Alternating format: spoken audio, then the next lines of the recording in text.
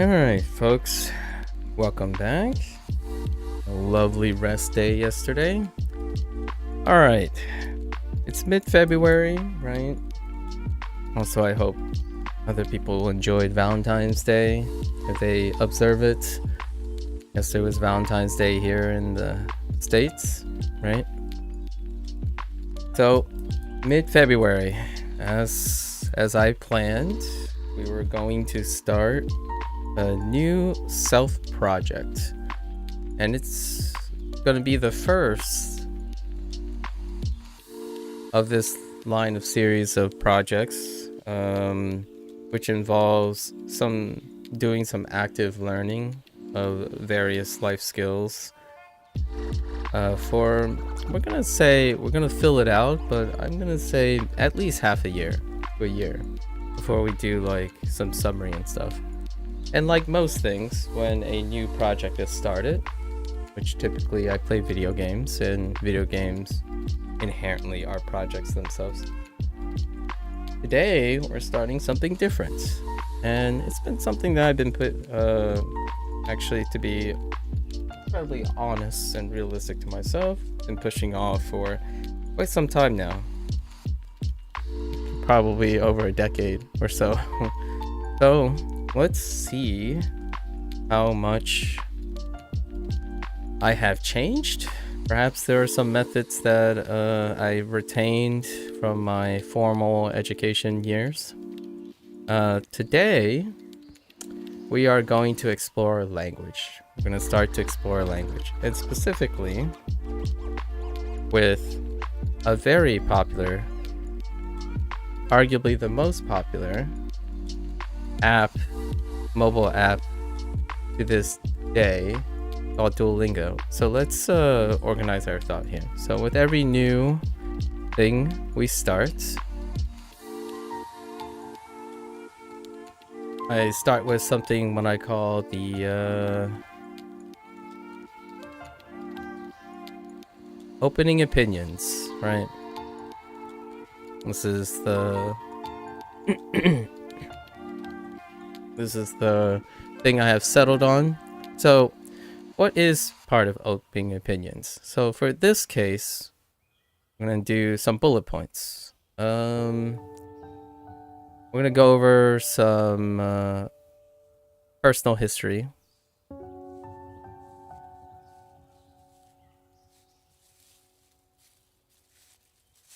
Point 2 would be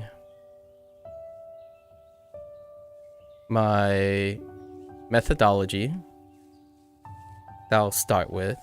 So foundational, right? Foundational methodology going into this. Actually, before personal history, let's add one more. CEO, or like the product itself. Some remarks, some opening remarks about, or opinions about the Duolingo.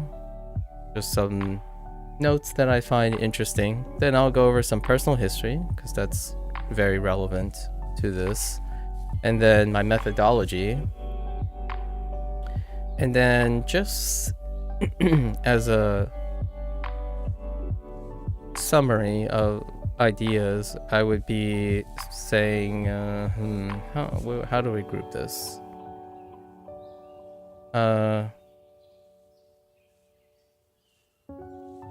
Some like design focuses. And I think that would probably put us in the neighborhood of 2 hours to 3 hours. These are very general categories, and there's a lot to say, of course.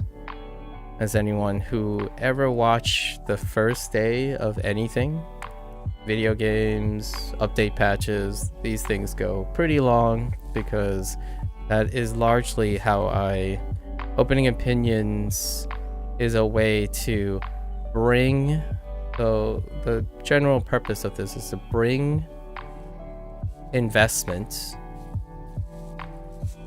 So oftentimes it's emotional investment or intellectual. So this you can contextualize with your own personal histories and motivations, right?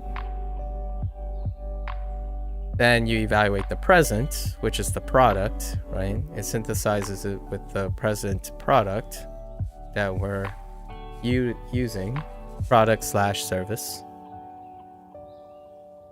And then lastly, incorporate some future things, which are, I'm going to say, spurious goals. I'm going to put goals in quotation. We'll talk more about that. But generally speaking, if you wanted a hot take, I typically don't learn with like strict large goals in mind anymore. I do believe that, as a little quick sidestep, I do believe that in general, those who are beginning to learn, those who are younger, it's nice to have some sort of framework to aspire to, like to reach, right? A reachable end goal. This is where I will deviate because this is a personal project of mine for myself. And I typically don't have strict goals in the learning process. I found that historically, as I grow older, goals restrict my ability to be objectively observant. So if I have a goal in mind, kind of like a hypothesis, right? When you have a hypothesis, your field of attention starts to narrow and it creates focus. And that is very essential for someone who has a task in mind, like they're very task oriented.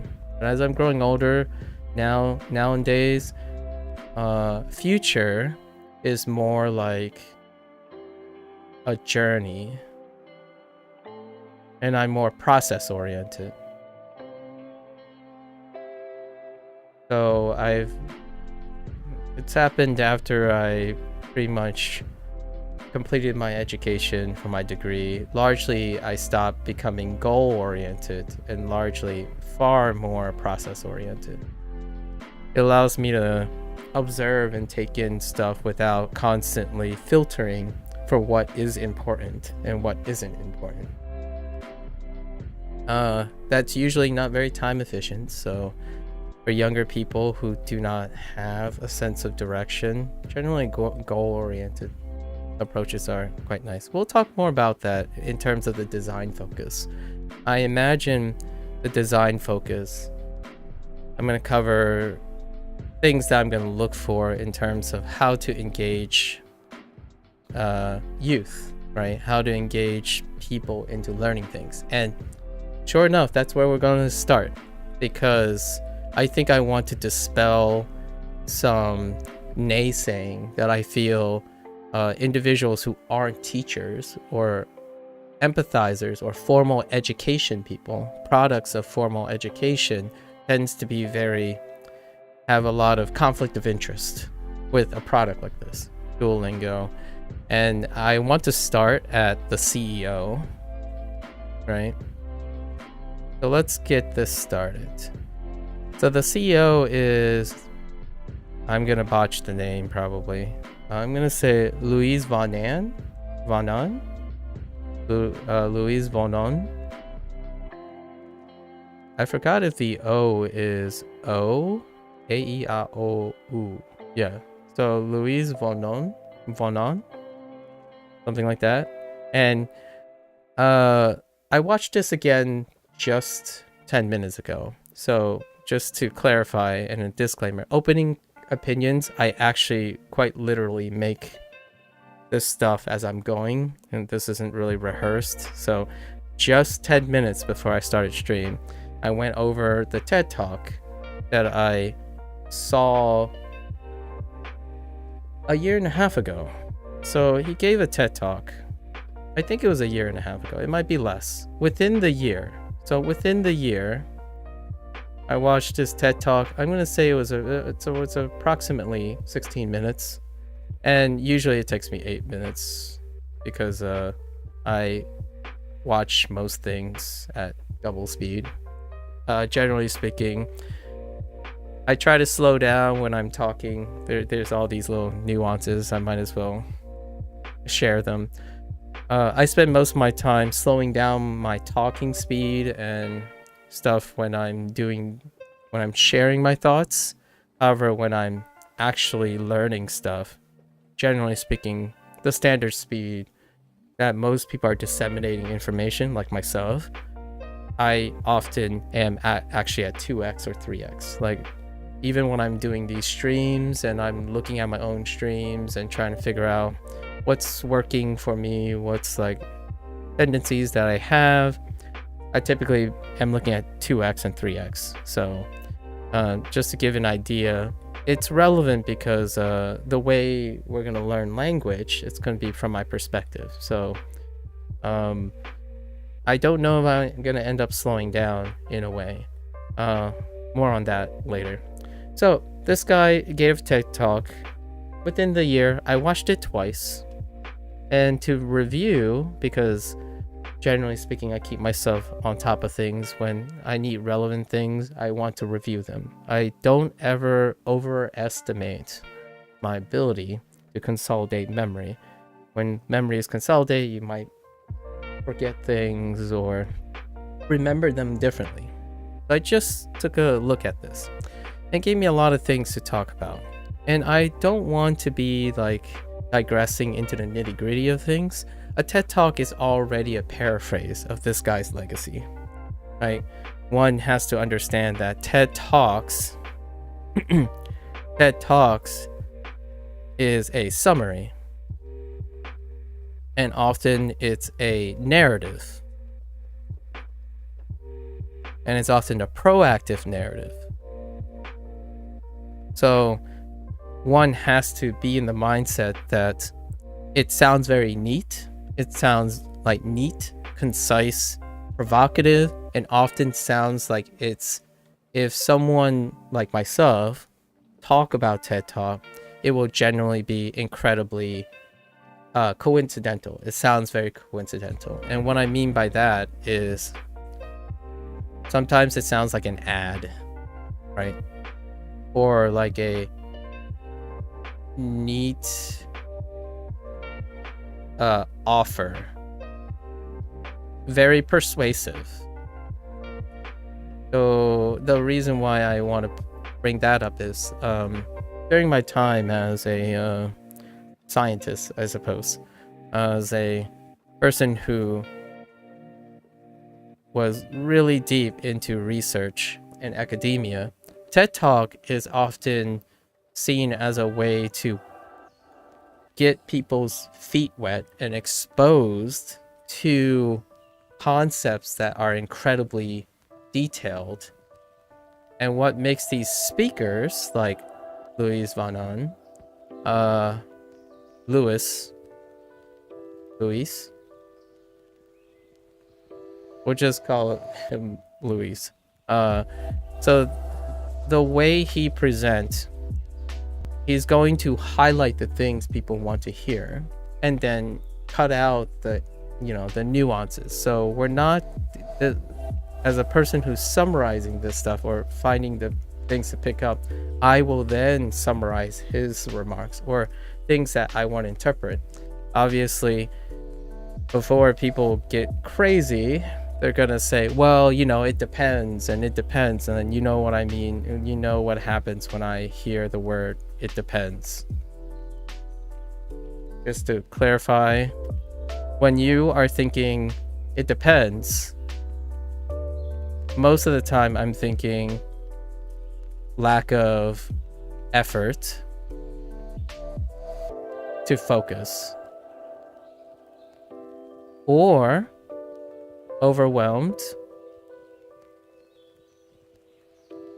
with missing details.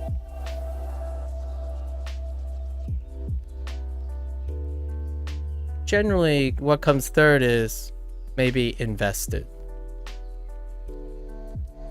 So I'm saying this just to make sure everyone understands that I'm paraphrasing a TED Talk. A TED Talk is a paraphrase of this guy's legacy. And when he offers something, those points are going to sound very proactive. They're all positive things. We're not focusing on like, this is where the nay speaking that I want to point out. This is not formal education. And believe me, this is going to be a trust me bro situation here. I've dedicated most of my life to education, and a lot of the current experience I have is understanding formal education. Although while being in this area of formal education, I've noticed the same things probably that this person didn't mention in this TED Talk, which is engagement. So these are the things I picked out from the TED Talk. Engagement, okay? Mobile app design, specifically for engagement. Gamifying would be the term, right? And gamifying tackles lots of human condition things. Human condition for habit formation.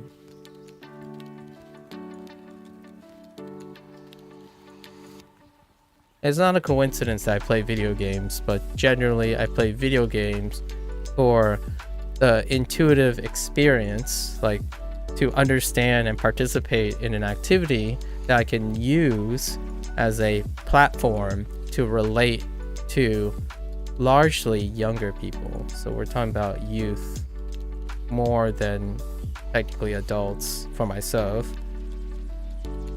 But this person's goal has expressed universal desire to learn things.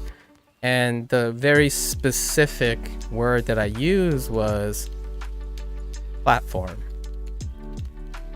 Is to constantly iterate on a platform that takes formal education and adds the components of engagement. So formal education, in my opinion, just a little hot take, has lagged behind, not because it was intentionally lagged behind. It's nice that they both exist. But right now, modern, in my opinion, what I call modern education is have a lot of conflicts of interest with formal education. And this is where Duolingo has drawn a lot of conflict of interest. So naturally, you will have people like native speakers,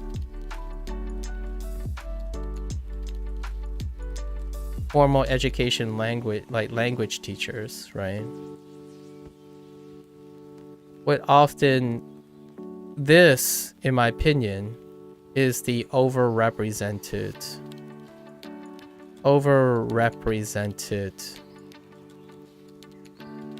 expert source of criticism. And it's very understandable. I think those criticisms are incredibly valid. You can use your imagination. Like, for example, perhaps one of the major criticisms is this is not a comprehensive tool, right? Interestingly enough, I haven't seen a lot of ads for Duolingo or how it's advertised, but from this person's TED Talk, from Lewis's TED Talk, right? I was not even close to getting the impression that Duolingo was advertised as some sort of comprehensive tool to become fluent. And this is what I feel is so narrow, is a bit narrow-minded and myopic about the goal, the objectives of it.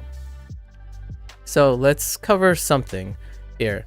The reason why I'm bringing up Lewis's TED Talk is that I've gotten this spiel, this summary and narrative proactive review of some of the highlights of this Lewis, and he had a co-founder of Duolingo.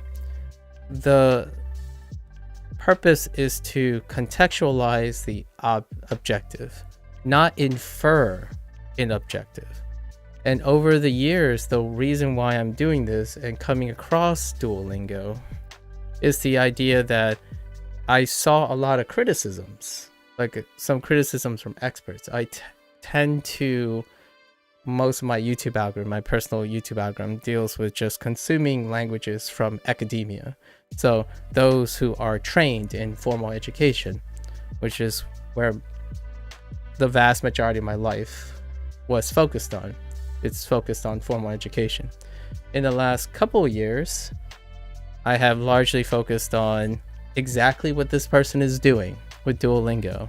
And I really found his TED Talk resonating with lots of subtext that is missing. And this app has drawn those criticisms naturally, because they infer that a tool used to learn language somehow must be comprehensive, because from a formal from education standpoint, generally you're trying to meet goals of comprehension, like the whole thing, like, and usually fluency is that arbitrary metric of fluency is the end goal. I do not believe this person gave me that impression. The focus was the word engagement. There's a lot more subtext, but the one that I want to pull out from his 16-ish minutes, I think it's less than 16 minutes, that talk, was the word engagement, because that's why I do video games and whatnot, and talk about how you could use that as a platform of engagement to develop other life skills, right? Engagement to develop life skills. While he didn't give me the impression that language is a life skill, he did describe a life skill in this TED Talk. And that's an experience that is most relatable.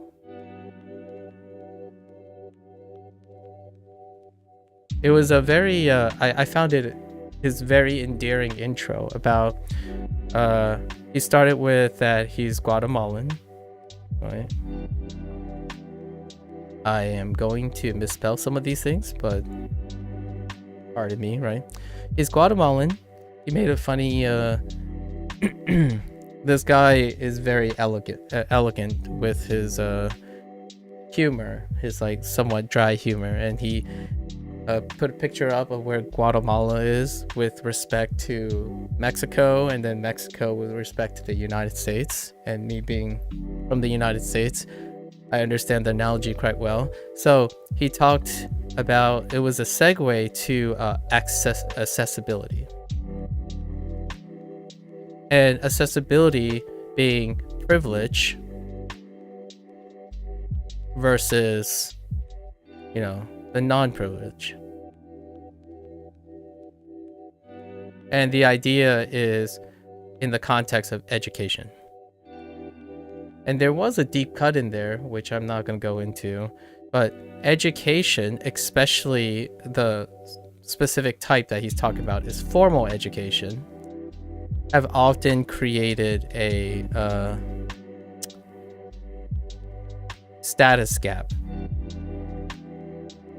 So oftentimes he did the stuff that I kind of do, where you throw out a deep cut and then you just don't talk about it. And one of the deep cuts is that education actually increases the status gap. As in, if a place, like a culture or a society, has really well developed formal education, it only increases the gap between those who have access to the education and those who don't. and it was to give an undertone of accessibility. So the goal, one of the major goals that led to this product, creation, is to increase accessibility to education. And without a doubt, I sound like a broken record, even when I'm playing video games and stuff.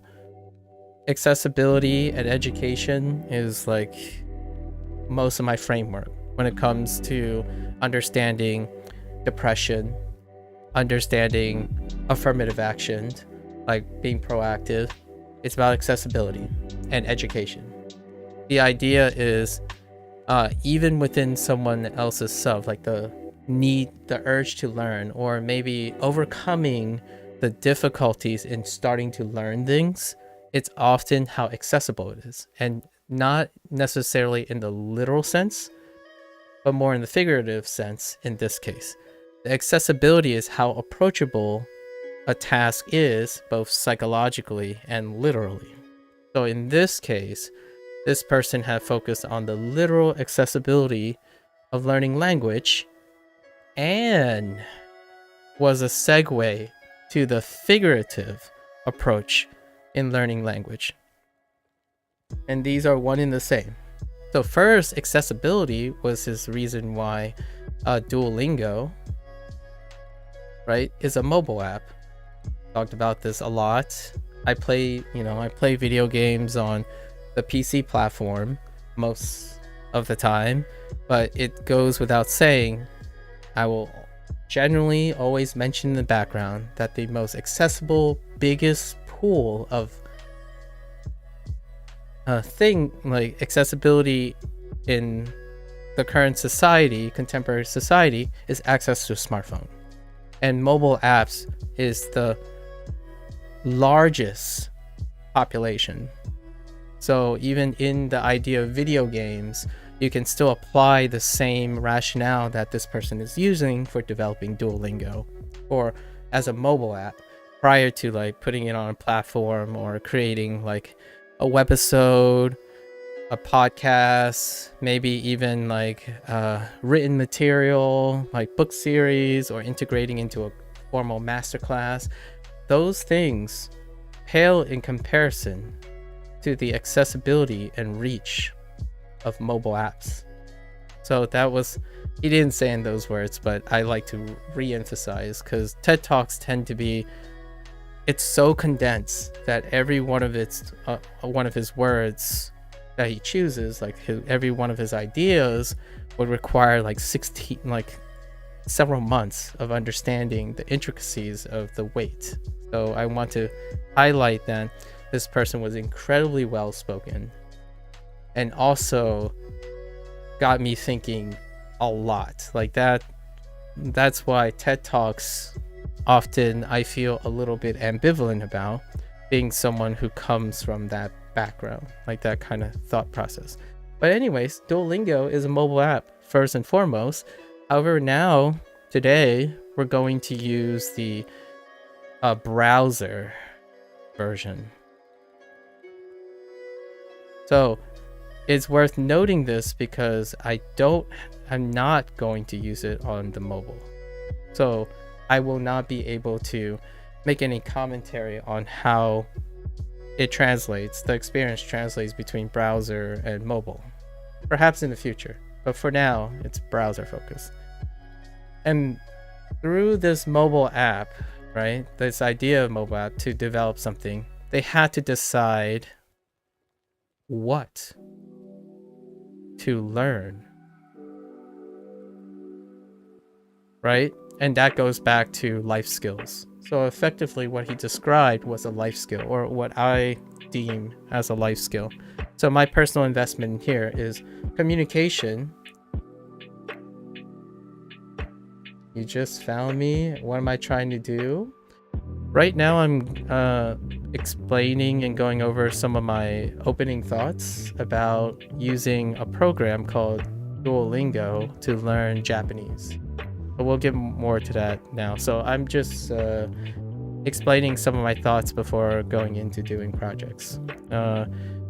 every time I start something, I go through this process of explaining my thoughts and what I'm going to do before I do it for like the next couple months.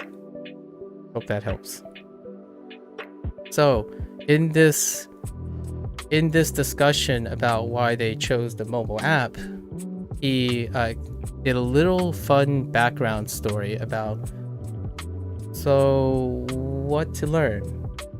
Like, there are a lot of things you can learn, and he specifically cited things like math, right? And maybe other things, but specifically math. And he talked about, he hand waved a little bit, which is what I would do. Math doesn't inherently have the most direct application to someone's success. Math needs application, like several steps of application, before it can be utilized and be resonating as in an interpersonal way. So math may lead to an understanding of physics. Physics may lead to engineering, and then engineering may be applied to something that can lead to the person's success, like monetary gains, careers, etc. However, language. Oh yeah, no worries. You're always welcome to chill. I welcome questions all the time. No worries. So, what to learn? What is something that's universal, that has one of the biggest reaches, so that he can start a foundation with that? It's a life skill. Life skill is communication. My focus, generally, when I play video games and any contextual thing, is the focus on the life skill of communication. And not just interpersonal, but also intra communication, as in a communication with yourself and everyone else. Oftentimes, the starting point is intra communication with the people that I interact with, because I'm usually focused on mental health, right? Or sustaining mental health.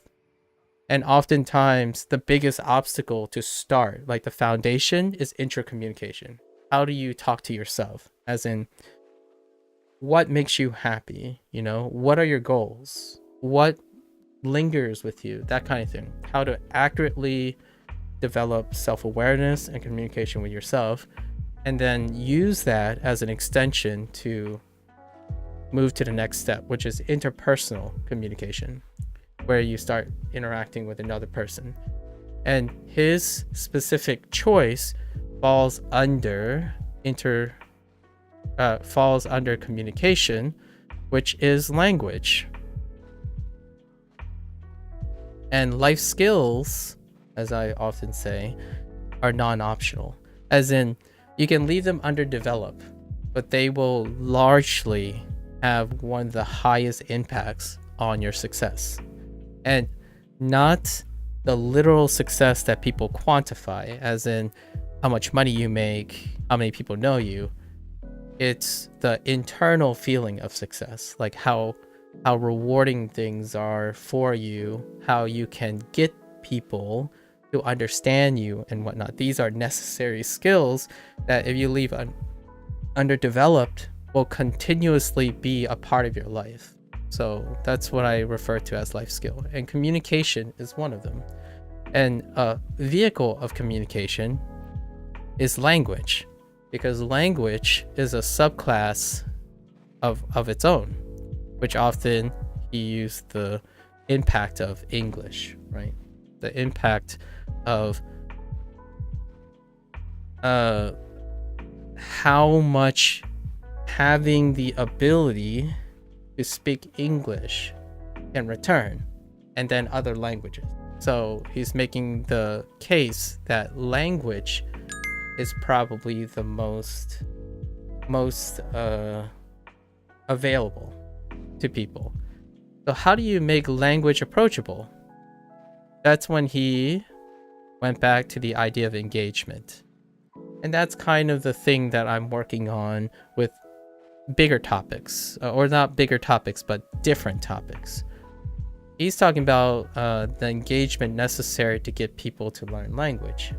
And often the engagement, the idea of engagement, the one that is a big uptrend in the last couple of years, is what the gaming industry has been doing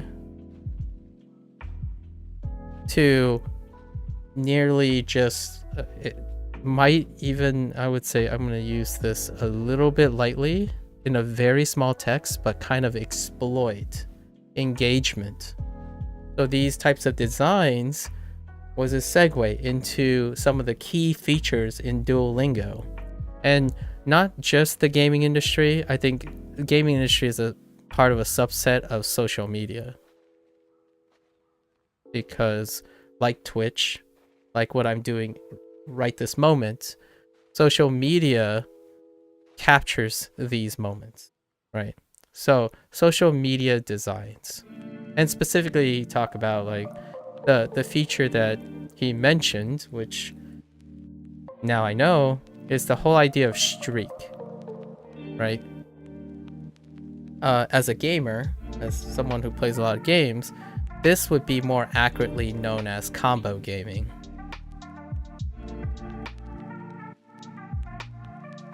So when you combo game, it feels great. And what this does is it feeds on FOMO. And it feeds on legacy. So you want to keep the combo up because a number goes up. It shows a reflection of affirmation through dedication. You can see this rampant in all forms of social media. Subscription feeds, like he specifically mentioned streaks, which I think is more like a Instagram thing. Like contextually, we're talking about semantics now. Like Instagram, Snapchat. I actually think probably originally Snapchat. Like the whole like keeping a streak up, always posting each day, that kind of thing. So when it comes to the design in the gaming industry, I often refer to this as combo gaming. Like how long before you screw up?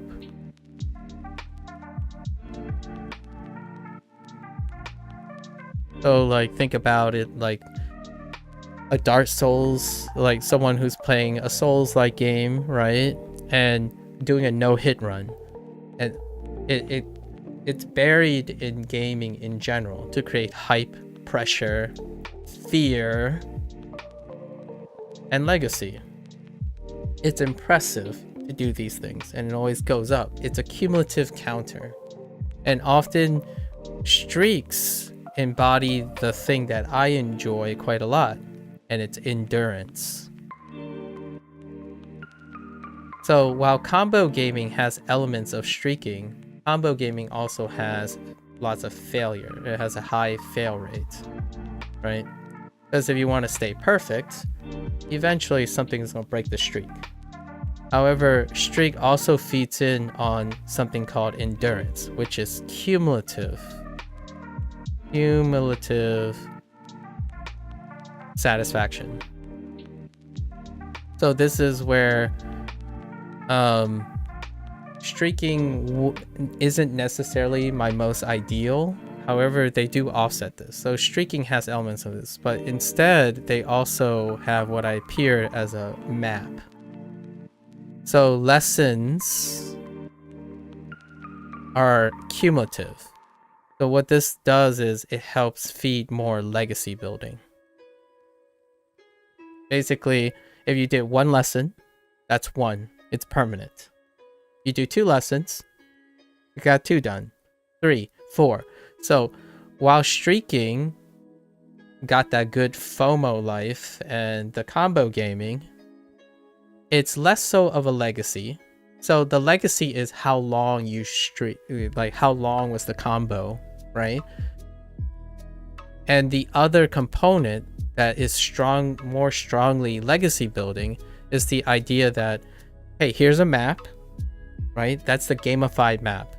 Oftentimes I use the indie gaming scene quite a lot. And one of the biggest designs is row maps. So you have lots of road maps, right? Road maps would look something like this, right? Different branches. And what this gives you is a visualization of your cumulative experience. It allows people to not have to rely on a implicit design. Like, you're not literally having to, it removes the barrier of record keeping. So the app that I saw just momentarily takes advantage of endurance, which is the cumulative satisfaction. So these are like small things, lots of small things will eventually equal a large thing. This is all gleaming from looking at it right now. We'll have more talk about it after like three or so months. I might start doing like monthly reports on the design and how it impact, how I would maybe change or like add to it. From cursory look, I feel like these are great things that I picked up from just looking at it, even before using this product. And that, when you think of engagement, oftentimes when you think of engagement, at least to younger people, I would say even younger people, I'm more focused on educating younger people, which is like young adults from 18 to 25, sometimes like 15 to 18. So we're talking about like high school to college, right? This is the formal education range. Engagement is often interpreted as a mechanical thing. So how, I don't know. Hey, Angel. Long time no see. Did you change your name? I don't remember. That doesn't, Sunset Shimmer doesn't ring a bell. But nice to see you again. So when you think of engagement, you think mechanical when it comes to people in this range. Mechanical means like how the tasks. So how are the tasks presented?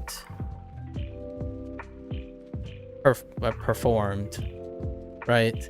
So oftentimes words, subjective words, like how difficult it is. But ultimately, this usually comes with this inexperience, in my opinion. This is the inexperience part. So in this age range, in my opinion, self-awareness is still being developed. So self-awareness, learning is still in a process. And also motivation. So these are really key times to develop what I call maturity. Learner's maturity. Okay? And the thing about learner's maturity is this, while you're working on these things, when you think of mechanics, you're thinking about early stage, so less than 18. Things are mechanic. When you learn a language, it's mechanic because you have no frame of reference, no excess, what I call potentially interference in knowledge and wisdom. So there's nothing, you don't have enough experience yet as a younger person to have enough knowledge and wisdom to tap into. So often things are mechanical up to this point. This is the first time you've ever done this, no point of reference. When you learn a language, you just do it. You do it, you hear it, you do it, you hear it, and it becomes mechanical because intellectual maturity does not require knowledge and wisdom. So when you start getting into 18 and 25, right? When you start getting 18 plus, there's a big asterisk here. There's a big asterisk. Level of access to education. So if one has higher level of access to education, they can start becoming intellectually mature at an earlier age, because things will become less and less not just mechanical. You know, it won't be 100% mechanical. It'll start to lessen as you get knowledge and wisdom. And this is where learning becomes transitional. It's a little bit different now, in my opinion. And over time, when you get older, it starts weighing more on intellectual maturity to tap into consistent learning, so maturity involves self-awareness, understanding the learning process, and your motivations, not how to do things. Like being, when you're thinking about YouTube, for example, you're a younger kid who's very impressionable. You go on YouTube, you look at the mechanics. Hey, this person is eating this and doing this. They will do it very well, like consistently. Most of the time, a younger person would be able to mechanically imitate that. At some point, when you're getting older and you form enough bases of experience, there needs to be like the next level of integration and learning deals with, did the person naturally create self-awareness, entered a process of refining their own learning process, and finding all the intellectual and experience-based motivation and maturity to use all the accumulated information you have, instead of focusing strictly on mechanics, because that won't bring the skills together. And what I'm saying is why this is important to engagement is that the older you get, the more engagement in this perspective will weigh on how consistent you are with something. If you are still focusing on mechanics as you're getting older, mechanics become redundant. As in, for example, one of the early mechanics is memory. And what I mean is the act of just hard memory. Say, I know what an A is. I know what a B is. I know what a C is. I know what the word dog means in English. That stuff, when you're young, you have no interference. There's no like other dogs, what kind of dogs. Wait, A means 60 different things, through all your experience. You have a lot of interference. You don't have to navigate those when you're younger. When you're older, you have to navigate those.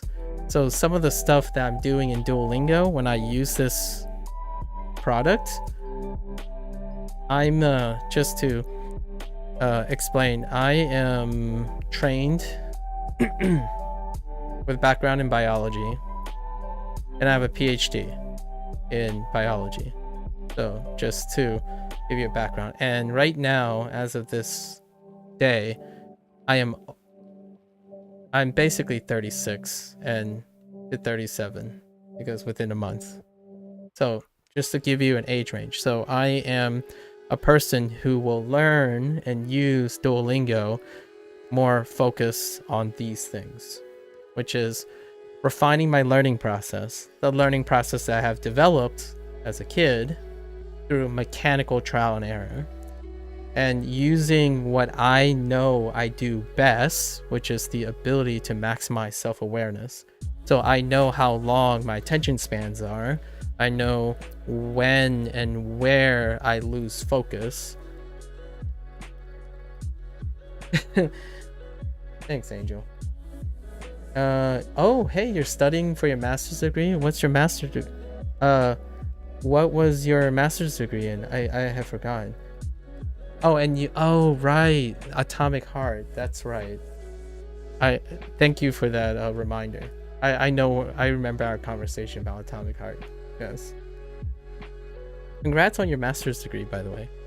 So, just to give you a framework, oftentimes I am an older person who learns this way, but my goal often is to understand how 18, like college students largely, and maybe younger sometimes, right?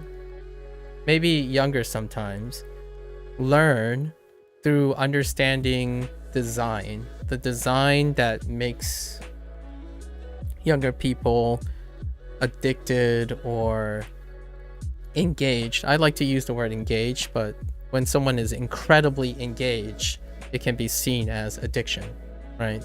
And how to break from that. So I focus a lot on habit formation and whatnot. But since this is a personal project, I want to emphasize that it's usually geared towards younger adults, the transitioning point. What do you focus on to continuously learn as efficiently, in my opinion, as efficiently as you were when you were younger? And focusing on developing these skills through self-awareness, your learning process, and developing all the necessary skills to create motivation is how generally adults, like older people, versions of themselves, can leverage their learning abilities versus when they're younger. And I often say this, my hot take often on formal education, as someone who have gone through educating and mentoring across this age group in my life, is that kids versus adults, you might be saying, well, duh, but in practice, there isn't an actualization of this. So I'm going to say something that's well, duh, but then you ask yourself, how are you learning now versus how you used to learn, and how your emotional state is. Kids versus adults, they learn differently.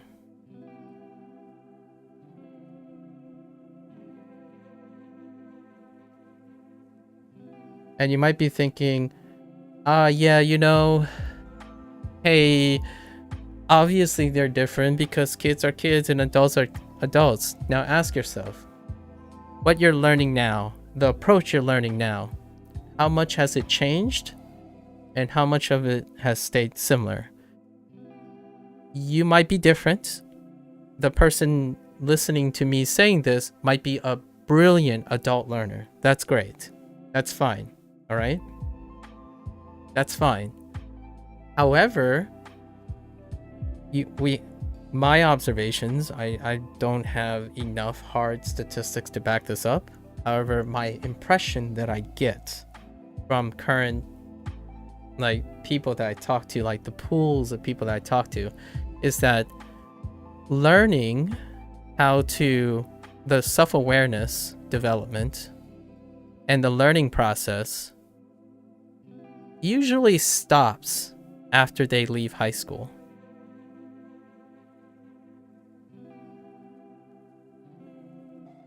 So these children, right, end up becoming adults, but have no longer require, and this is not necessary, depending on your job and how taxing it is, people don't really need to continue learning at a higher level. They can be very happy. You can be very happy without doing this. But that's not the point of my... that's not the point of what I'm trying to do. I want people to be even better. Like, so know that I'm not saying you need these things. I'm not offering life hacks. It's often life hacks. That's, you can find plenty of people who will tell you what to do. the idea is you have to form the motivation yourself, right? And that's what I'm trying to do most of the time. So as a child, you largely stop working on how you learn.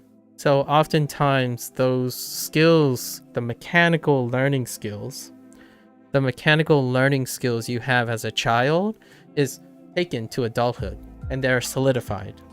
So in terms of language, why is this relevant to language? Ask yourself, say you use Duolingo.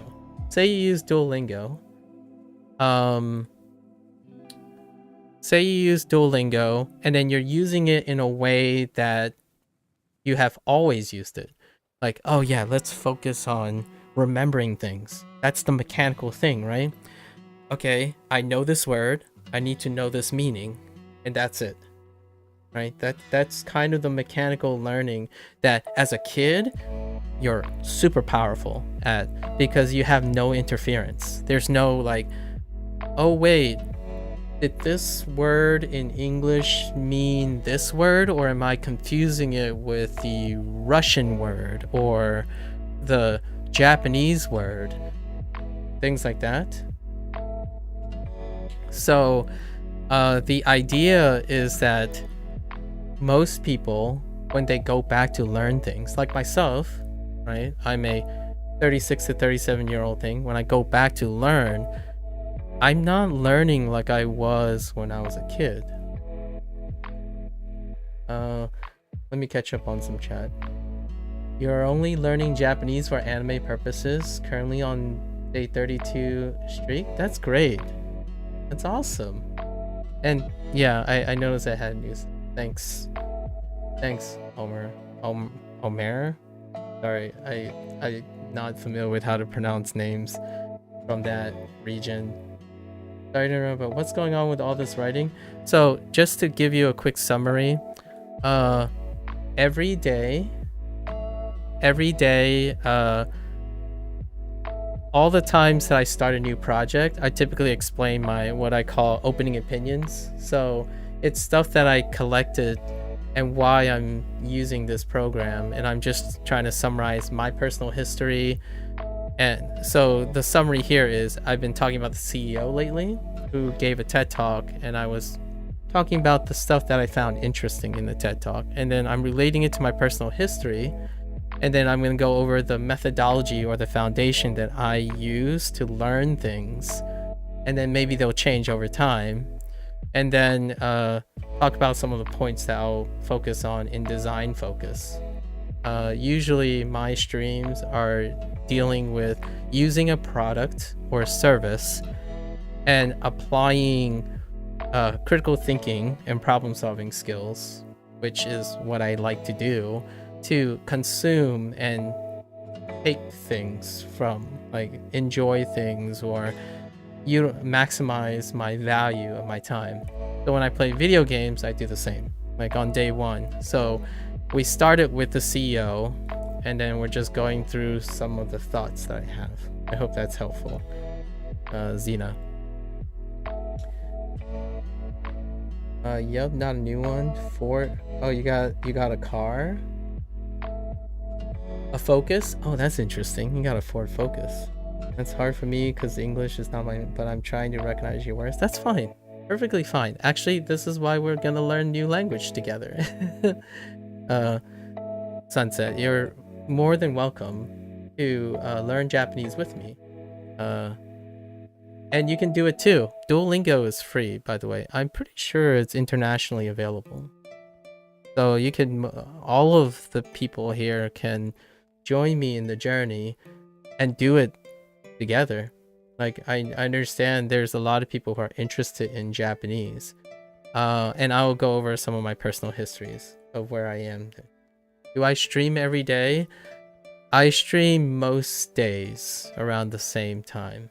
All these things just go up on YouTube anyways, so you don't feel obligated. That's kind of one of the things about streaming, that's connected to the whole Duolingo thing. But yeah, I try to stream, except for Wednesdays. Wednesdays is when I have a talk with some guys that I know to like catch up and go over some relevant quality of life stuff. Okay, so what is the punchline for this learning different thing, right? This is my segue to my methodology and my personal history. So, how do I learn? What is this idea of learning differently, right? The whole learning methodology. And often the key word is engagement. So let's separate this into your younger self versus either your soon-to-be older self, or maybe as you're getting older, right? So my younger self, we already mentioned, that is largely mechanical, right? And adults have what we call intellectual leverage. These words are a little bit esoteric, but basically you have the advantage of XP and knowledge. And what XP and knowledge gives you is intellectual leverage. I was trying to learn English, and now I'm watching how to learn Japanese. Hey, Duolingo, like it might not. So here's a little bit of a meta, right? Duolingo, if there's a program that is popular that educates people to the point where it can connect people just seemingly, that's actually because Duolingo exists. If Duolingo didn't exist and the CEO didn't give a TED talk, technically I wouldn't be here doing this, right? So it's very, very a fun, charming story. So let's think about this. So when we talk about engagement, a lot of times I'm anticipating that Duolingo will integrate a lot of the current designs that make children very engaged. So mechanical. What is mechanical? Seeing combos. So that's streaking, right? The streak system.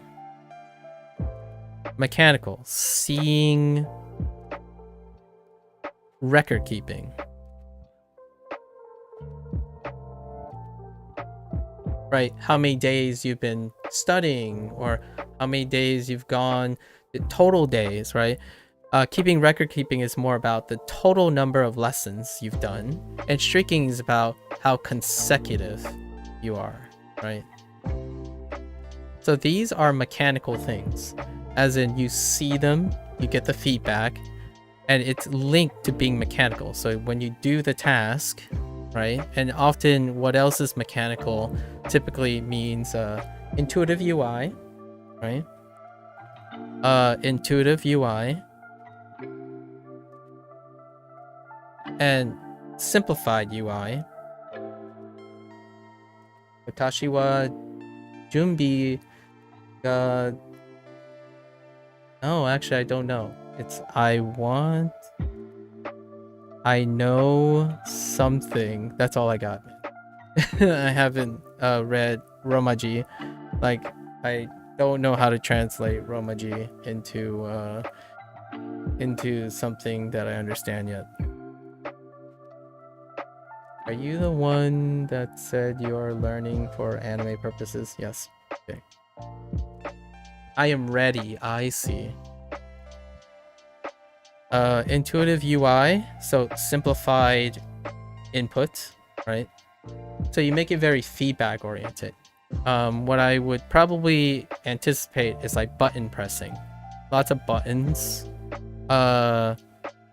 sentence completion, right? Sentence completion. Most things are contextualized. Things like that. This is not supposed to be comprehensive. It's just to draw a contrast between a child and adult, right? So what is an adult? Well, the first thing you have to start is motivation.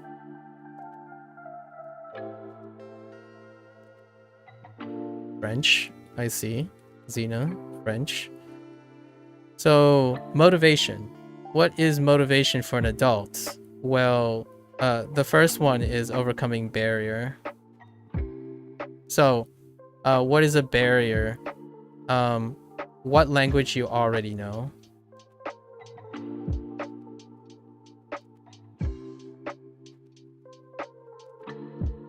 Because it's reliant on what you previously have.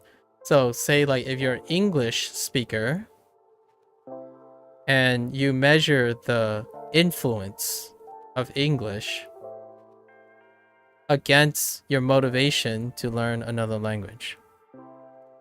It could be any language, but for myself, it's English, right? It could be German, whatever your native language is.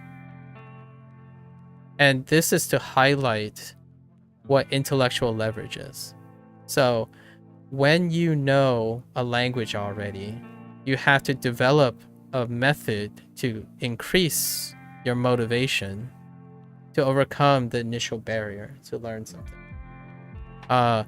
When you're a kid, you have none of these things. When you're younger, there aren't any interference or things you can leverage.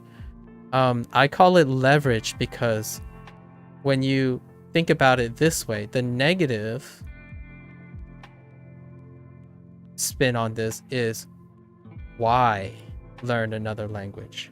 That's usually what older adults would start asking. Why learn another language? And it's based on what you already know.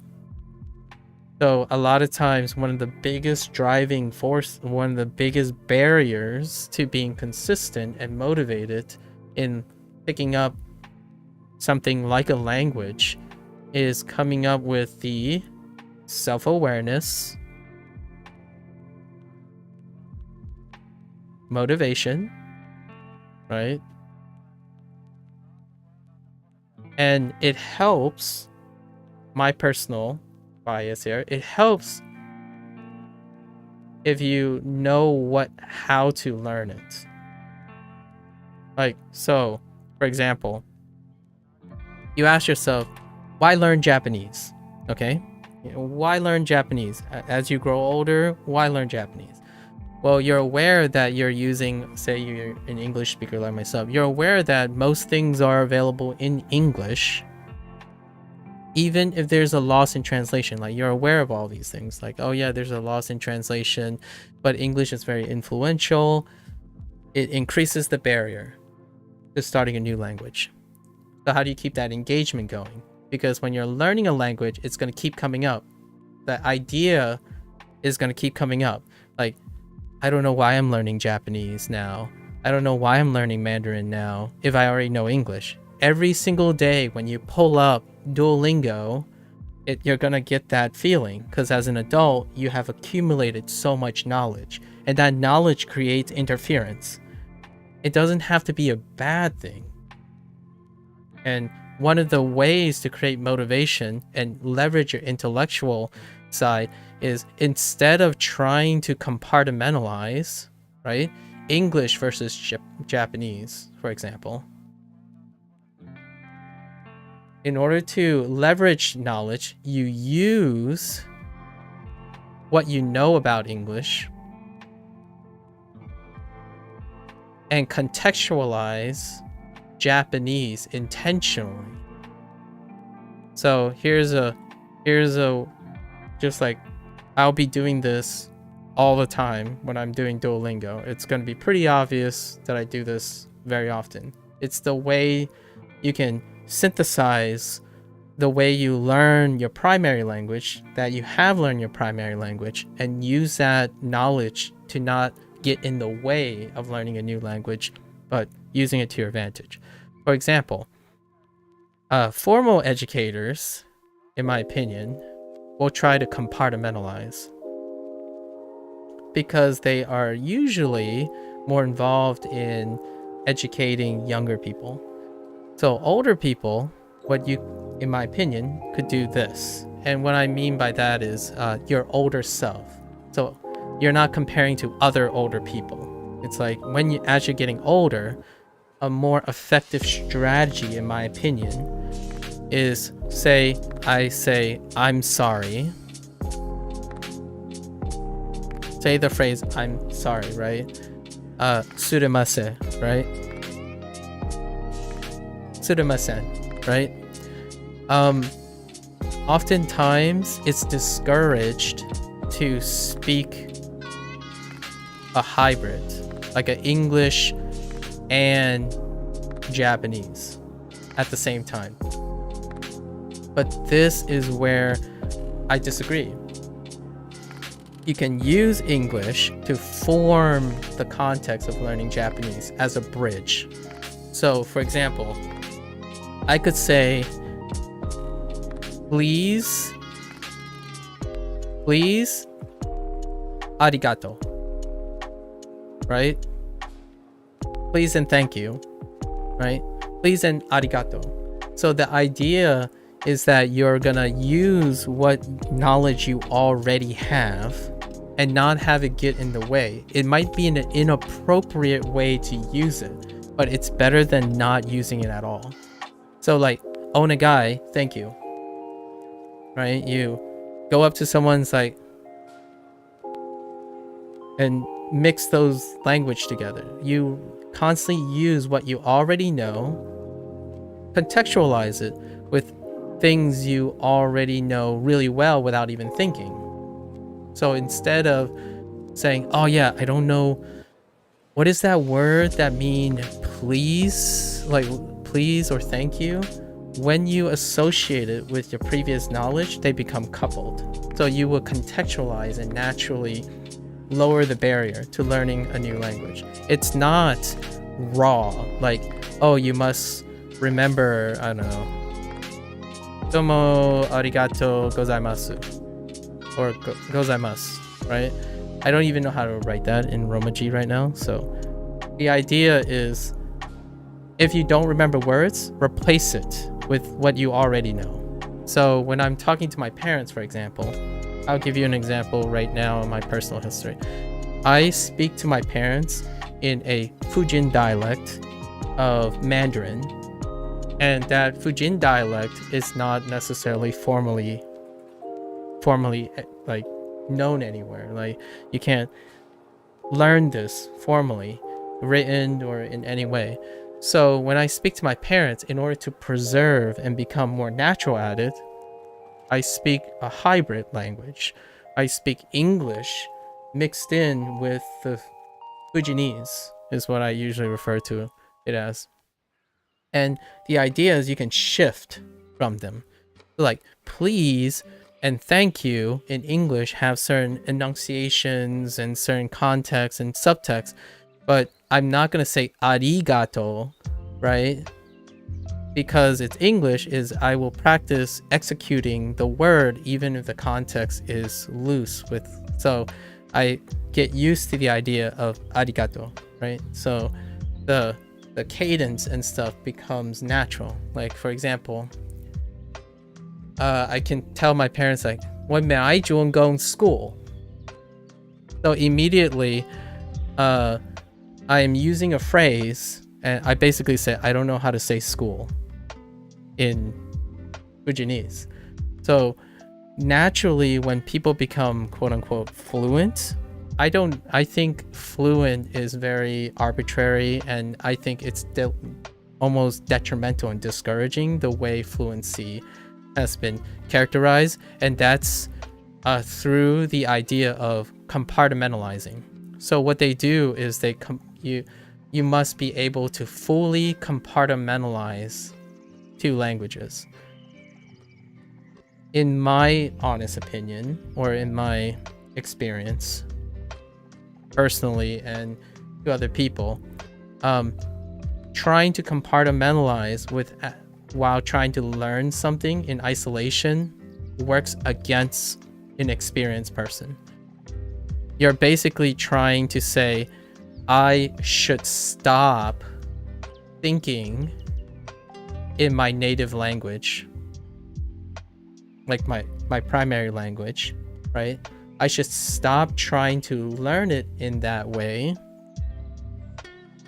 and then learn it like I was a kid when you were younger, where you pretend like you never learned English.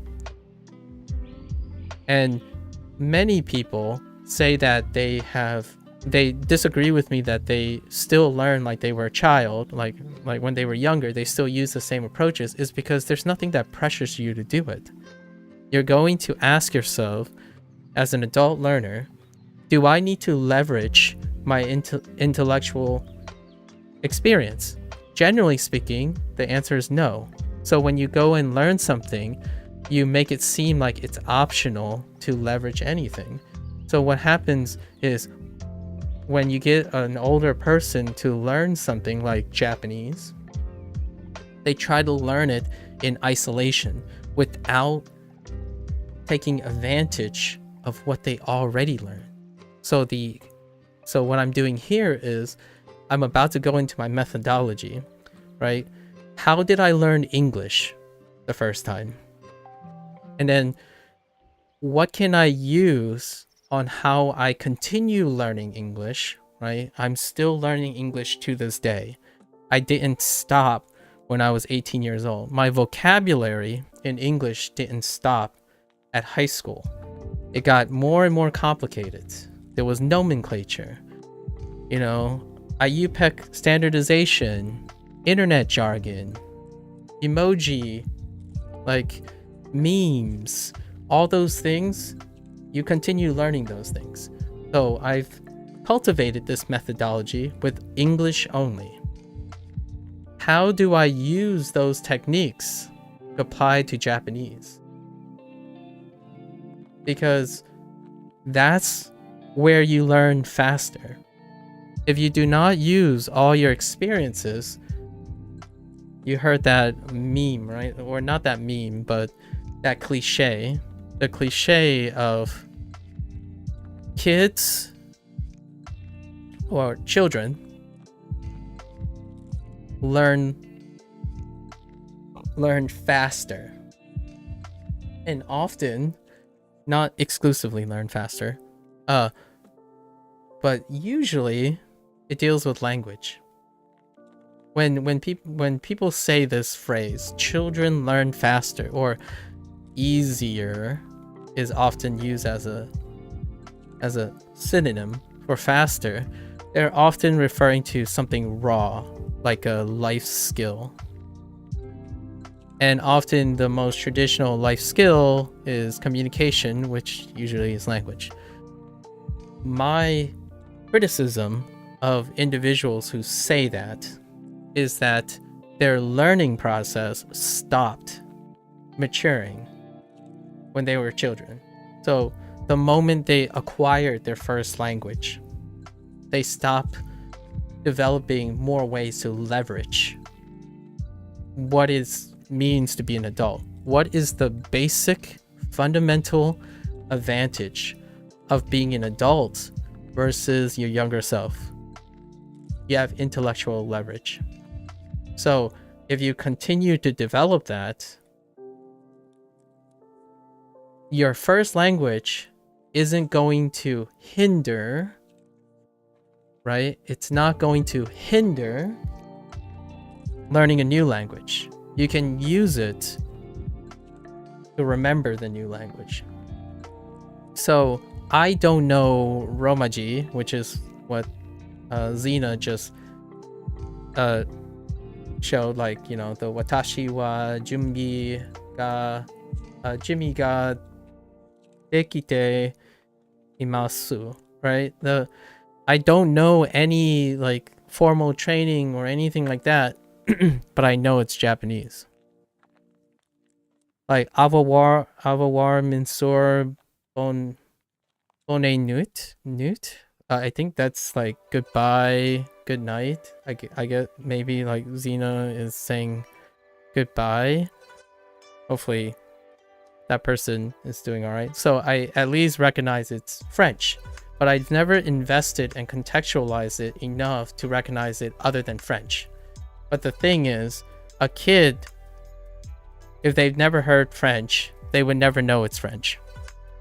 And you would never recognize Romaji as a kid because it would be the first time you see it. So you have a lot of contextual ways to learn faster and distinguish things because you have intellectual leverage. So that's one of the core things. And with intellectual leverage, you can create motivation. Motivation is reducing like, oh, is it too late? Like, for example, a lot of times people say it's too late. I'm older and, English is good for myself, like using a personal experience. English is sufficient. It's good enough, right? Or you could say your language is good enough. I make do, so I'll just superficially learn another language. How does it benefit me in the long run? Well, sometimes it goes the other way around. So when you start learning another language, you also become more like you can use the reverse. So when you learn another language, you also execute on the current language. Instead of compartmentalizing them, learning another language and using your previous language enhances language in general. Like things that you won't understand in English, you can possibly understand in Japanese, which then gives you a new light on English. That kind of thing. You're leveraging everything you learned. The idea of being an adult is you have the intellectual maturity to see a bigger picture. As a kid, you are focusing on mechanics, and mechanics are compartmentalized. So, for example, if you're thinking that learning English has nothing to do with learning Japanese, right? That is being young. That is being mechanical. English inherently does not help you with Japanese, and Japanese does not inherently help you with English. When you have enough knowledge and experience, there is always a connection between them. And that is the element of learning. Learning is indiscriminate. So if something you learn about Japanese, it will create self-awareness. So if you challenge yourself in Japanese, you'll develop more self-awareness inherently as an adult that can translate to more motivation, which enhances learning. So after the second language, when I learn Japanese, I hope to use Duolingo to learn some Mandarin, right? Because I have a personal history in Mandarin. And then I'm not gonna even stop there. When we're done with Duolingo, right? Like when we keep Duolingo on, like say 6 months on, right? We're going to Babbel. All right. And while we're doing that, Babbel is a competitor to Duolingo in a different format, right? While we're doing that, I still watch anime. Just like Xena suggests, I still watch anime. I'm gonna go over some of my exposures. I still talk to my parents, right? Who speaks a form of Mandarin. So all these things are tied together. They're not compartmentalized. I think this is the crux. Adult learning, like child to adult learning, is like my spiel. This is my focus. And I love, now we're going to tie it back to the CEO's message. The thing about his message is making education,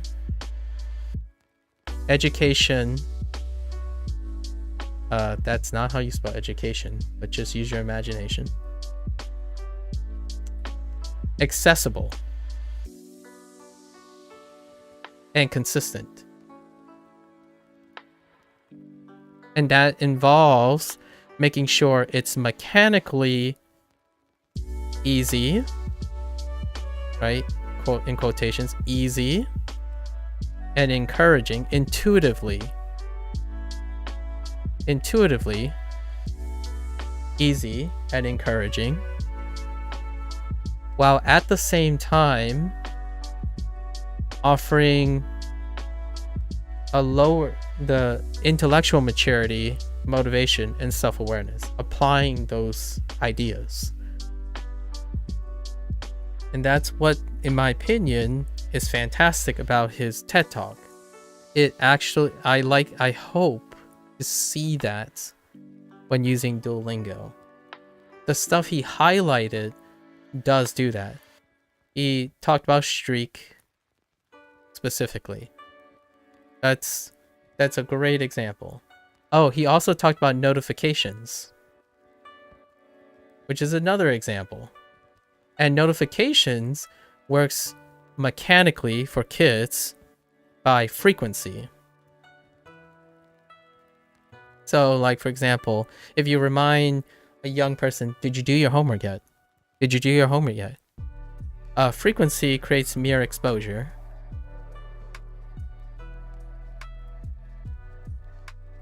And also, he kind of jokingly said 24-hour period, which is a great starting point. Basically, if you were free at 3 p.m. as a kid, then naturally, if you remind the kid after a 24-hour period, they are probably free at 3 p.m.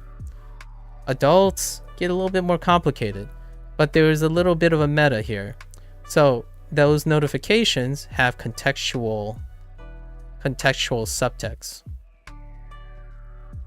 So he talked about the nature of the messages, like creating sentimentalism,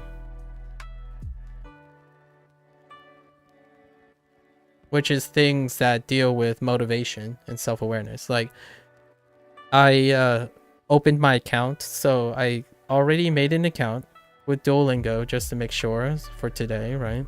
Duolingo, I opened an account, and because I haven't used it yet, I want to stream all my sessions. I'm not going to do any sessions outside unless maybe I'm out of town or something. I'm going to do all my sessions online. So it's been 7 days, and I literally saw the example the TED Talk talked about, where the bird, the mascot, became, I would say, creatively passive aggressive. And in my opinion, is very effective, especially for adults. So like things like, hey, after 7 days, there's like, hey, you know, I think this isn't working. We're gonna stop sending you notifications now. And his example, I'm trusting his remark.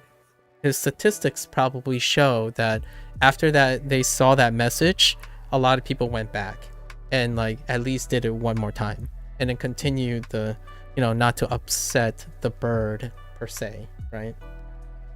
So that's something that's bleeding into utilizing adult comprehension, because a lot of times kids, when you're younger, like 14, 15, oftentimes you're inwardly focusing.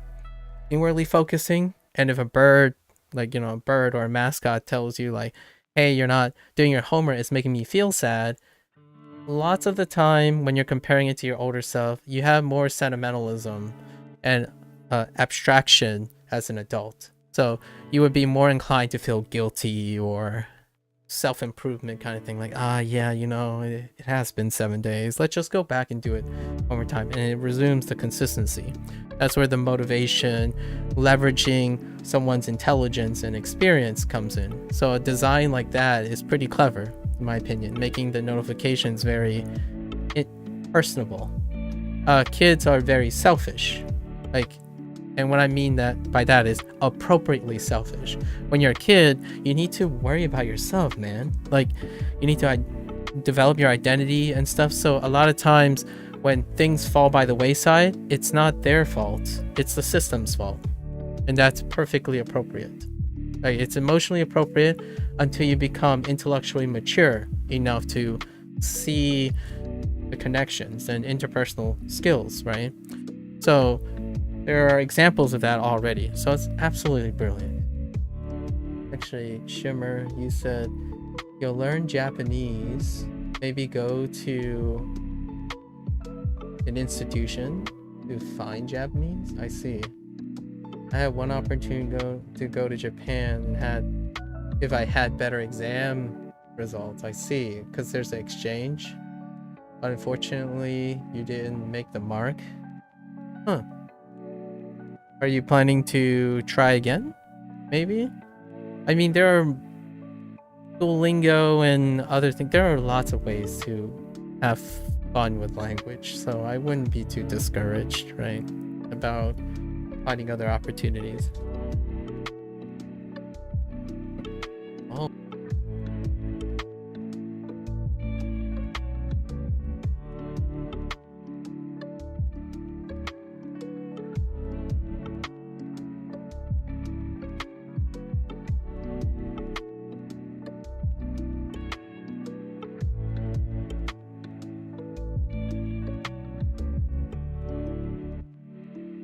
Sorry, had to talk to my father. He had an issue. So now let's go over this. We're like digressing too far. So let's go over methodology, right? My personal methodology right now, and we'll integrate a little bit of my personal history to explain the methodology. Methodology.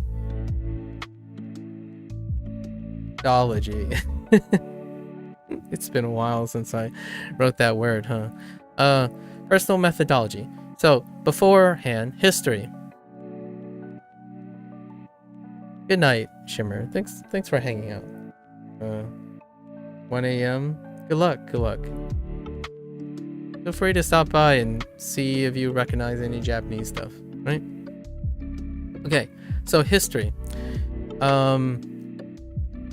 We're gonna do a Venn diagram to cut this short. So let's just say this is English. So history, and we're talking about exposure and usage, just put together. Usually usage is a lot lower. We'll say like usage is often less than exposure. So let's not talk about usage. Let's just talk about exposure. So say if English is this spot, right? Yeah, see your next stream, Shimmer. So if English is this bubble, I would say my exposure to Japanese is about this much.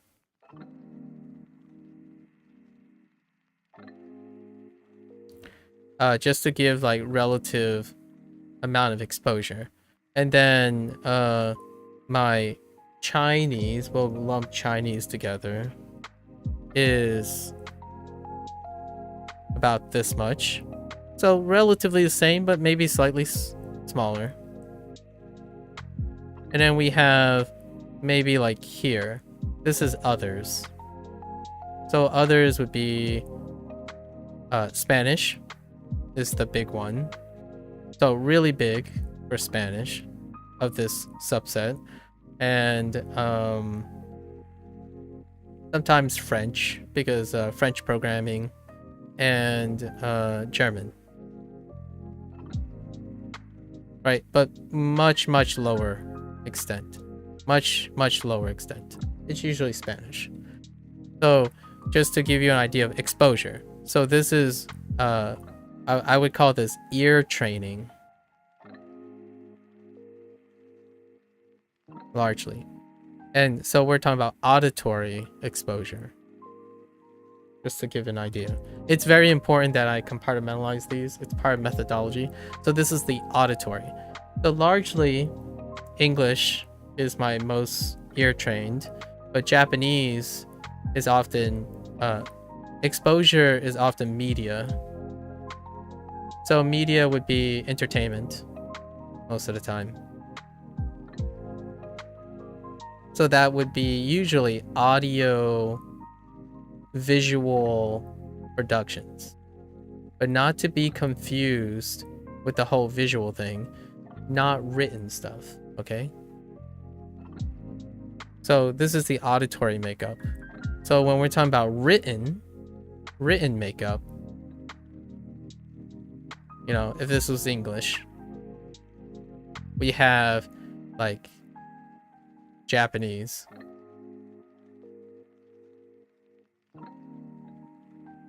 Chinese, and then the bigger one is Spanish. So just to give like relative perspective, Spanish, and I anticipate to do all three of these, at least with Duolingo and then on. So this is the written exposure. And then we have education. These will be pretty sufficient. So, right, if English is this big, right? This is Spanish. This is Japanese.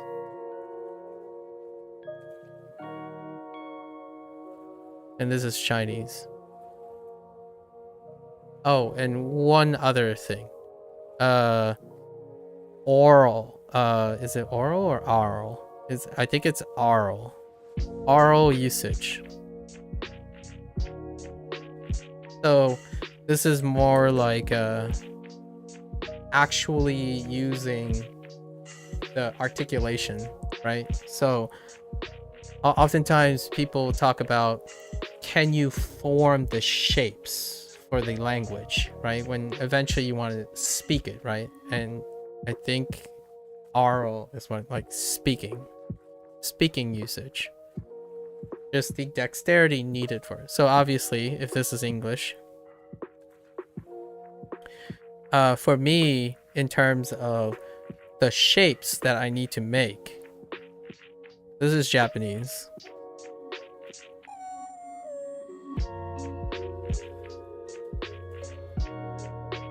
This is Chinese. And this is Spanish.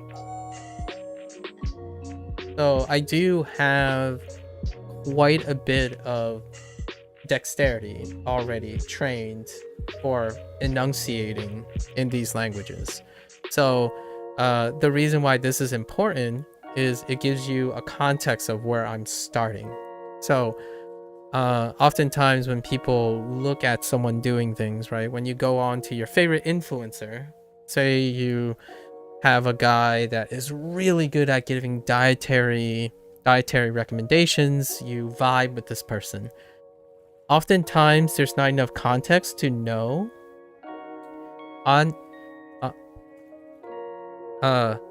oftentimes you don't know the context of this person's experience, right? The idea is that oftentimes there's no record of what their prior experience is. There's no contextualizing what they have going in, what methods and learning skills they have already, and then what they're looking for in the future. And that's why I always start with opening opinions. It gives it contextualized so that it makes it less spurious. Like when someone says, oh yeah, but this part was harder for me, or I'm having problems with this, but you don't seem to be having problems with this.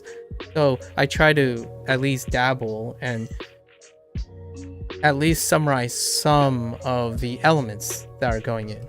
Japanese is pretty easy to pronounce except for the R. That would be compartmentalizing. So Japanese is hard or easy dependent on someone else's prior backgrounds.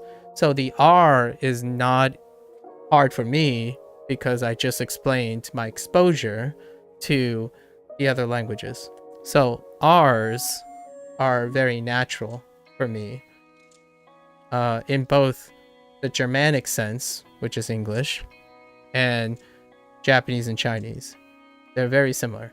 So when you say comments like that, I would probably say that you think Japanese is pretty easy to pronounce, except for the R sound. And that's perfectly fair. Largely, the whole point of introducing my personal history is to contextualize what is going to be easy for me and what's going to be hard for me. So I don't know what's going to be hard for me not knowing Japanese, but if someone knew that I have this type of profile, they wouldn't say that to me, right? Because that's false expectations. That's a misuse of expectations.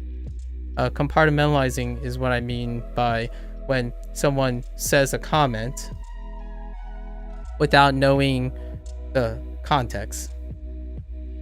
And it doesn't mean you're not like kind or compassionate or something like that. I'm just being very aware. This is how I approach things when it comes to someone telling me something and knowing what may or may not happen. I am rarely ever vigorously confident that someone is accurate until I actually do the thing. And it's very difficult for me to know someone who don't know what I'm talking about already. So that's kind of the idea. So here's the history. I think I can get a few more things, but I covered the things that I focus. My personal methodology involves these things: the auditory, the ear training, right? The semantics, which is education. The semantics, so like terminology, that type of stuff, the abstraction of the language. And then written, as in seeing the actual characters, the combination of those characters. Like, what does Spanish look like? Like, even, I'm not, we're probably, Duolingo probably didn't go into like, hiragana and kanji, right? And that's probably not what that's called, but, you know, the characters. We'll see if we get into characters with something else. And then obviously Mandarin or Chinese, right? I'm pretty confident they didn't go into there yet. We'll probably do something else where I use a tablet pen to write for that part. And then oral, as in not necessarily pronouncing full words, because full words is an integration of semantics and oral. It's just the ability to form the shapes of all the sounds. And it's different from pronunciation, in my opinion, because enunciation is probably a very superficial, snobby way of distinguishing the two. Like, pronouncing often implies that you have the context of a word, like arigato, which is thank you. But it's more just arigato, right? So just those things. And that's where the oral exposure is. All right, so in terms of methodology, it's been a really long time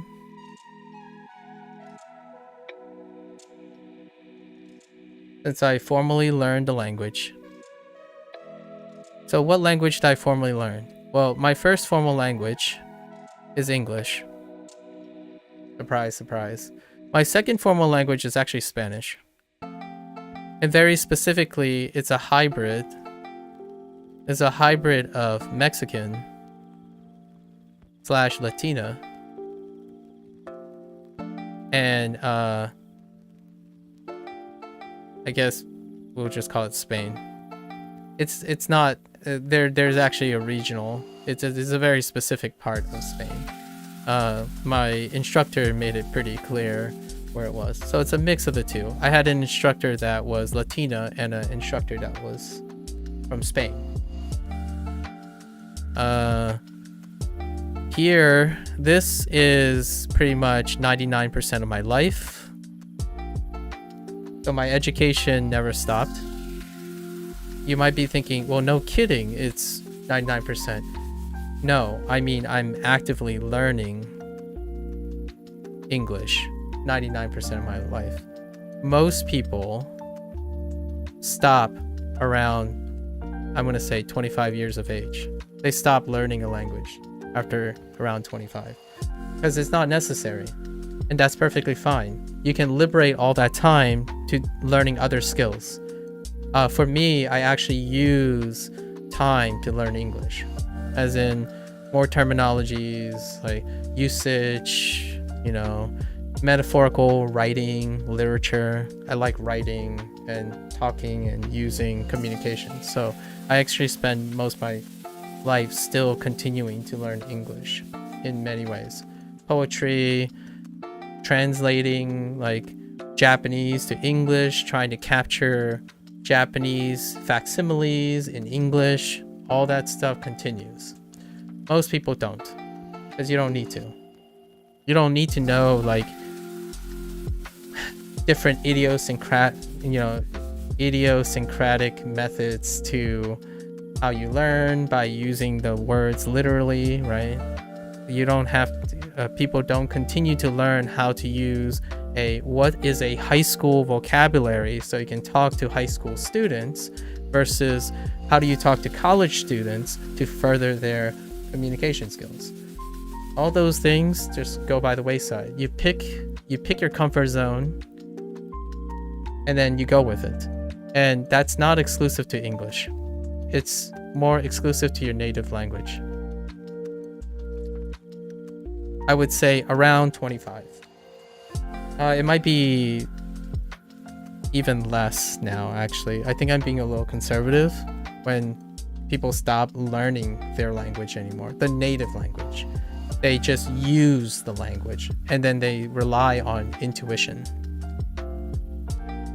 as opposed to actively and intellectually learn new things like superfluous stuff. So I learn English at a largely superfluous level. It's not necessary. So 99%. I'm still learning vocabulary to this day and how English can be manipulated and whatnot. Spanish, this is gonna be rough because Spanish was 7 years, but this was over 10 years ago. And now I only use Spanish when necessary, and it's often written Spanish. That's why this profile, written education and written Spanish, is bigger. Because generally speaking, when you're playing video games, right, there's chat. And I live in the Western Hemisphere, right? And the United States. And the second biggest language is Spanish. And specifically Latina. Like Latin. Or Latina. I don't want to say Latin because that might be confused with Latin. Which technically it's a Romance language, so it's derived from Latin anyways. Or like it's Latin is the root for that. So just to give an idea, right? So personal methods.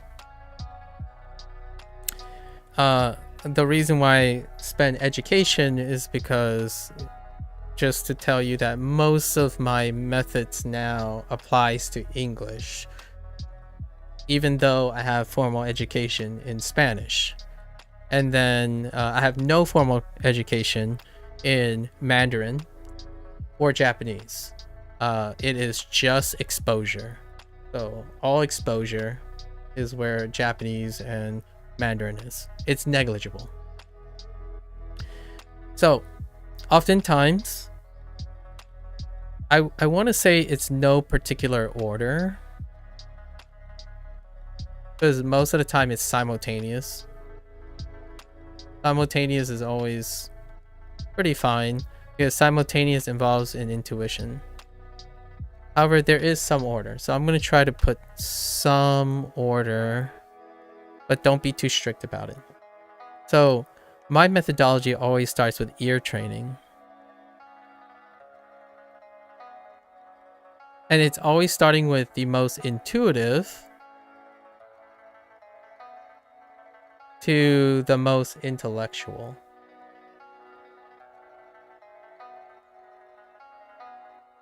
So the methodology is you start with focusing on things that you have self-awareness,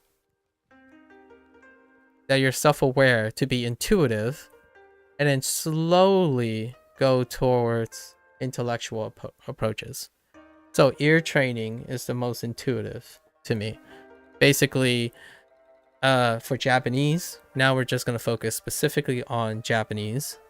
What do I have going into this, right? And what am I hoping to work on and use? Ear training is the most natural for me. So listening. So I'm hoping I hear, right, Japanese words. Historically, you need ear training, in my opinion, largely first. So you have to normalize sounds to your ear.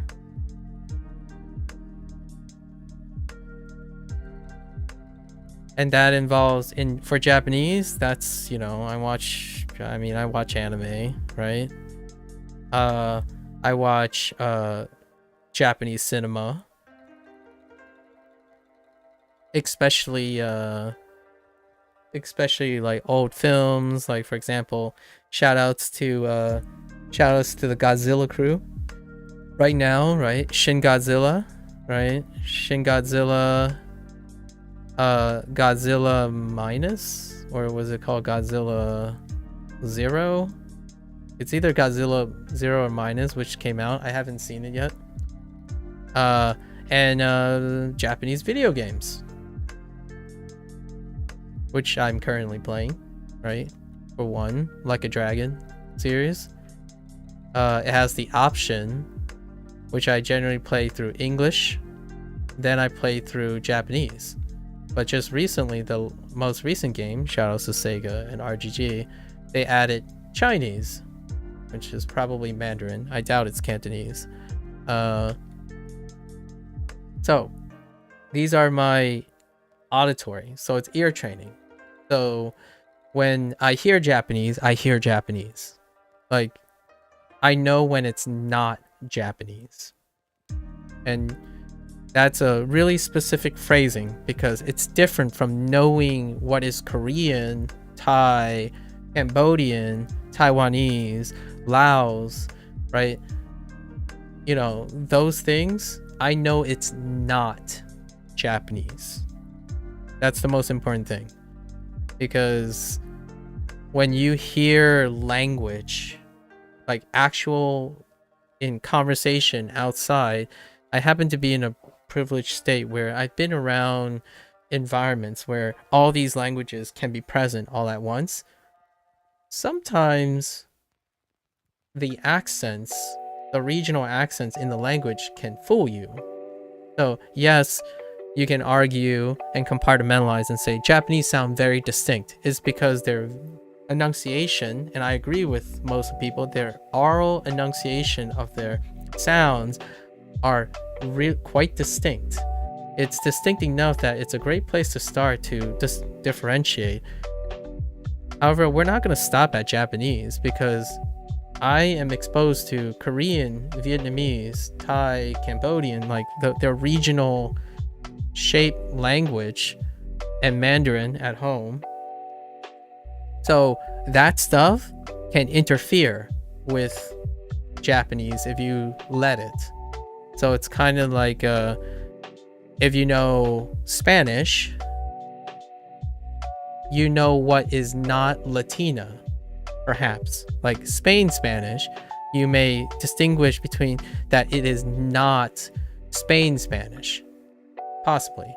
Or like whatever the regional dialect of Guatemalan is, or like the difference between Brazilian Portuguese and Portugal Portuguese, that kind of thing. So I'm just saying that just to clarify, right? So I have enough auditory training that Japanese is Japanese, and I can pick out the syllables. I can pick out all the different syllables. It doesn't sound like a foreign entity. Like, for example, if someone says like "so desu ka," I can hear the different syllables, like how the syllables are brought together. So when I hear someone speak Japanese, I can imitate it. That's ear training. It has no fundamentals with semantics or written language or what it means, but I have the ability to imitate it. And that leads to the second thing. Once you have ear training, typically something else that comes by is imitation. And that deals with oral skills. So I don't need to know what arigato means. If I hear someone say arigato, I can say it. Just like Mandarin and Spanish. When someone says like, I was gonna make a joke about Spanish because I like making fun of Spanish because it's like near and dear to my heart. Like if someone says quesadilla, at least I know it's quesadilla, right? And if someone say quesadilla, I can say quesadilla.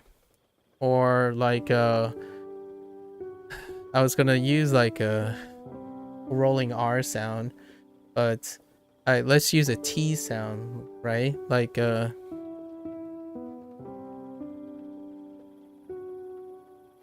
nah, let's not do Spanish. I'm sorry, I'm thinking of a lot of jokes. Let's just stick with Japanese. So I have enough abilities to imitate, so it's gonna help a lot. So it's not like I'm learning how to pronounce things again. And I actually think this is the order that I naturally gain language proficiency. I listen to a lot of the language, and then over time, I imitate a lot of the language, and that's how I develop pronunciation. So I don't go and learn it the other way. So if you're wondering, why is it important to say how I approach these things? Because a lot of people, what they would do is they would see the word, right? Romaji. So if you see Romaji, then they hear the word for the first time. And then they imitate. So they try to understand the semantics and the written before they hear the word and imitate it. In my opinion, about myself, and maybe a lot of others, I start with hearing the word, imitating the word, then I go and find out what the word looks like written, and then I learn its meaning. So it's the reverse, like that one step is very fundamentally different. I establish ear training and ability to speak before I see written and then understanding and comprehension. So why is that a big deal? Is because I'm saying what is more intuitive to me and what is intellectual. Written is higher in intellectual skill. It requires a higher demand on being intellectual. And then understanding the meaning is the epitome of abstraction. So the way I approach this is that I start with the lowest barrier of entry first. I make that lowest barrier of entry the most consistent thing, and then I move to the intellectual. So where am I right now? I am literally right here. So what Duolingo is going to have to serve for me is to expose me to seeing the written characters, be it Romaji or the traditional characters, right? We'll probably have to get another program for the traditional characters. I think this is more of a Romaji thing, but there is an option. I'm pretty sure I saw it in a screenshot or something. There's an option for both. We'll try both. And what I do is I take my ear training and my imitation and I associate it with the written characters, not the other way around. I don't read the thing and then think of the words or think of the sounds first. And then ultimately, obviously, we're going to establish meaning, right? And then when we establish meaning, then you have construction,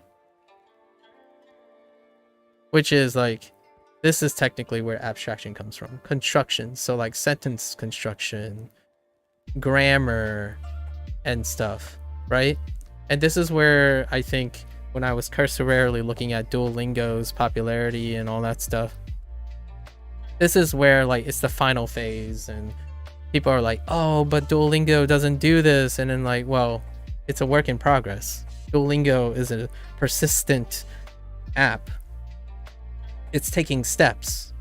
And I'm pretty sure what Duolingo did in its progression, I haven't followed Duolingo, but my guess, if I had to guess, they started with the infrastructure of written language, understanding, and then afterwards added ear training.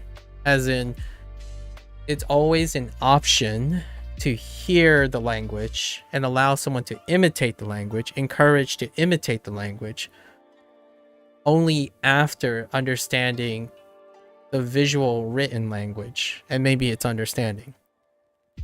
Rarely do I ever do that. For me, I hear the language, I imitate it for fun, right? Like, oh yeah, this word sounds cool, like so desu ka. I really enjoy, or like soka, right? And then eventually after hearing soka, like picking out soka, so often I know what it looks written because subtitles get associated with English words and whatnot, and then I associate the meaning and the written. Actually, here's an even crazier thing. Because of the way I learn, I typically know the meaning of the phrase before I even see it written, because I'm not learning pretending like English is not important to learning Japanese. That, to me, is not using all your experience. I watch programs. I hear the word. I imitate the word. And I see the meaning in English. And because I know the meaning in English, I look up what the word looks written. And the closest thing to the English language is Romaji. So then I look up Romaji, and then eventually it goes to the characters, which I haven't reached yet. That's where I stopped. So this is where I want to continue. I want to now see more written words and more construction as opposed to meaning. So I know what soka means, you know, onegai, arigato, konbanwa, like, jiane, like, I know like various words and I already know their meaning even before ever seeing them written, because I'm leveraging English. So that's how I approach things. And the reason why I do that is, which is the last part of what I want to do about methodology, this is like a good cursory understanding, is I'm more of a memory person. So how do you create consistency in memory? So one of the skills that I often use is association. So when you compartmentalize, which is what, in my opinion, the most popular thing to do, compartmentalize. Basically, imagine, shelve your English, or shelve whatever your native language is. Just like put it into the corner of your brain, and now you learn Japanese. You open up a bank somewhere, and all your Japanese goes into there.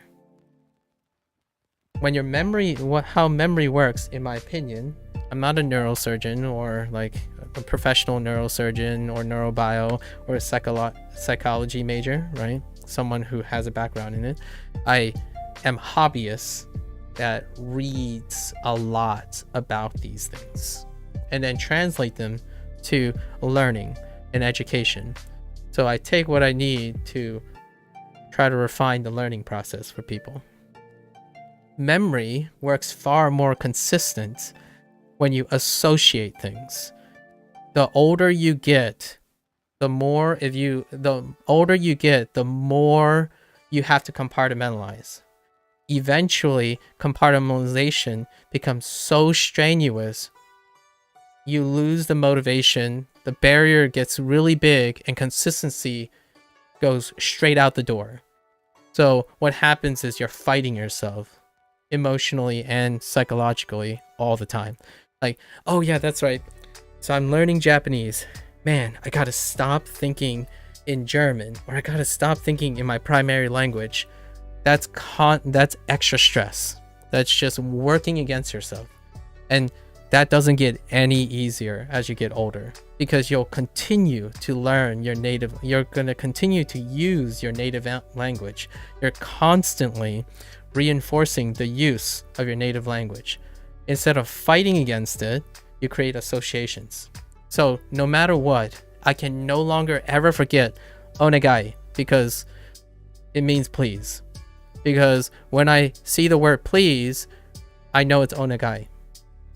That it's a permanent association. So instead of trying to think that two languages are separate, which I feel, if you don't think that, you wouldn't ever compare the languages. They're inseparable. Like, what I mean is, oftentimes people are like, oh yeah, this is harder, this is easier, and like, oh, this is different, this is different. It's irrelevant. If you use memory consistently by association, they're going to be interconnected. They're going to be the same. When I truly believe, like, when you think of how memory works, it's very close to what I consider is fluency. When you become fluent, the languages aren't treated differently anymore. They are one and the same. So what I mean is, the feeling is not which is easy and which is hard, is when you want to use them. So, like, when I talk to my parents, I shift back and forth. If you talk to like a modern, if you go to Japan, right, and you talk to a younger person, 18 to 25, say they probably know quite a lot of English and Japanese at the same time. When you listen to their language, it's going to be a combination of Japanese and English. Thoughts can be completed in Japanese and English and mixed together instantaneously. So it's not about which one's easy and which one's hard. You're naturally trying to associate all the consistencies together. In my opinion, why does that happen naturally, even if you compartmentalize? It's how your memory works. You don't remember it's so much harder to remember something abstract without context versus contextualizing it. So, for example, how do I remember onegai? It's not just because it's please.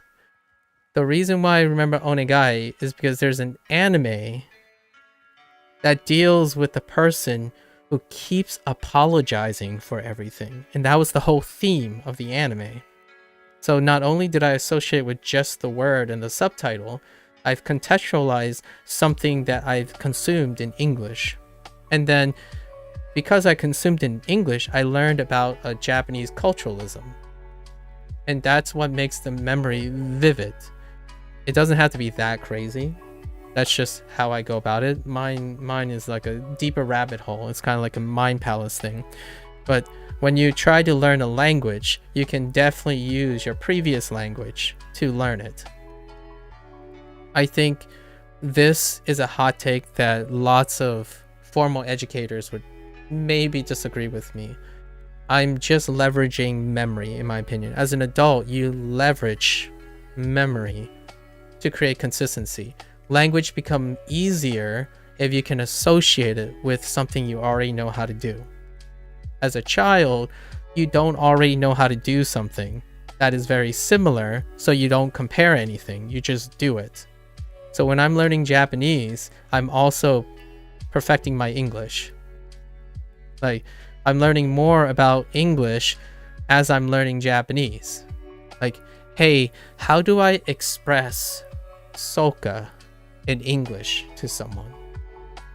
Well, or if I'm saying this in English, how do I say it in Japanese? It's not, I want to say this in Japanese. How do I say it? Like, it's not isolated. You're not trying to come up with things in one language or the other. You're coming up with it together. So everything is going to be associated. So when I'm using Duolingo, it's going to happen.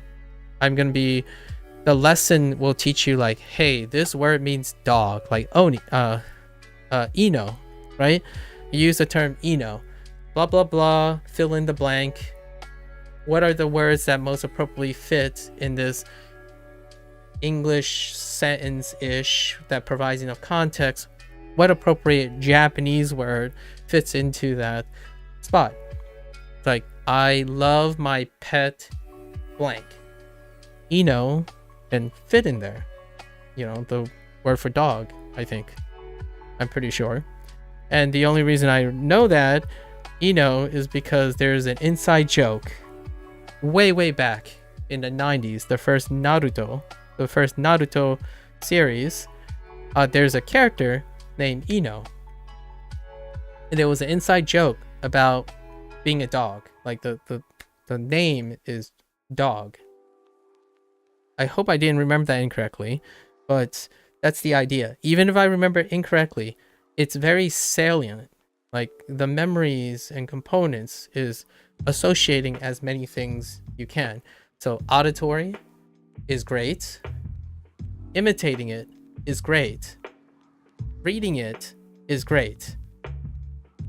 All those components make a memory really strong. Now you're an adult. You have a lot of experiences. Use those experiences to help you remember other things. What more can you do than associate your entire understanding of another language to your current language, instead of constantly trying to separate them? That's just kind of my thing. Like, in the 7 years, right, that I learned Spanish, in these 7 years that I learned Spanish, it's only my association with English that I enjoyed and love learning about Spanish, because everything I learned about Spanish is also associated with everything I know about English. Like, if I'm saying, like, I don't know, me gusto también, something like that. Like, I like it also, right? It's gonna be a phrase that, do I use that phrase in English? Like, I like it also, me too, kind of thing, right? Maybe. I know sumimasen, right? And like, oyasumi, and I don't know, wakairi, that kind of thing, right? Those words are something I use a lot in English.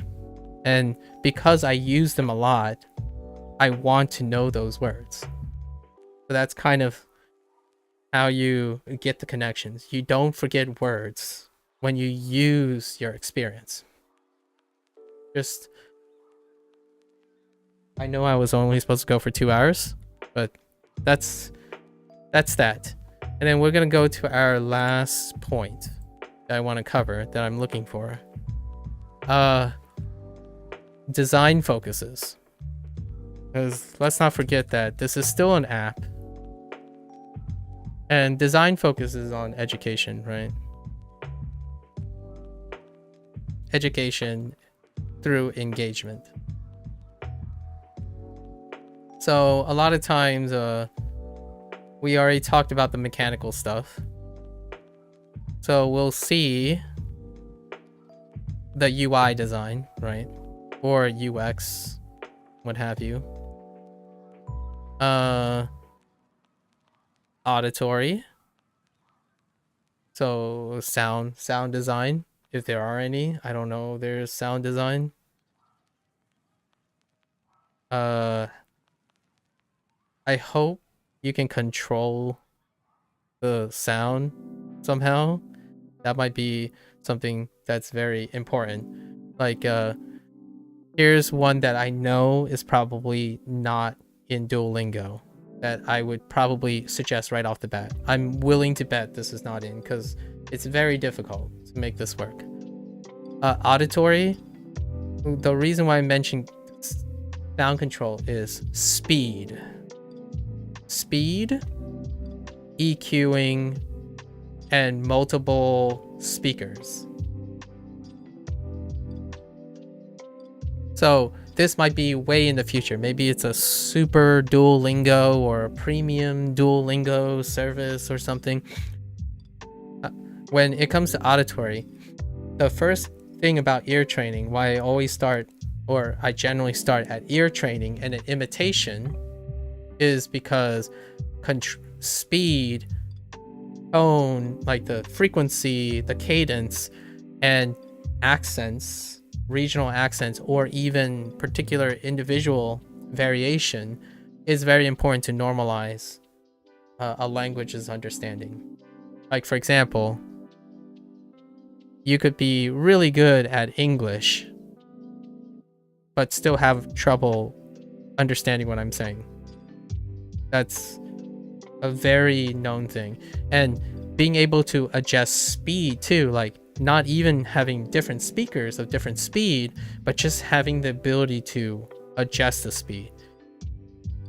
I could speak slowly, intentionally, to help someone form the foundations. Or it could end up being very rapid and it, you know, it's just lots of messy stuff, lots of filler words. Like there's a lot of things that deal with auditory design. I doubt that is approachable. I feel this is more sweaty as a fun thing, sweaty, right? And that can come way later. That might even be for people who want to invest in it. So like an advanced feature behind a paywall is perfectly reasonable because the paywall funds the free edition, which is what we're going to use. I haven't decided. We'll determine if we're going to become a premium user or something like that. So there's that thing. And in this light, I want to know how monetization works. And this is very different. I'm going to put in quotes, monetization. I'm specifically interested in how the developers fund themselves. And is it apparent to the user? Which I feel in the TED Talk, going back to the TED Talk, they did mention that it wasn't always the case, apparently. It's now more based on it's a subscription service, so it's more live service stuff, which I have a lot of observations about because of the gaming industry. And something that I don't share online is more like video subscriptions services. So like Netflix and whatnot. I usually talk like that at a distance with other people, right? Like structures, business models around that. So is it evident here? My guess is it's a subscription service that basically the TED Talk made it very neatly packed together. Subscription is basically to tax affluent people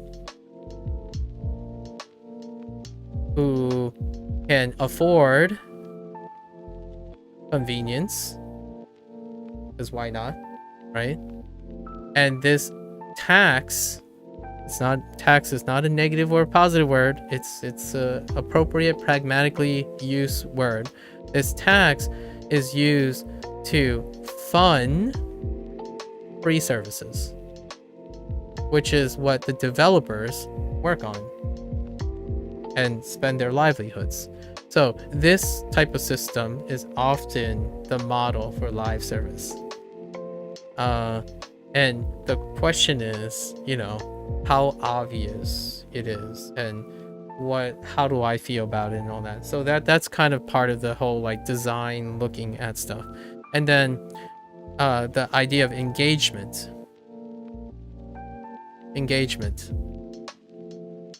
I'm looking for things that actually reinforce engagement. So like proactive designs, which include like proactive encouragement, maybe. Something that tackles reward.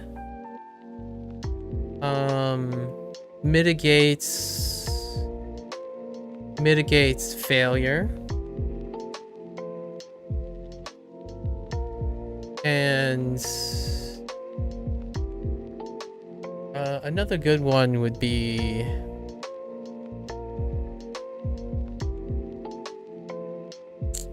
encourage breaks intentionally. The reason why I say encourage breaks intentionally is the idea that making money is secondary to design choices that causes users to stop using the app. So this is one of the fundamentals, in my opinion, of learning, especially for adults. Especially for adults, it becomes less so. So like this break thing, adults do this less and less breaking. Children, another thing is children gain a lot more than adults from breaking. So what I mean is, if you like say you as a child, if you were challenged for like 30 minutes, right? And that's past a breaking point. That's ironic, sorry, that's a pun that I didn't mean to do. But like you're at the point of losing focus. When you rest, children intuitively improve incredibly well. Intuitively improve. Unfortunately, when you become an adult, that whole intellectual leverage, right? That intellectual leverage can produce interference. So for example, this is a really tough one here. As an adult, when you take more breaks on intellectual things, like learning a language, for example, that means you're going to use something else that will compartmentalize. Like a lot of times people have a tendency, hey, when I stop learning Japanese, I'm going to switch over to English mode. And then when you're using English, you stop thinking about Japanese. And that's what I mean by compartmentalizing. Compartmentalizing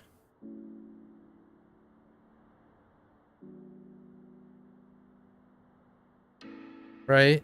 If you're a compartmentalizing learner, you do not gain anything when not using it. This is what I want to discourage. That's just that this works when you're a kid, because when you're taking a break, you're resting and you're not really doing anything that's interfering. So like if a kid learns English when they're taking a break, they're still contextualizing English. Like there's nothing else possibly interfering with it. When you're an adult, when you're taking a break, there's a really good chance interference is going to go up. And interference comes from not associating your things. As in, when you use English, for example, you're going to forget Japanese because you're compartmentalizing them. In contrast, what I generally do is when I'm taking a break and I'm thinking in English, I remember the Japanese things when I'm using English. So every time I say the word please, I'm already thinking about the word onegai. That's it. That's what's the difference between associating your memories and making your knowledge work for you and reinforcing memory all at the same time. You don't stop thinking about a language, you stop learning a language. Then when you're taking a break from learning Japanese, you are taking a break from learning Japanese. You don't stop thinking about all the things you've learned in Japanese while taking that break. As a kid, there's no other thing. So they intuitively get really good when you take breaks.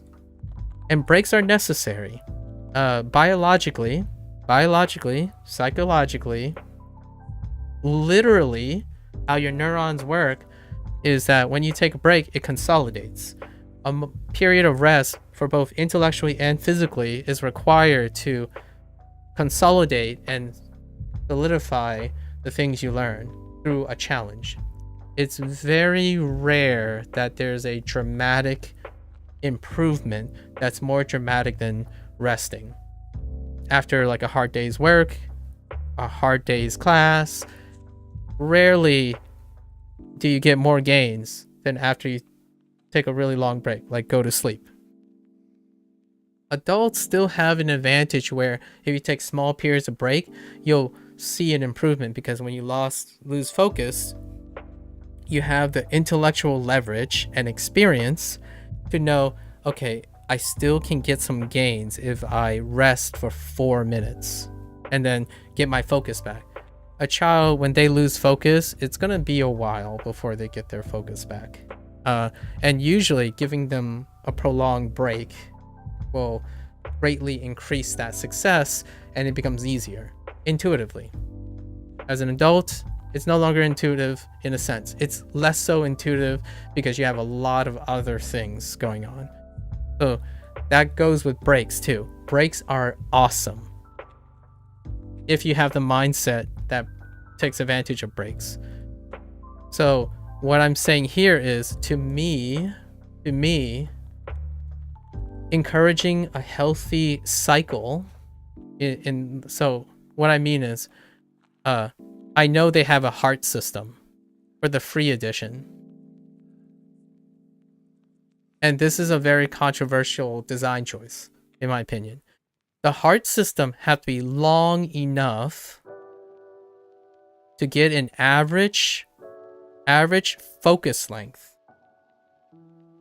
And usually there's no science behind this. This is just statistical collection, anecdotal. Usually I would say greater than 30 minutes. So if they found statistically that people lose all their hearts in the free edition after a 30-minute session, that's sufficient. I hope the heart system is not because of making money. Like, secondarily. It's more, instead of focusing on money, it's focused on retention and consistency. And these are at odds with each other. Consistency and retention, in my opinion. So when you have retention is how long the session goes. And often I would say when you're learning something, like when you're at your peak, you're kind of, well, you usually start anywhere from 30 minutes to 1 hour. Some people obviously can go longer, and some people can. The idea is to get enough, right? Enough consistently. So 30 minutes. So the heart system supports a 30-minute to 1 hour session. That's great. Even if they were trying to ensure that encourage money spending, 30 minutes an hour, those people will have enough retention to be consistent, because consistency deals with progress. And being as a hobbyist of learning and stuff, generally 30 minutes to an hour a day works for a vast majority of things to see enough consistent progress to enhance consistency. So if I find that the heart system allows me to do 30 minutes to an hour, it's sufficient. What does it look like when money making is primary to encouraging resting? Because there's too long of a session. You can go too long, right? And that actually reduces consistency. It really does. So, for example, what if they gave 15 hearts or unlimited hearts right away? And this kind of works to monetization, even though it's even though it could be interpreted as, oh, well, this is a way to make money, right? Fair enough, but hear me out here. If you have unlimited hearts from a default, you're willing to think that you need those unlimited hearts, and that's where they are getting their money from. Because I know that the premium service that's offered, right, removes this restriction, but do you actually want that? Well, the idea is you have to ask yourself, when you finish these hearts, right, are you still engaged, right, and focused? So the people who end up buying this service found themselves still engaged and willing to pay for it. That is a healthy design, in my opinion, if the baseline is high enough for progress. So it has to cater enough progress to free people, allow those who have a higher attention span. That doesn't mean they learn faster. It's not a given that a person who has a higher attention span learns faster, learns more efficiently. It's variable. You have to understand how you can proficiently learn at your best.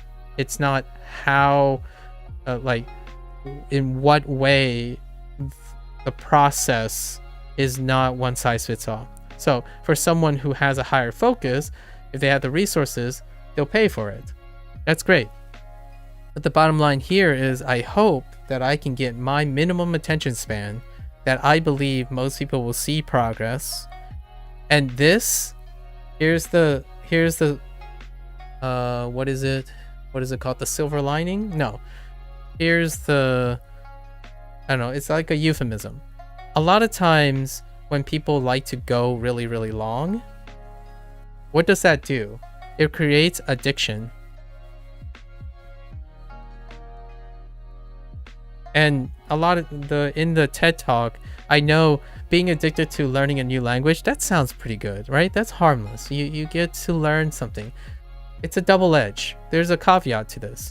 When you're addicted to something, especially a long session, that's great if your goal is to learn Japanese or whatever language you're doing. It's not great when it's taking time away from resting. eating, social life. So, no, I actually disagree with the euphemism. This is one of the topics that I disagree with the euphemism in the TED Talk. I understand that it can seem very provocative to be addicted to learning. At least it's not addicted to substance abuse, for example. Absolutely. It's still not as proficient and efficient for the goal of learning a language to have excessively long sessions and encourage people to do that when they don't rest. If you don't rest and use your tools, you actually, what happens is you reduce consistency over time. Because what happens is your sessions, this is from the video game industry, like the stuff that the video game industry struggles with, and streaming services and whatnot. Because if sessions get long, they continue to get longer and longer. And what happens when things get longer and longer? It's addiction. What's that? Not sustainable.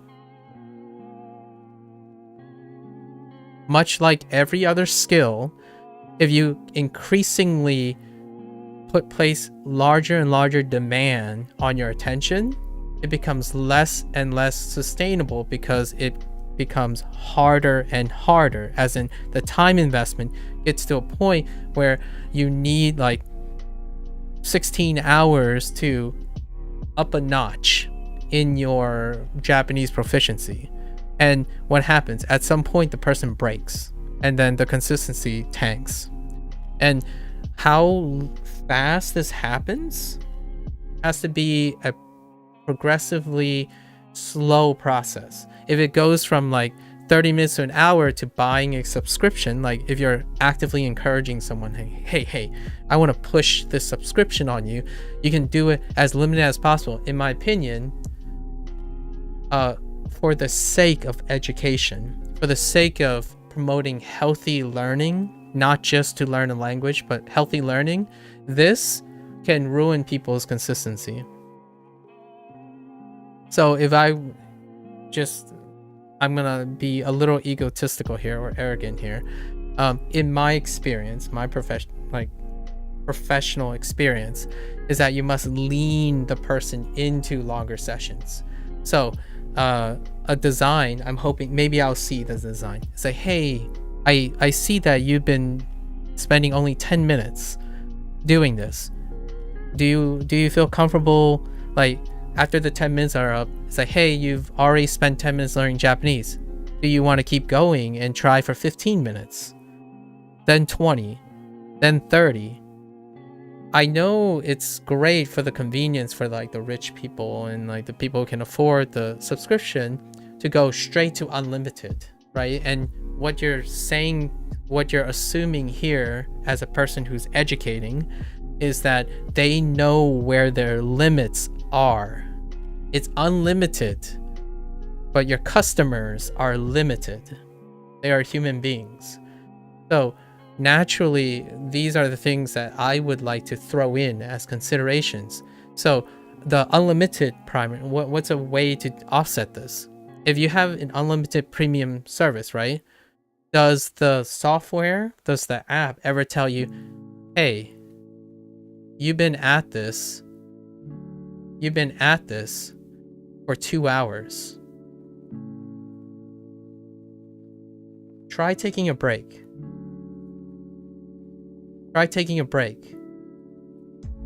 Come back later. Because one of the dangers of subscription-based things, like I know this person sounded very compassionate and want to really encourage people in education, but a lot of education is also imbalance. Like it's what makes video games and media so dangerous, is the idea that you can keep on going. And what happens is that people don't stop taking breaks. And what do? They milk that. They exploit that FOMO. They exploit the feeling like, hey, those people who can barely afford it, they're like, oh, I have to get my money's worth. Like, I paid $10 for this subscription. I don't actually know how much the subscription is, but it's a pledge. So you're going to constantly be reinforced psychologically, like, I need to get $10 worth of value. But what does that look like? If the app is not telling you to take a break, you don't even know where the point of reference is. So like, you can establish a point of reference after every hour past the hearts, right? Past like whatever 5 hearts. I think they give 5 hearts. Maybe when you get to 10 hearts, the person will ask, hey, like the app will have something like, you recently failed 10 times. I think you might be losing focus, or it might be getting too challenging. Please take a break. You can come back. In the end, it might seem like it's discouraging the person from spending more time on their product, but it's money second.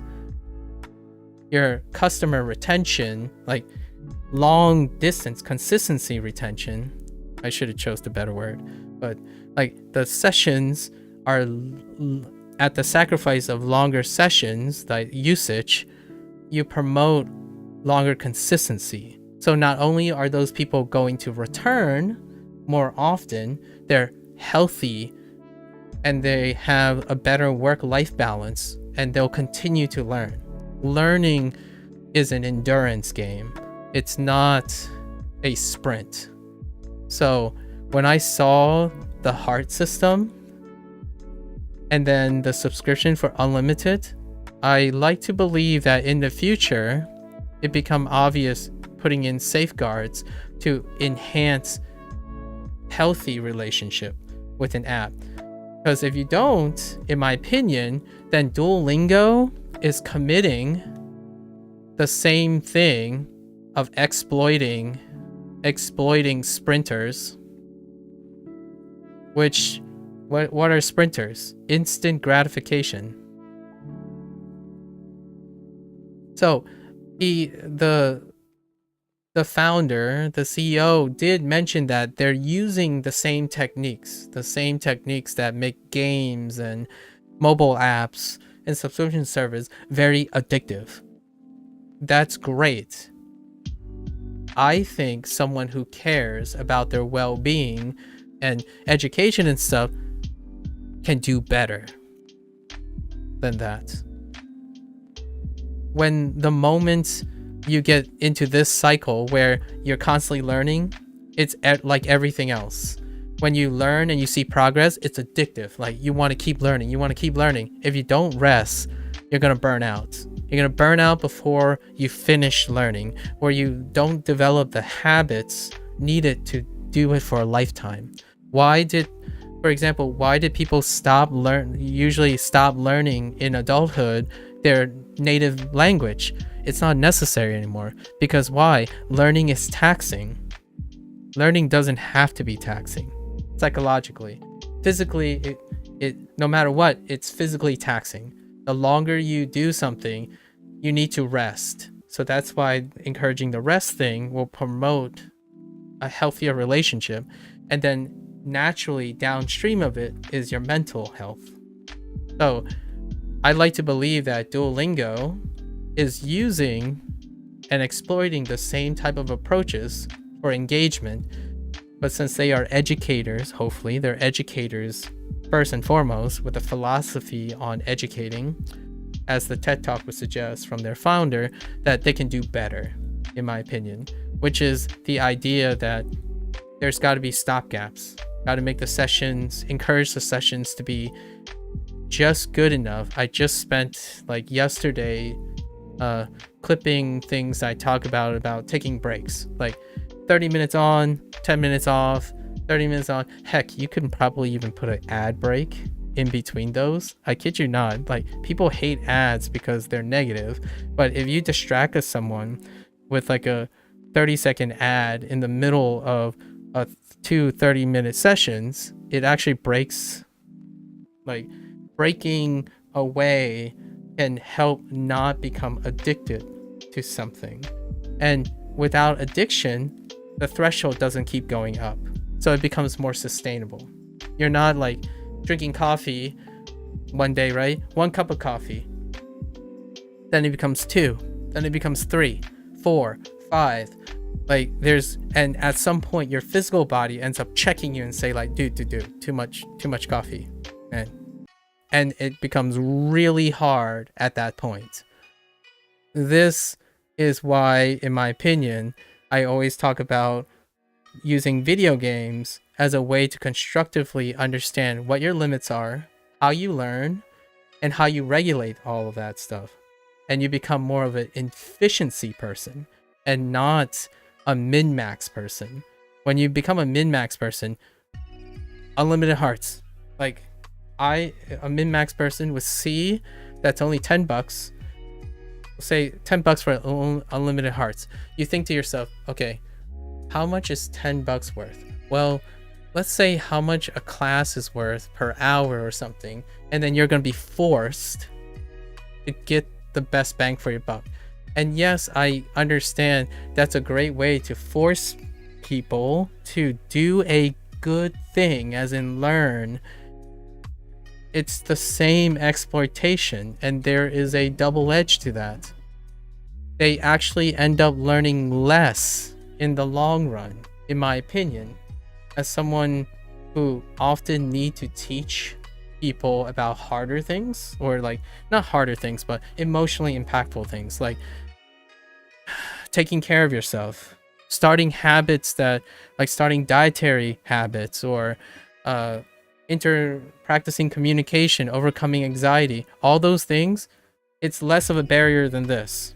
And I feel app developers and stuff, it's almost a win-win, but it's really hard to it's really hard to balance the stuff where you want the people to keep using your app intuitively and voluntarily, instead of being reliant on direct interactions. So right now it's direct interactions. The hearts are telling you stop now because you ran out of hearts, unless you want to pay. And then when you pay, use to your heart's content, and no one, sorry, that was a pun, that was unintentional, but no one is going to stop you, right? I like to think the app is going to stop you, as in, hey, you lost another 5 hearts. I know you have unlimited hearts, my man, but if you're losing hearts at a rapid rate, that means you're not learning anymore. You're tired. You're brute forcing. Your time is better spent having a great meal and going to a random influencer and sharing what you learned today, because you already learned those things. So that's what moderation is. And yeah, some part of me want to just buy the subscription and do it hardcore, but I know better than that, in my opinion. So let's see where that is. That's a big point, because you can end up becoming the app design sometimes come with the most noblest, kindest assertion. Even a good thing can become a bad thing without moderation. So hopefully everyone has moderation. For me, I think it's a blessing in disguise. Oh, that was the phrase I was looking for. The free edition is a blessing in disguise, because the 5 hearts give an upper limit to your session. And I hope it also has a high enough lower limit to allow regulation. The word unlimited, it means it's unsustainable for a human being. You don't want unlimited things, in my opinion, if you don't understand what your limits are to begin with. When you exceed your limit consistently, you stop doing those things.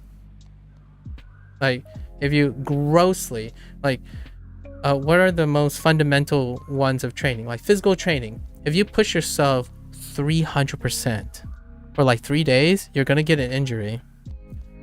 It's regulation. You build near it. So the brain works the same way. So what happens when your session goes to 10 hours and you learn like 1 hour's worth of content, right? What does the brain do? Well, you're wasting your time. And what are you going to do when you know you're wasting your time? You're going to stop using the app.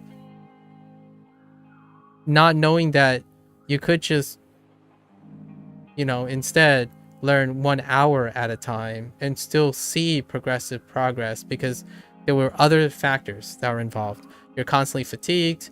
Your focus is not past that point. You're not working at the greatest state of mind as your session extends. So these are the things that I would say I'm almost confident is not in Duolingo's design. Because if Duolingo is also business forward,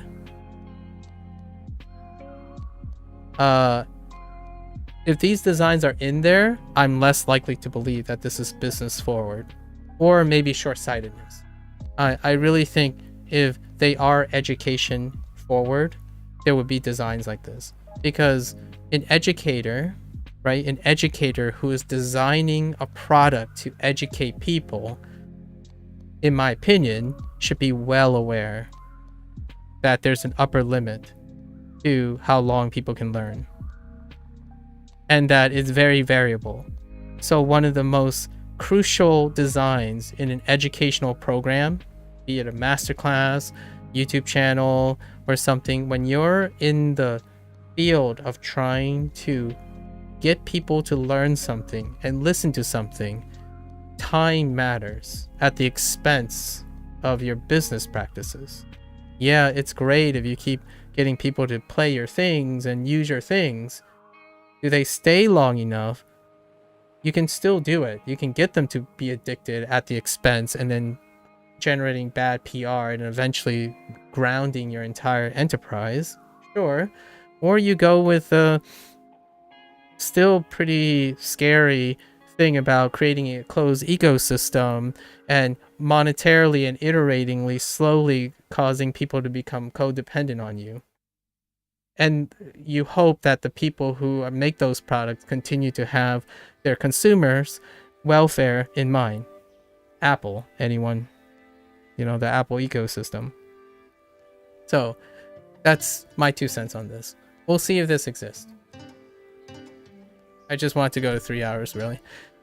All right. Those are my opening opinions. Yeah. It's kind of like learning a language. If you can listen to me drone on for like 3 hours about the intricacies about education learning, I think if most of this resonates with you, you probably could learn any language you want, in my opinion. No problems. This is why I love education. I love getting people to understand what works best for them, not tell you what it is. I don't know how long your attention span is, right? Like, all the stuff I said don't have defined parameters. They're not life hacks. They're skills you can practice on your own, and they're skills you use to gauge what you need to do for yourself.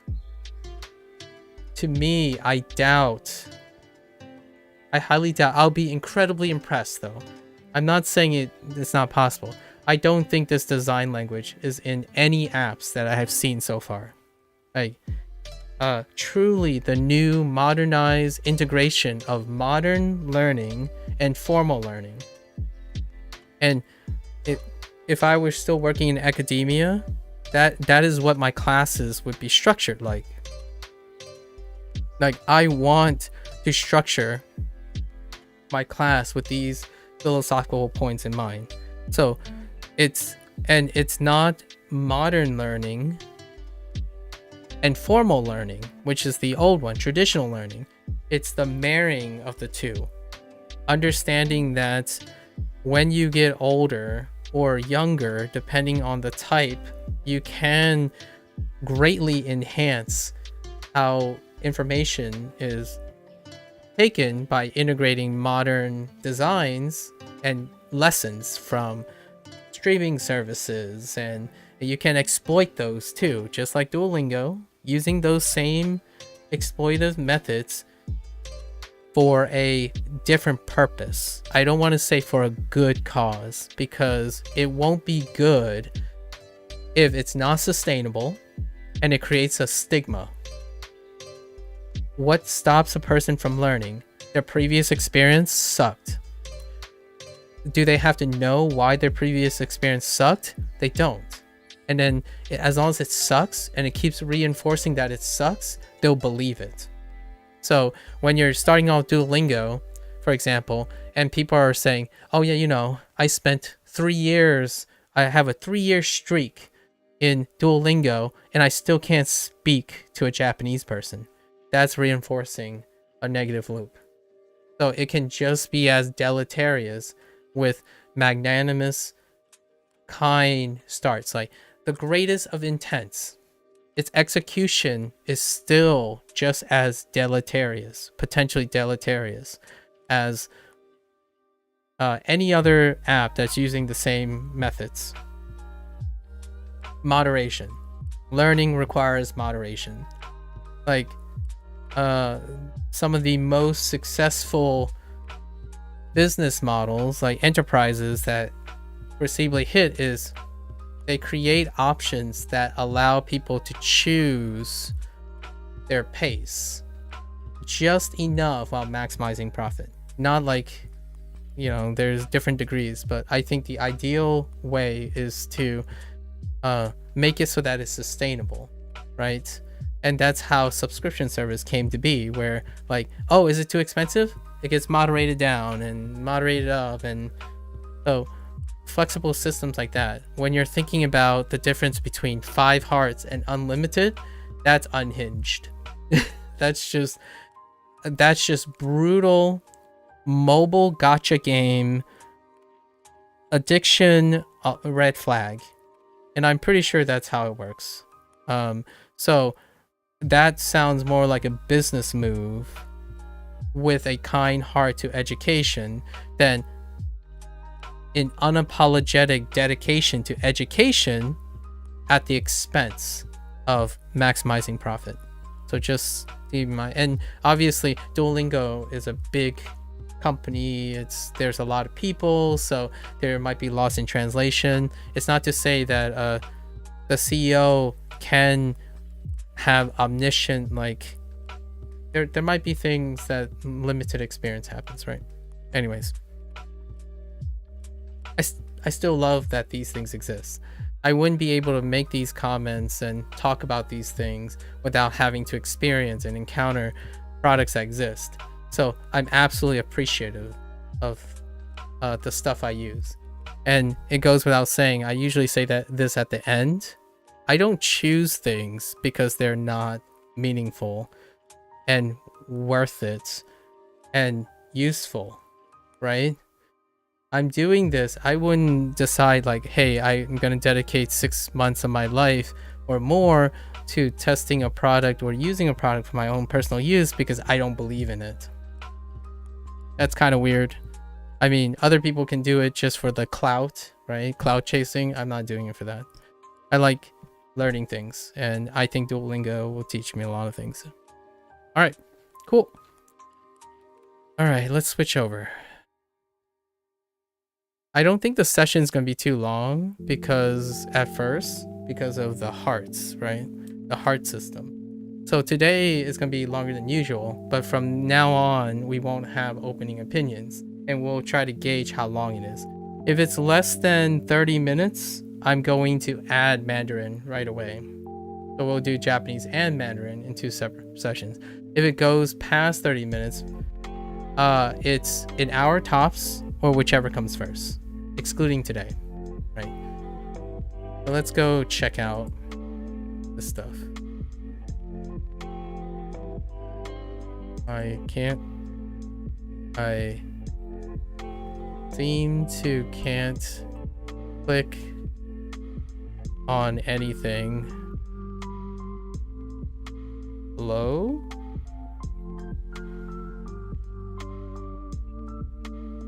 Okay. All right, so let's start this.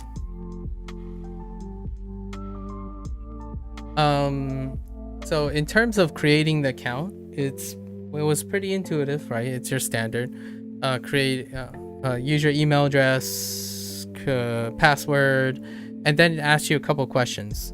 And the 3 important questions that stuck out was obviously gauging what your previous experience is with the language you want to learn. They asked why you wanted to learn it and how long, actually. And the long one was great. And there was like an option for like 5, 10, 15, 20, and then 30. And I just picked 30. Hold on to that thought. And then it gets to this screen when you leave. Once we click on it, it'll show the UI, and we'll just use the UI and experience it firsthand. This is all I got to do, so all the other stuff is going to be relatively new. But before that, I'm going to take a bathroom break.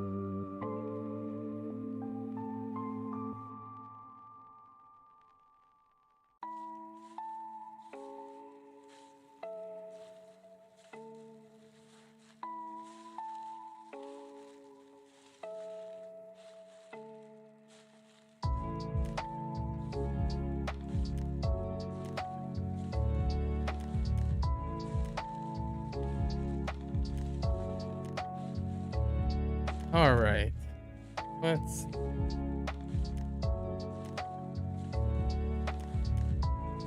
click on this. We're gonna skip the tips because I think I read the tips. Let's just look at the tips. Welcome to Japanese has 3 writing systems. Yeah, hiragana, and then where you use the symbols, right, to represent each syllable. And there are no spaces between words. We use Romaji, right? So we went over that. Romaji to represent Japanese sounds using the Roman alphabet. And we're gonna start with Romaji unless they do both. That's perfectly fine because eventually I'll associate those 2 types of things. In Japanese, verbs go at the end. That's right. What'd you call it? What is it? It's like subject, object, verb, as opposed to like subject, verb, object. Traditionally, like vast majority of the English sentence structure. And the reason why I'm saying that to myself is I'm associating the differences, right? So their example was sushi to mizu. Sushi to mizu, and I'm guessing sushi and water. Oh, that's the example of the Romaji. Sushi to mizu. Sushi to mizu. Shish. Oh yeah, that's right. The light U. Shish to mizu. Oh, that's cool. Wait, how loud is Sushi it? to mizu. Oh, that's not bad. That's a pretty decent. I don't know if there's audio control for this. I love it. Sushi to mizu. Shishomizu. Okay. Sushi and water. In Japanese, verbs go at the end. Sushi desu. Sushi desu. It's sushi. Interesting. What? Oh, so des is it's. Oh, that's interesting. Okay.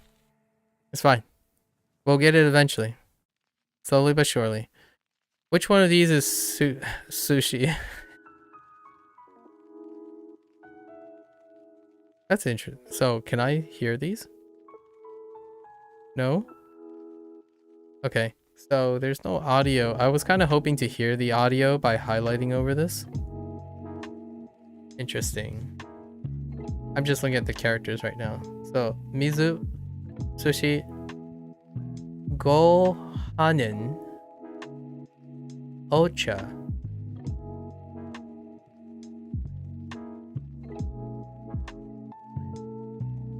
Sorry, I'm looking at the characters. Yeah, that's gonna take a while. That's quite a leap. Mizu, Sushi, Gohanen, Ocha. Wait, Cha has 2 characters. Interesting. Alright, sure. 寿司 Sushi. You know, I'm still not great with 2 back-to-back S's. It's kind of like the whole she, you know, she sells seashells by the seashore. It's also my problem with Mandarin too when I speak to my parents. The back-to-back she's or shus. Still pretty difficult for an English speaker. So we'll have to try to work on sushi. Okay. Right. So each mistake costs 1 heart. Stay sharp and focus on, yeah, right. So I guess we can technically keep on going without making mistakes. But generally speaking, if I make 5 mistakes, we'll call it quits for the time being. If I find that I'm still really sharply focused and encouraged, perhaps I'll buy into the premium. And they give a free trial, by the way. I think I just saw a free trial button somewhere. And then apparently they give you a 3-day free trial when you have a particular streak going. I think it was 50 and 100 days. And that would be kind of a fun time. That's a fun thing. I'm not sure if it was coincidental, but at 50 days, I would love to do like a hardcore marathon for 3 days to like push my limits to see where it is. And then I wouldn't do it again, like for a while. So that's kind of fine. So I'm curious if we can keep the free trial until I know I have a very specific time frame to just go hard for like a boot camp, like a crash course for a while, and then lean off, because short bursts are kind of nice, but they're not sustainable once again. Anyways, which one of these is water? Oh, Mizu is water.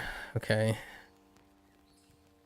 I didn't actually know. Mizu, interesting. Ocha, I like that it's using visual, even coloration with the romaji and the hiragana.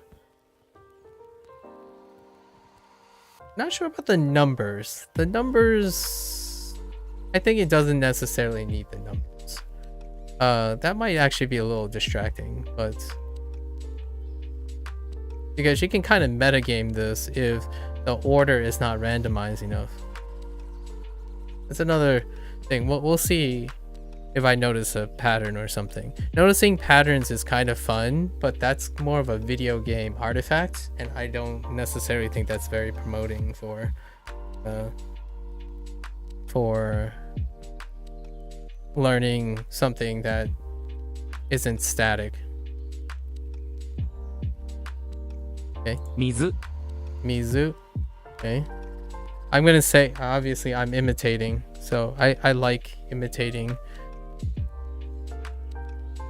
So I heard 2 different speakers already. That's kind of nice. So that's awesome that Duolingo has 2 speakers already, because I heard a female voice and a male voice at the moment.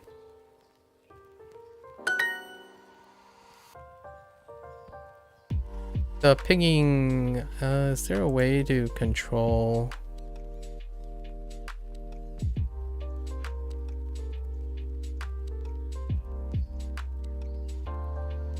Is there a way? Wait, is this? This is probably kanji, right? Up here. Okay. We'll just keep going. It's fine. Audio cues are kind of nice. I still haven't made a mistake yet. I'm kind of curious what the mistake sound is. Having audio cues for success and that's kind of one of the whole dopamine response thing. This is really classic. Well done. This design, I know this might be a controversial take on this design.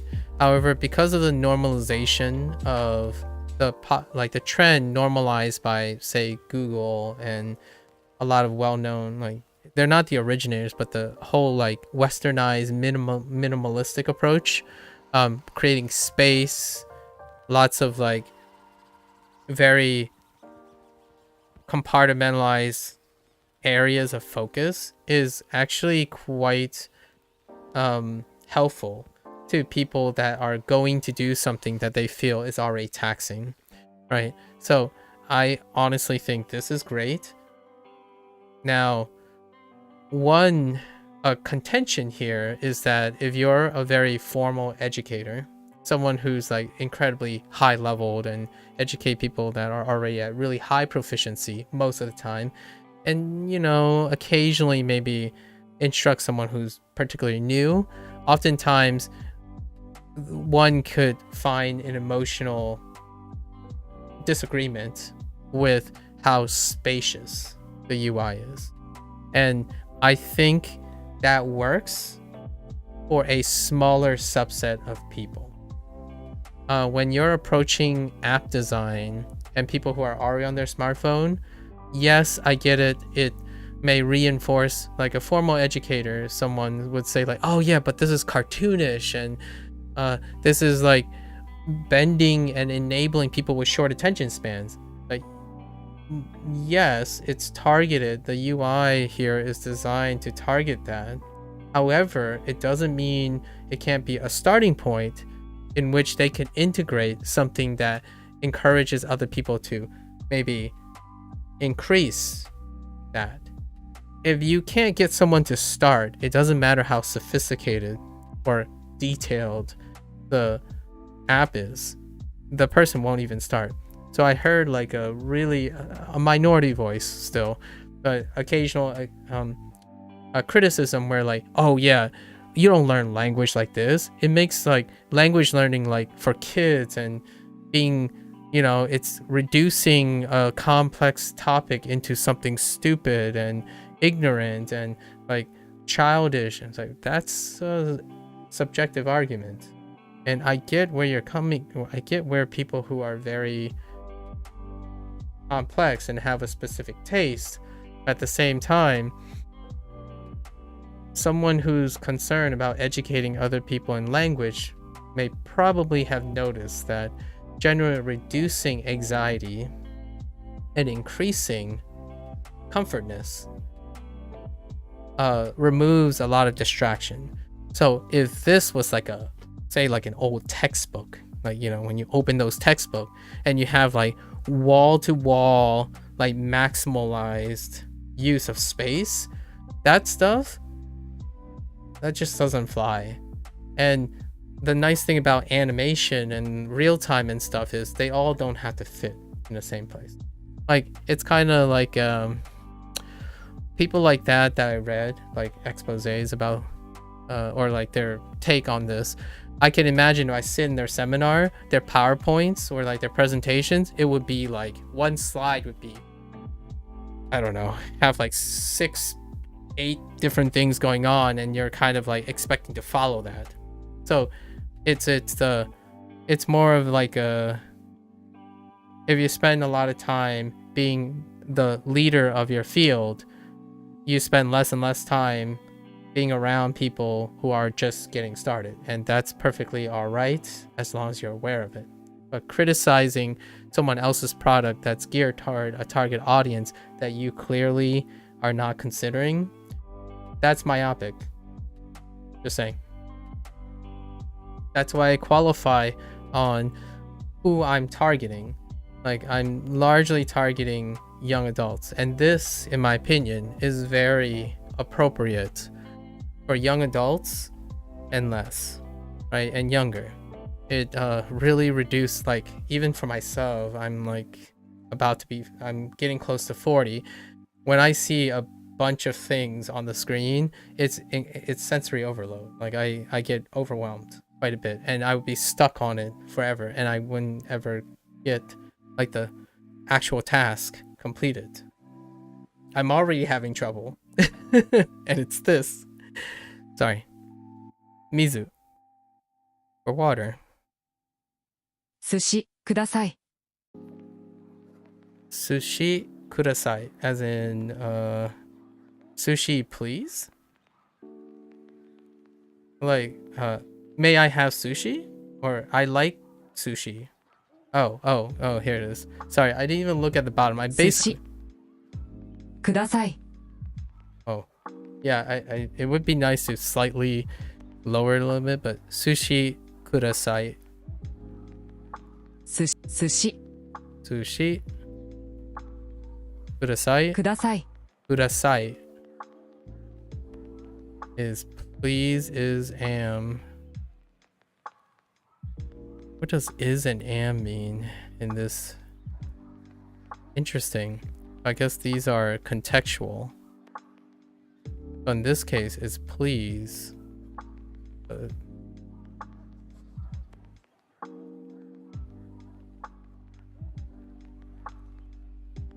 Okay. Interesting. ください。ください。 Okay. Fair enough. And obviously, they included water because we got sushi and mizu, and then we just been introduced to kudasai in くだ this ください。 kudasai くだ in ください。 the age of years ago. Oh, that's interesting. Huh. I guess I will sort these out as I'm going at some point. Cute little animations. That's always nice. Little flourish. Not bad. Say in Japanese. Mizu. Mizu. J. Mi. J. Wait. ず J. Okay. So mi. み J. ず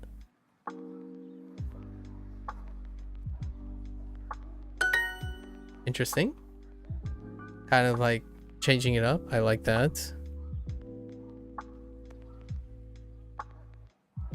And then together. Mizu. Mizu. Okay. Interesting. It's slightly different, I feel, when it's together. Mizu. Ocha. Ocha is tea, right? And gohanin. What was the shape? Rice? Gohanin? Yeah. Gotta maximize. And then sushi.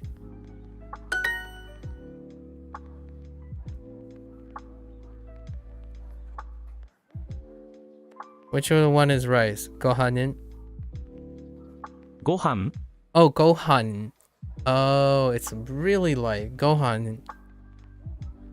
ご飯 Gohan. Okay. So, not necessarily a separate syllable. Gohan. ご飯 Gohan. Interesting. Okay.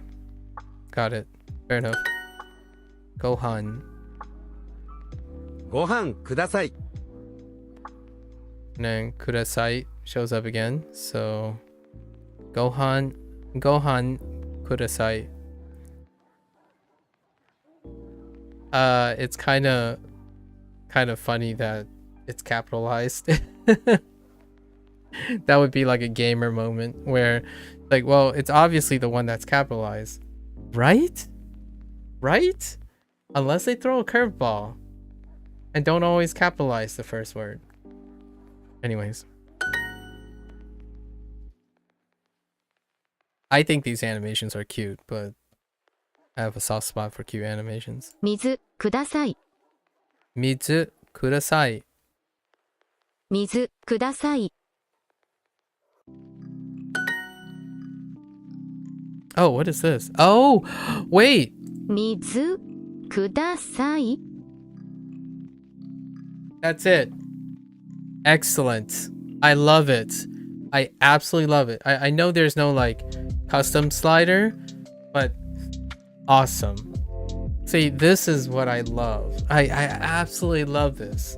They allow you to, they have a voice sample with it slowed down. That's absolutely amazing. So now what are the concerns that I had? That I would be impressed? Sound design. So I was thinking speed. They have speed, at least a slower speed. At least a slower speed, and they have 2 different speakers. And they have 2 different speakers of different genders. Because the tone and pitch and whatnot can be very different, like in the processing of ear training. So it's awesome that they have at least 2 and they have an option to slow it down. That's absolutely amazing. So that's checked off. Obviously, I would the goat, the sweaty stuff would be to have a slider that can determine, or maybe like multiple things. 水ください。 Mizu kudasai. Kudasai. 水ください。 Kudasai. Okay. Right? That's awesome. 水ください。 Mitsu kudasai. Awesome. That's Gohan. ごは Goha. Oh my gosh. No. Gohan. Gohan. Dude, Gohan. Ooh, that really soft end is kinda weird.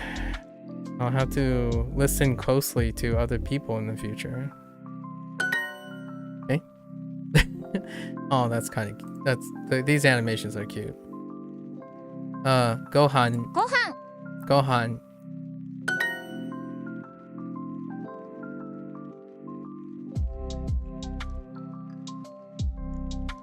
Green tea, ocha. Oh, it's specifically green tea. Okay. Interesting. お茶 Ocha. 寿司ください。 Oh, and they mix it up again. I see. Instead of following the repeated patterns. So instead of tripling it up, like doing the same order over repeatedly. So you don't play on pattern recognition as well. Sushi kudasai.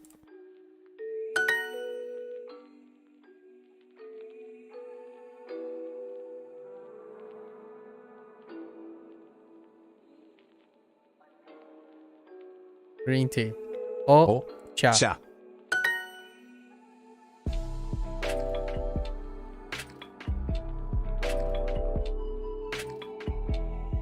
Ocha. お茶 Ocha. Wait. お茶 Ocha. Okay. お茶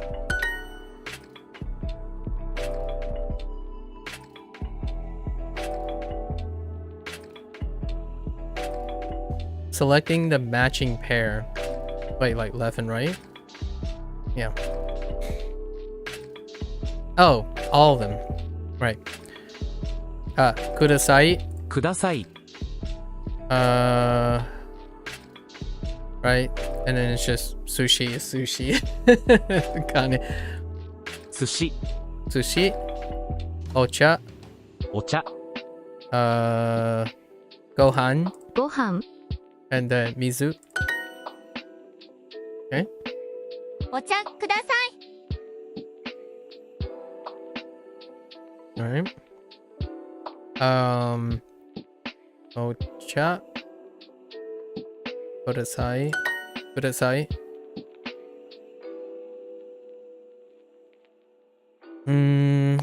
Gohan. ご飯 Kudasai. ください。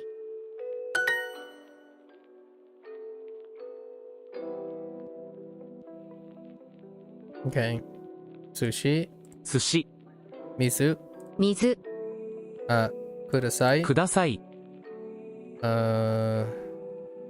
Gohan. ご飯 And Ocha. Hooray! That's cute.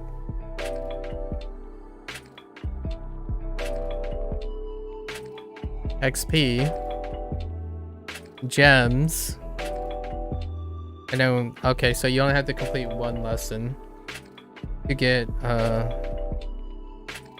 the streak started.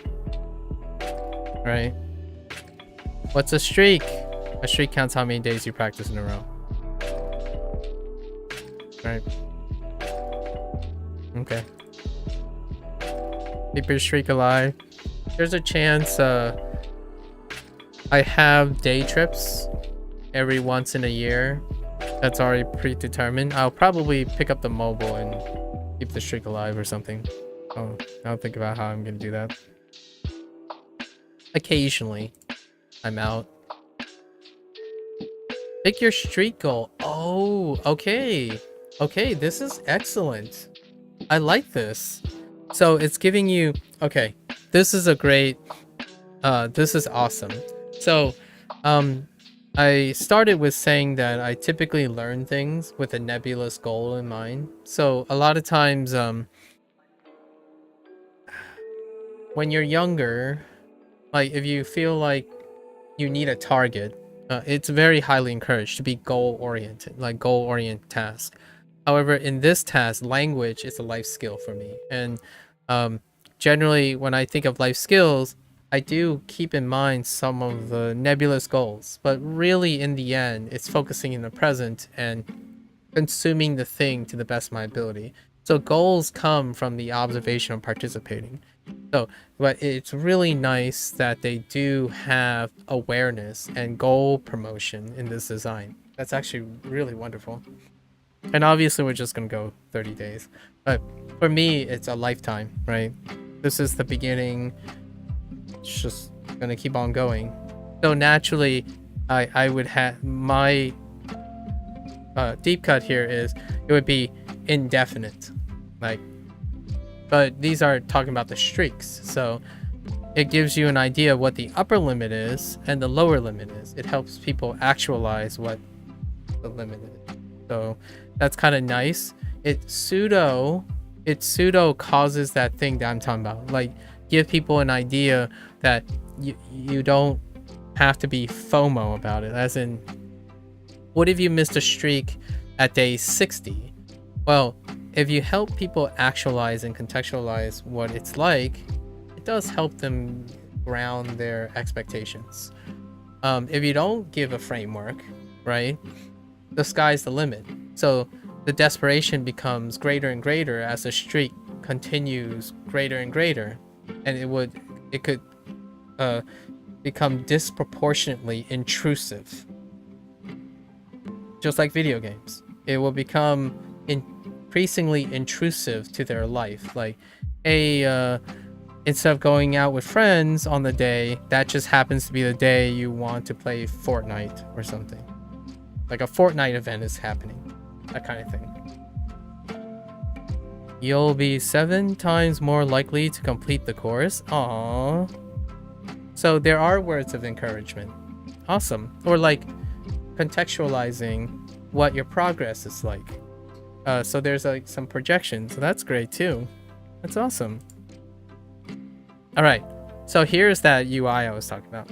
So is there a way? Is there an audio control somewhere? I mean, I'm okay with the audio. It's kind of loud enough. We'll keep it at the level it is. It does help me hear. I feel like now I want better. Now I need better audio equipment. I really want to hear. And these IEMs are like okay. They're not really great for spoken voice that much. So we have the streak, our course, right? Eventually this will blossom into hopefully 3 courses. Japanese, they have a Chinese course and a Spanish course, right?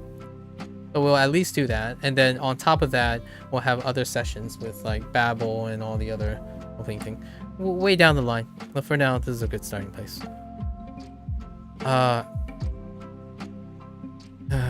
Gem shop. Start a family plan, save on Super Duolingo. That's the thing I was talking about. I don't mind seeing ads, to be real.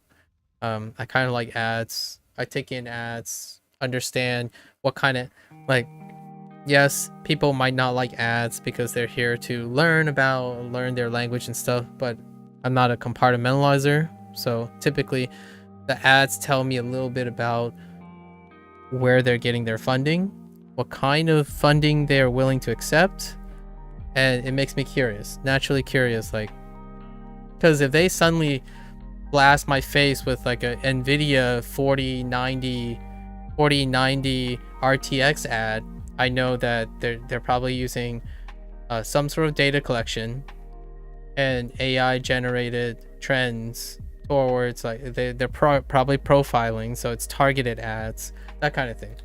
It tells a lot, in my opinion. It's interesting to see what type of ads ends up on stuff. So I might need to turn some stuff off in the future, probably. Okay. Complete 9 more lessons to start competing in leaderboards. So there's like friendly competition, West. So yeah, so there's a free trial. I hope I get to keep this free trial until when I'm ready.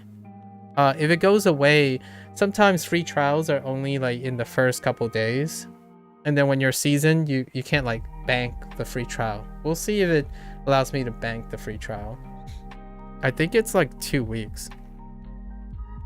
Get full heart so you can worry less about refill hearts. Interesting. Is that how you spend gems? No. Double or nothing. Double your 50 gem wager by maintaining a 7-day streak. Yeah, sure. Hang on. Streak freeze allows you to... Oh, okay. Well, there you go. Allows you to streak free remain. So you can do 2 days. Unfortunately, I'm going to be gone for 2 days. Oh, you can buy a duo plushie. I feel like I'm already, like, I'm sorry, but I like cute things, and even if it's $30, we'll have to consider buying it. We'll have to consider buying a duo plushie if I really love this thing. I love it so far. It's wonderful. That's a very Discord vibe too. All right, so what happens if I click on this? Okay. And did I spend 50 gems? Okay. Yeah. I mean, we're going to do this for the next 7 days. It's no contest. Not even a contest. When I start something, it does, like, at minimum 30 days. Like, 30 days is barely a commitment to me. Generally a year is what I would say is a standard testing time. So I have quest. I see. So daily quest, that's nice. So they talk about stretch goals, right? So they give you they contextualize stretch goals, which was 30 days. It's the cap. And then they give you daily achievable goals, which gives positive reinforcement. So naturally, here's a deep cut here. I'm happy that Duolingo does all of this stuff. I want to believe that when people use these tools, they're also learning to do it themselves. As in, as much as these apps are doing a lot of things for you, like I'm impressed that they had the slowing down and the speeding up and the stuff. It also means that you don't have to end up doing it. So it's great to remind yourselves, like, oh yeah, these designs, these are very convenient. So when these designs are absent and you're learning something else, hopefully this leaves a large enough impression on you to be able to do that because it works. So one of the parts that separate, in my opinion, a great big thing that separates a successful student in academics versus a student that just want to get the academics out of the way. Because no shame, but the two of them will, those two different types can be perfectly happy if they know what they want, right? If they have the develop the self-awareness. But the academic student is often looking to analyze not just what the product is trying to teach you, but how the product is designed. Like, how is it doing this? Why does daily quests make me feel good about myself? Then when you have that knowledge, you can use that knowledge in the future if it works. If it doesn't work, you forget it. A lot of times people do mechanically. They learn things mechanically and they never understand the process, right? So they intuit. When you're a mechanical person, you're intuiting everything. So naturally you won't find those skills transferable because it's just a mechanical skill that you valued. You didn't value what made those mechanical skills possible. Just a little deep, just a little side digression there. It's largely why I like video games and talking about video game design as a person who consumes video games. So much more like this. I quite like this design. And it's starting off with 1. And that's absolutely wonderful. So they're using a stepwise thing where more later, like you're building up, because to get someone to do something, you want to start with a lower investment. In my opinion, more consistently, start with a lower investment, then climb. And naturally speaking, when you do it in small enough steps that is approachable to their expectations, matching their expectations, you can move up that expectation slowly. Instead of saying, hey, here are 10 daily quests, get it all done right now. So then you're already entering that problem of long sessions and they don't come back, right? This is applying a live service model, the stuff that makes live service models for video games so effective, but also very, very tenuous, because live service models for gaming have to balance how much is too much, because they're also aiming for playtime and exposure and stuff. That's the whole business second or business first. How aggressive these types of mini goals and dailies and weeklies designs give you a lens into how much of a priority it is for the company to get you stuck in their product. And starting with 1, I think that's incredibly brave that they just do 1 and then have the teaser that there'll be more. I think that's great. That's another plus. And then leaderboards, you actually have to be committed before you worry about other things, right? So the leaderboard is not readily available yet. It's kind of like video game design. You start with the fundamentals and you build up its complexity. How quickly you do that, yes, sure, you could have people who are already used to having legacy skill. Like for example, if this was English, people will want to skip it because maybe they're learning high level English. Well, this product is not for you. For example. Generally speaking, that's kind of like a mechanical player picking up a video game and say, I already know how to do this. How do I skip the tutorial? That's purely intuitive, mechanical. There's no intellectual understanding to why that tutorial is there in the first place. And then learning how effective that tutorial is. Like for example, for me, when I play a game that has a tutorial, I'm still going to do the tutorial, even if I have a legacy skill. Like if I already know what I'm doing, I'm still gonna go through the tutorial because I want to know, how do I explain this game to someone else? So how did the developers do it? It's informative because if you want to know how to teach people about a game you didn't make, well, you start by observing what the tutorial is teaching you. And then you can make critiques about what the learning curve is and all that stuff. Instead of like a mechanical person making a commentary like, oh yeah, this game's too easy, you don't even need the tutorial. And then sure enough, like a bunch of people say, well, I found the tutorial very helpful. That's the short-sightedness of being a mechanical specialist, as opposed to an intellectually considerate person, right? Just saying. Characters. Hiragana. Oh, there's katakana. Oh, that was katakana. Oh, there is kanji. Oh, wait. Complete lessons in a path to learn kanji. Oh boy.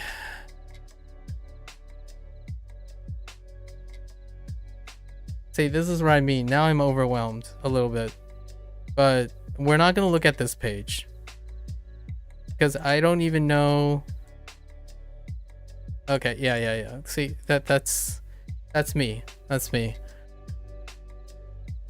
All right, so let's continue. Order food, describe people. Is it...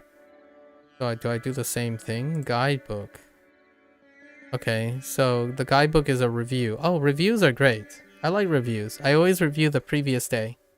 Whether I'm playing video games or not, I just review the previous day all the time to create associations. Explore grammar tips and key phrases for this unit. Interesting. So, sushi kudasai. Ocha kudasai. I think the contraction they used was 2, right? TO. So, gonan to mizu kudasai. は、み、ご飯と水ください。 Do. Okay. Gohan to mizu kudasai. Kudasai. ご飯と水ください。 Oh, do mizu. Okay. Gohan to mizu kudasai. And then des mizu. De. Yeah, mizu des. 水です。 Yeah, mizu des.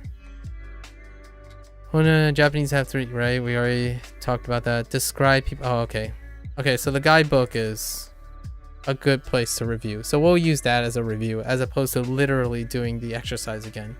I tend to always go from the start and just bootstrap after a certain point.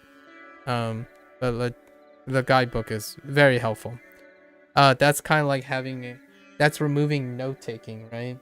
So if they didn't have a guidebook, I would eventually like pull up, like place a tablet program or something on the side, and I would make notes to myself. But since they have a guidebook, that's already removing something that I would do still. I might still do it for a different reason, to actively do it, but we'll see. All right. Mizu. 水、 Right. Sushi. 寿司 Kudasai. ください。 Gohan. ご飯 And then Ocha. Right. 寿司ください Do you just have to do it a bunch of times to iterate? Yeah, I guess this is actually the review part, the iterating part. So, sushi, kudasai. So we can blaze through this, right? Ocha. お茶、 Mizu. みず Mizu. 寿司とご飯 Oh, there's the and. 寿司とご飯 Shishito Gohan. Oh, that's kind of... How do you know how to... Okay. 寿司とご飯 So now it becomes a really soft U when it's... That's interesting. Shishito Gohan. 寿司とご飯 Shishito Gohan. The U gets softened here when Sushi. you... 寿司 Shi- 寿司 Sushi. と To. ご飯 So, sushi and rice.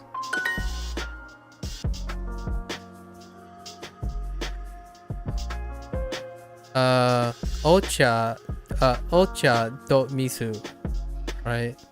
No, ocha to misu. お茶と To 水 misu. Ocha to misu.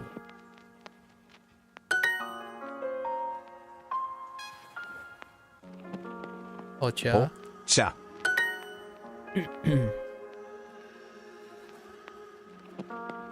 Alright, mitsu. 水 Mitsu. Gohan. ご飯 Ocha. お茶 く Kudasai. ださい Sushi. ご飯と寿司 Gohan to sushi. Okay. Gohan to sushi. Rice and sushi, right? 水と寿司 Mizu to sushi. So water and sushi. Mizu toし oops. す Sushi.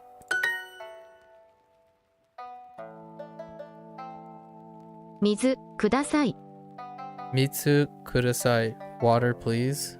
Mitsu くだ kudasai. さい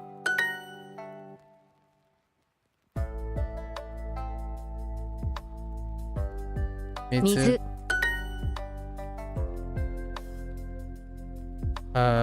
Gohan. ご飯水とご飯ください。 Mitsu to gohan kudasai. Mizu. Mizu to gohan kudasai.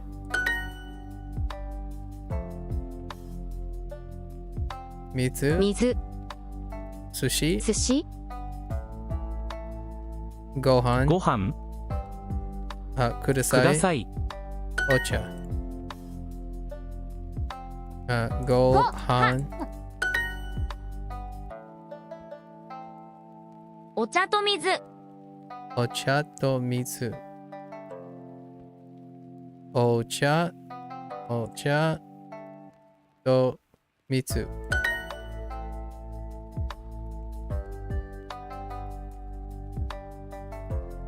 Mitsu. 水 Gohan. ご飯く Kudasai. ださい Ocha. お茶 Sushi. Hooray! Okay. Fair warning. Fair enough. Right? Okay, so you repeat it 4 times. Alright, let's go. 寿司とご飯 Shisto Gohan. I'm so surprised by this, where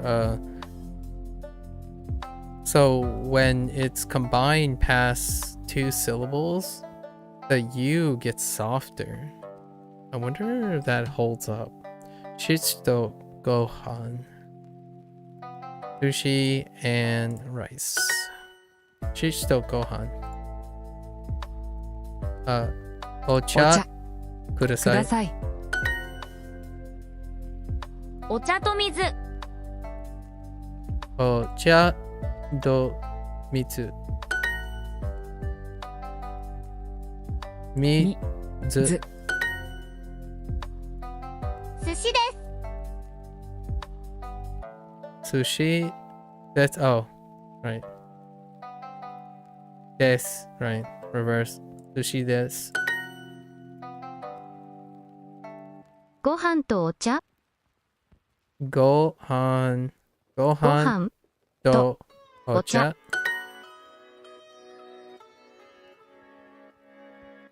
ocha. Mitsu 水 des. です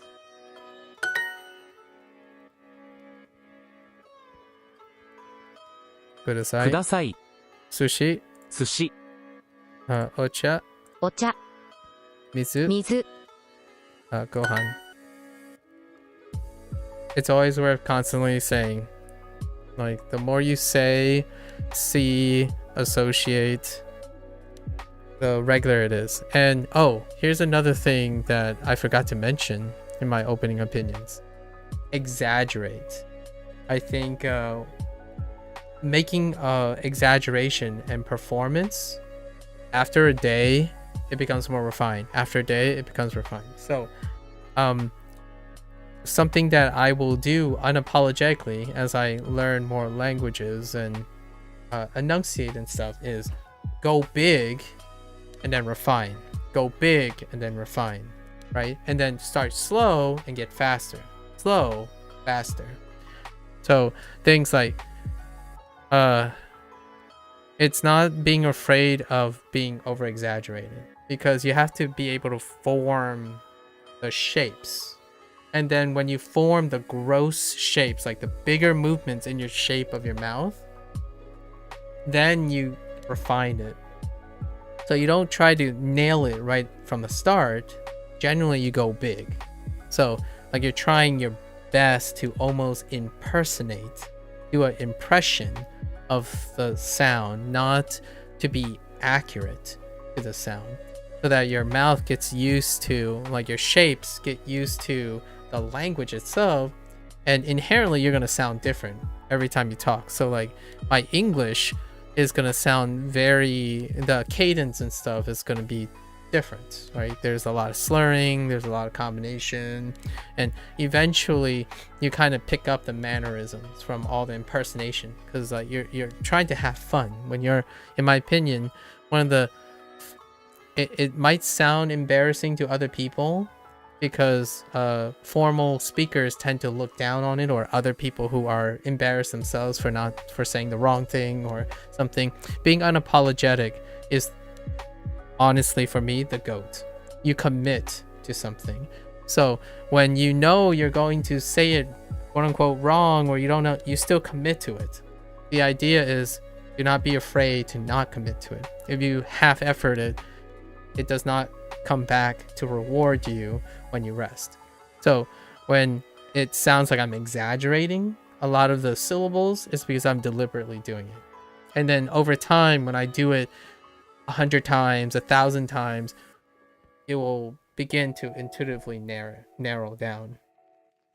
So this will be very noticeable when I start learning Mandarin, or like imitating Mandarin, because there are some syllables in Mandarin, that some sounds in Mandarin that I've been very shy about. So when I'm around my parents and I use some of those syllables, like, yeah, they come out, I haven't commit to them. It's kind of like singing.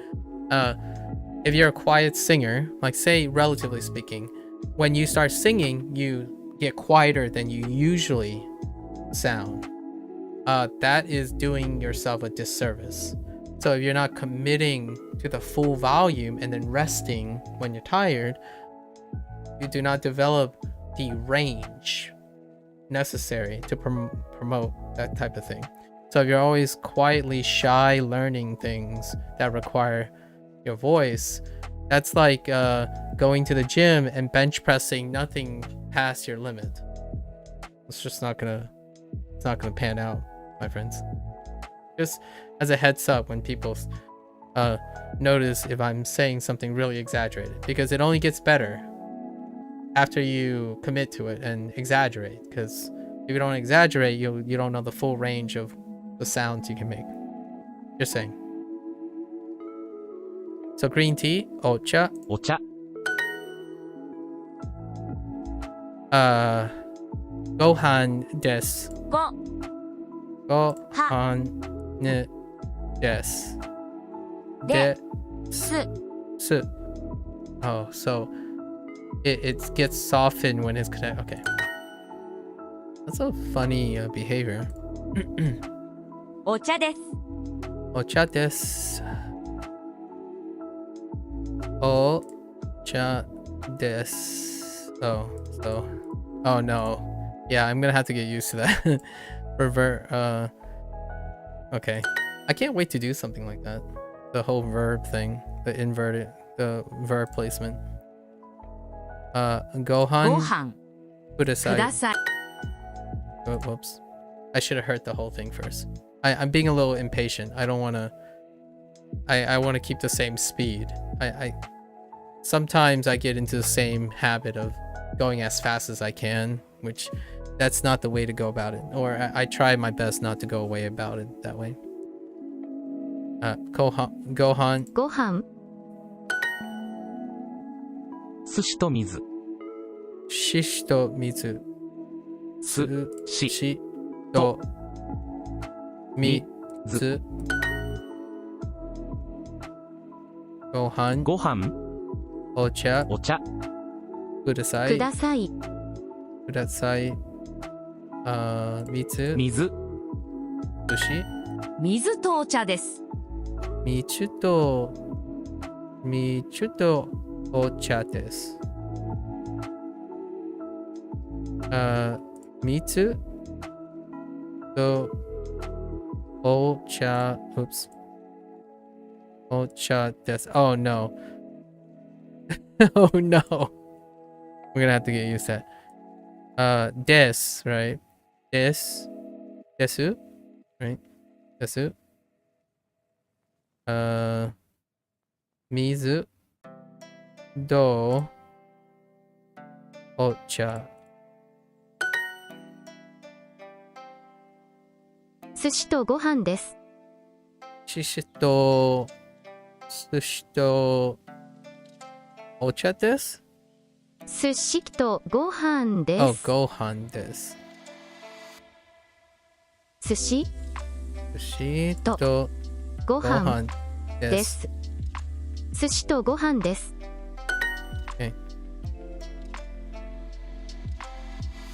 寿寿司ください。ご飯お茶。お茶ね、水。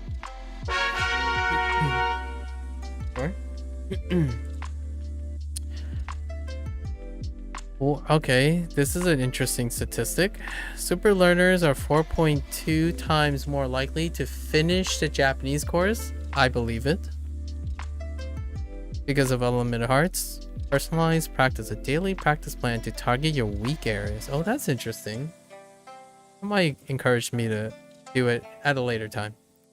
Prove your mastery. Unlimited tries to reach legendary level without paying gems. That's interesting. And then no ads. Okay, fair enough. We already explored the grammar area. So let's go back. Start challenge. Try the hardest exercise from this level. Okay. お茶とご飯 Ocha to gohan, right? Ocha to gohan, okay. Ocha to gohan. 寿司と水ください。 Shisto mitsu kudasai. 寿司 To mitsu 水ください。 kudasai. ご飯ください。 Gohan kudasai.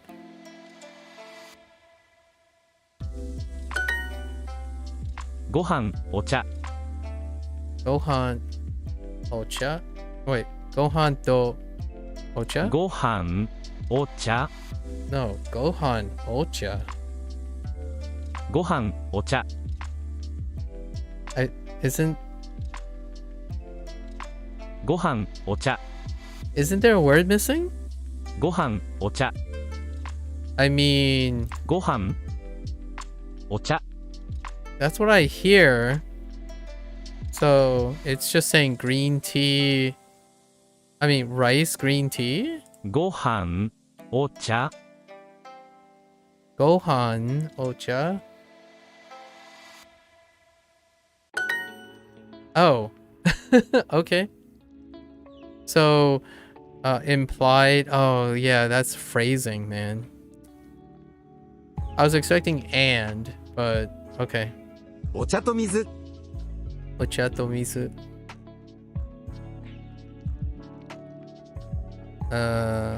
Ocha to mitsu.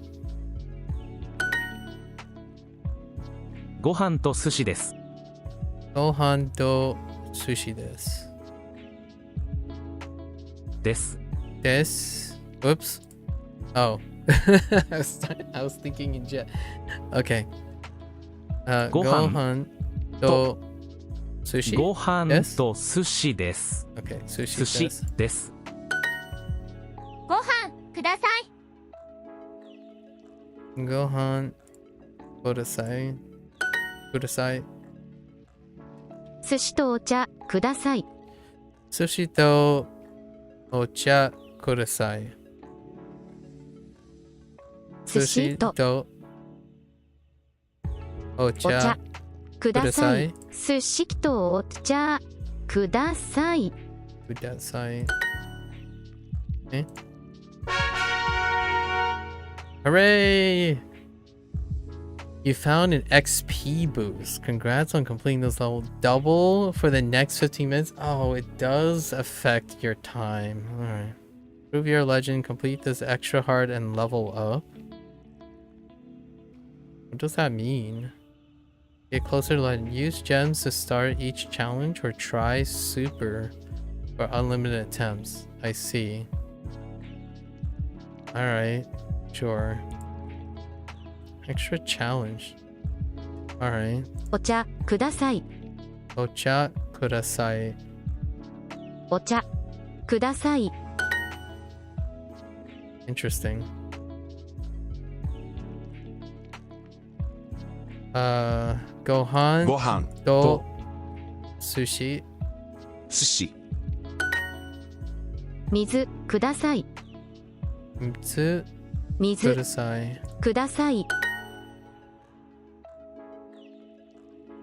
Gohan ご飯 mitsu 水水ください。 mitsu kudasai. ください。寿司、お茶。 Sushi ocha.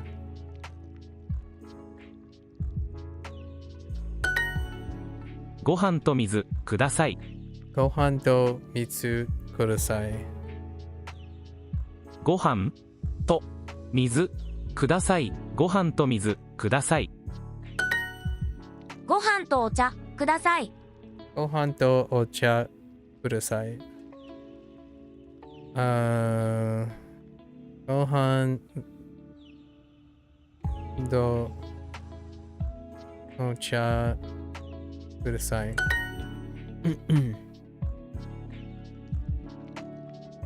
お茶水 Ocha mitsu. ご飯、寿司。 Gohan sushi.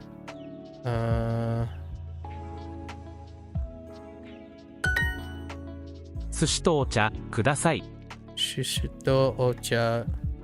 Sushi to ocha kudasai. 寿司とお茶ください。寿司とお茶ください。ご飯と水ください Gohan to mitsu. Gohan to mitsu kudasai.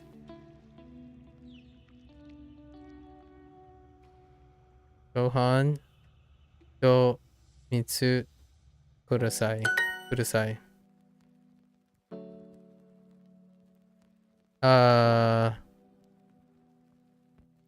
Mitsu 水ととご飯飯で。です水とお茶。水とお茶。水とお茶。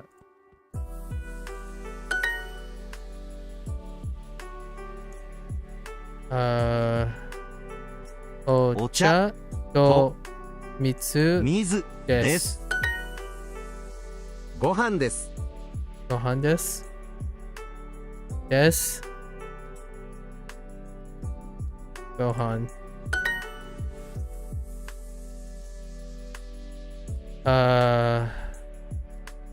寿司とお茶です。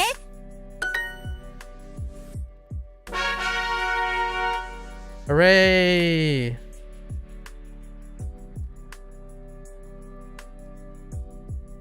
Yeah, I'm gonna have to turn that off at some point. My locker. I want to see what the ad is, actually. We'll do that next time. Oh, so you can go on for quite some time actually. We've been doing this for an hour now. Man, time flies. I'm still feeling pretty good. We'll do a little bit longer actually. Let's get to whatever this is. I'm kind of curious what this is. Oh boy. Sushi. Alright, sushi. Oh, does it keep going Ocha. with food? Ocha. お茶お茶ください Ocha kudasai. お茶ご飯 Ocha gohan. お茶ご飯お茶ください。 Ocha kudasai. 寿司お茶 Sushi, 寿 ocha. 司お茶 Mitsu 水 kudasai. ください。ご飯ください Gohan ご飯 kudasai. ください Sushi kudasai. 寿司くだご飯水 Gohan mitsu. ご飯水寿司水 Sushi mitsu.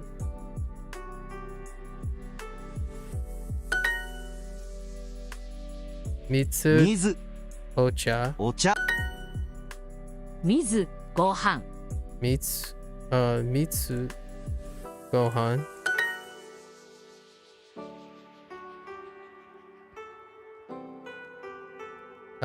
Gohan ご kudasai. 飯ください。 Sushi 寿司 mitsu. 水 Hooray! Time for a quick refresh. Review some exercises you haven't seen in a while from Unit 1. They have a built-in review. So I don't even need to review. What the? That's awesome.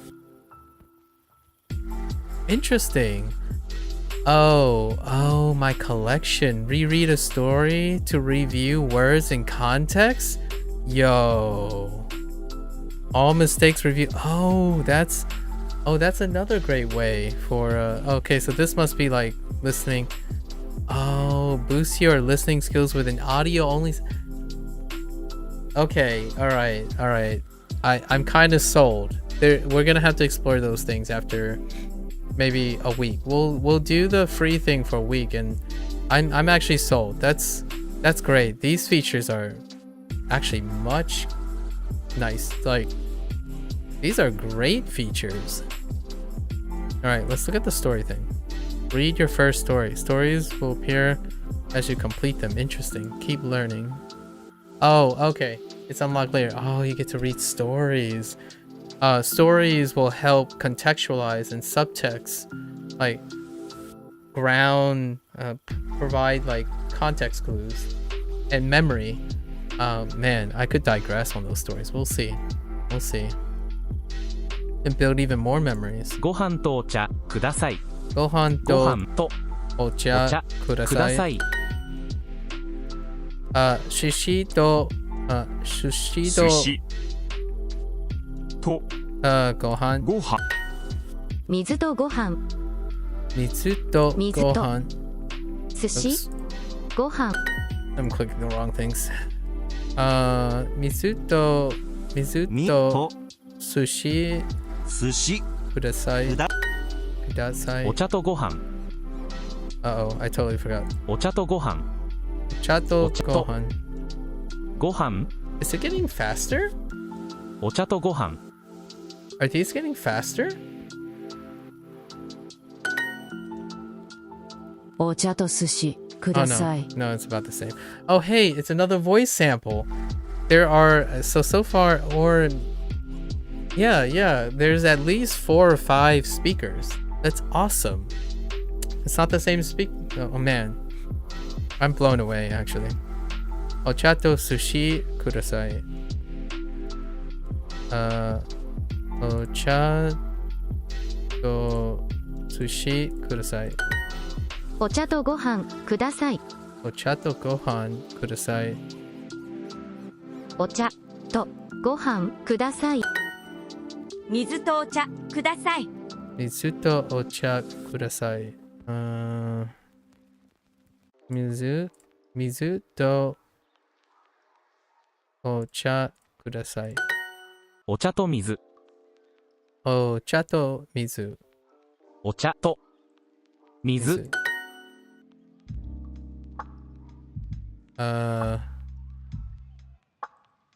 ご飯と水ください。お茶と水ください。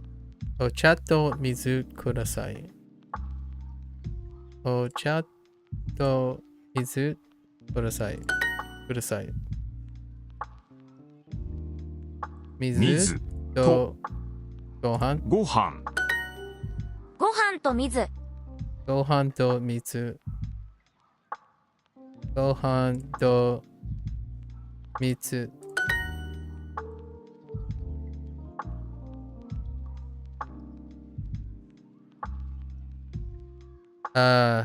お茶お茶ととごご飯飯ください。ください。お茶お茶と水。水。 Hooray! Sharpshooter achievement. You complete it with no mistakes. Oh, that's kind of cute. Some achievements on the side. Mini achievements. I just want to know what this お茶 thing と is. 寿司です。お茶と寿司で寿す。ご飯と水です。ご飯と水です。So, です。ご飯と水? Okay. I'm trying not to look up here. I'm actually trying to remember the words. ご飯です。ご飯です。ご飯です。水です。水です。Oh. 水。Yes, です。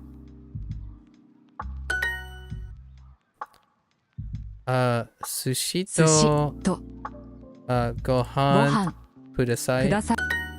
お茶とご飯です。お茶とご飯です。お茶とご飯です。寿司と寿司と水。水。寿司とご飯です。寿司とご飯です。寿司とご飯です。寿司とご飯です。ご飯です。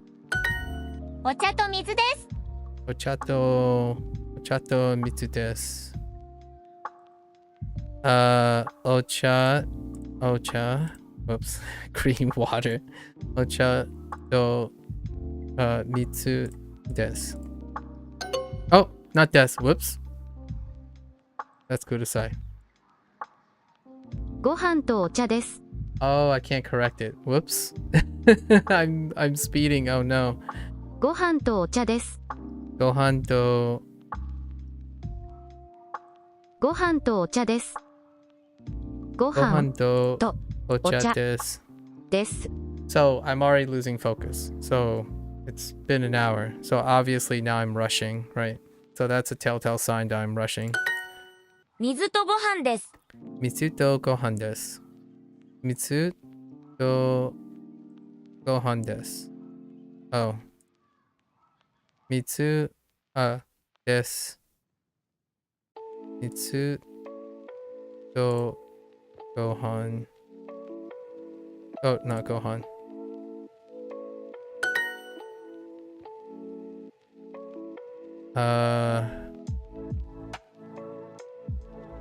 お茶です。です。水と寿司です。水と寿司です。Oh my gosh. I gotta think of another way to make sure I automatically think reverse of this. Or like displace this. It's because I'm not thinking about using English words at the moment. It's water and sushi. It's water and green tea. It's water and green tea. So, 水水ととお茶です。お茶です。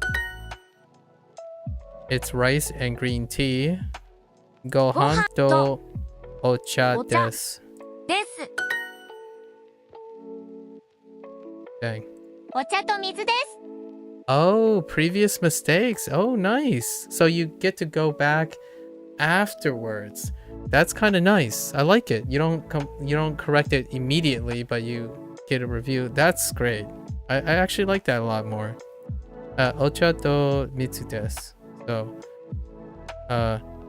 it's green tea, and water. Neat. All right, one more.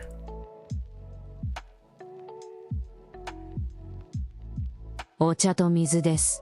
Oh, and it reinforces the ochato mitsu desu. It's green tea and water. 寿 Excellent. 司と水。 Sushi to mitsu. Sushi to mitsu. Oops. 水とお茶ください。 I should. Okay, so now I should say it in English when it's English. 水とお茶ください。 Mizu to 水とお茶ください。 mizu to ocha kudasai. Right? 水とお茶ください。 Yeah. 水とお茶ください。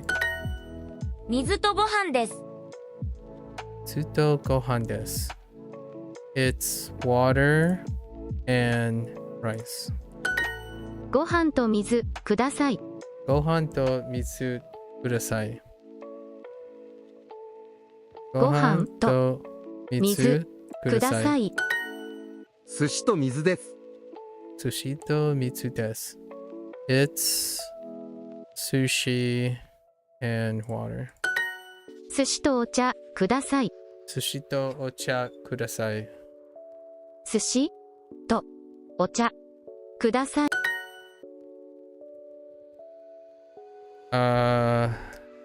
お茶お茶ととご飯ご飯。ご飯と寿司ください。ご飯と寿司ください。ごご飯飯とと寿司ください。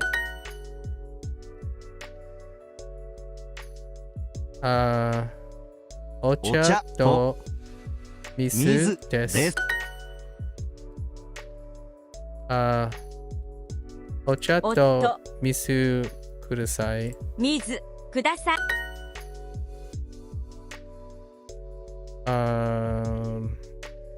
お茶と寿司です。です。 Hey. Again? Okay, what is this thing? Learn hiragana? Oh man. I mean, yeah, why not? Wait, oh, I see. Yeah. Oh, so it goes back here. I see.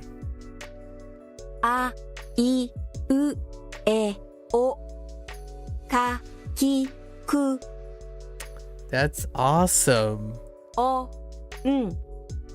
Hmm. わろ Do, れ dre, る dru, り the, ら la, よ yo, yeah, the ら la, the, り lu, る re, れ ro, ろ yeah, the R's.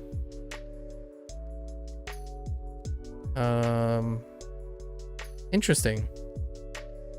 That's it? Okay, wait. Wait, how do I learn the characters? Oh! Hidakana 101. Japanese, okay. Hidakana, katakana, and kanji. In hiragana, each character represents a syllable. For example, 牛牛 Ushi is pronounced ushi. It means cow. Can you figure out what 寿司 they chose sushi? Wait. Okay, I see. So, interesting. すし As in cheat. Oh, that's funny. う As in like two. Ooh. うこ Oh, as in, okay. That's kind of neat. They use analogies to English words. Nice. す Wait. Oh, neat. I wasn't expecting this either. So Duolingo covers that as well. Oh my gosh, that's amazing. That's so awesome. Okay, so I'm already blown away that they also included hiragana. And then I'm using a tablet here. So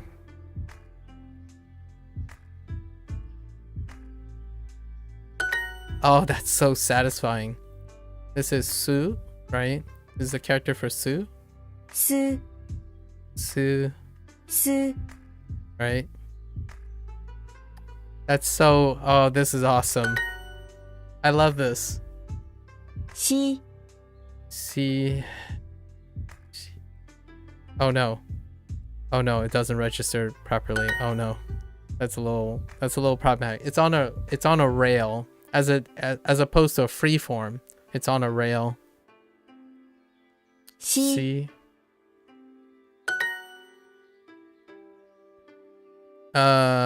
Su, すし see, し she. Okay. う Ooh. Okay. Ooh.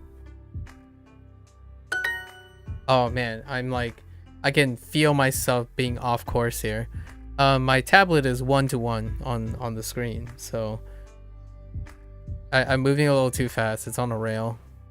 So this was ooh, う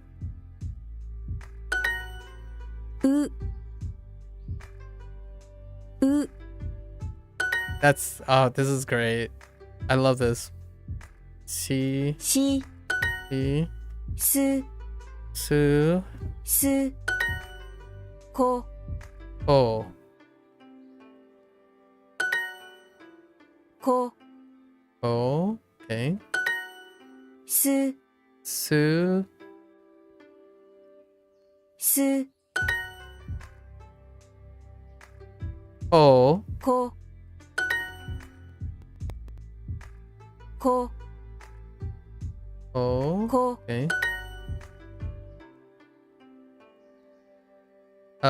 Ooh, う ooh, すし sushi. すし Whoops. しこ Ko. こ Okay. Su, す ooh. こ Whoops. My bad. This is cool. Oh, ooh. Sorry. This. She. し Oh.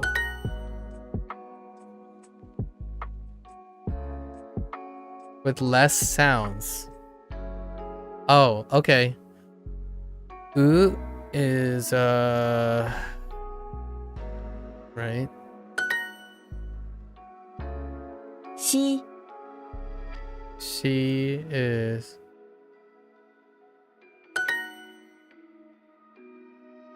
Su. Ooh. She. Ko. 牛 Ushi. Ooh. Ooh. Oh wait, what? 牛 Ushi? So, ooh. She? Nice. Oh man, that's so satisfying. What the heck? Oh, that's awesome. And wait. And you have to do 5 of them? Oh my word. This is we're gonna be here forever. Alright. I think we're gonna I kinda wanna do this part. Let's do this part. Let's finish this part. Su, すし she, し u, うこ ko, こ whoops. U, う su, す ko, こ shi, すし sushi, すししす shisu.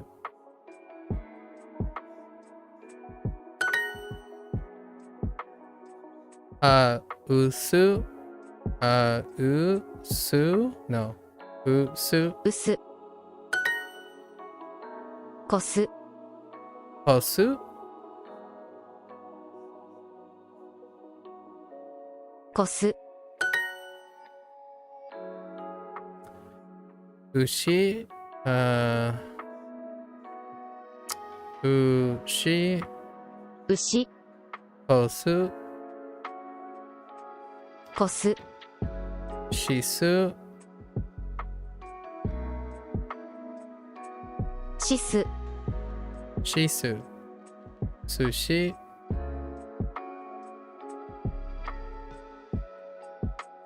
すし usu, 牛 ushi, う shi, し oops, うすす shishi. That's kind of really funny. Shishi. Oh man, back-to-back S's. That's gonna be a problem. Shiu. Shiu. しうしこ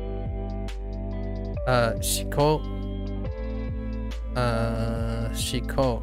しこ Susu. すす Koko. ここ Shiko. Shiko is しこ Koshi. こし Shiu. こし Koshi. Koshi. ここ Koshi. Okay. こ Ko.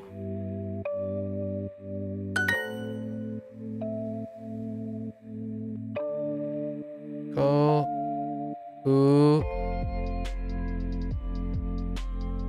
Shi. Su.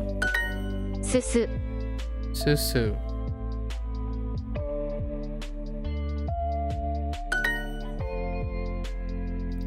Shishi. ここ Koko. Shiko. Shiko.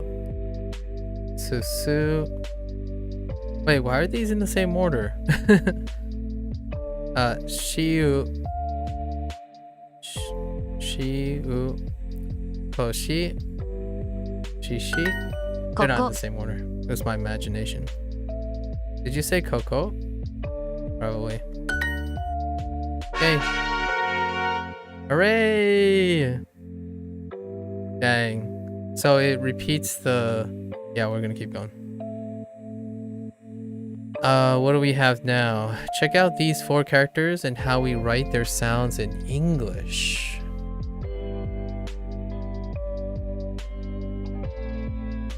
That's complicated. Holy heck. Akasa. E. Oh, that's an O. Okay. Wow. That's hard to see. 赤 Aka. Red. Okay. Okay. Yeah. A. Oh no.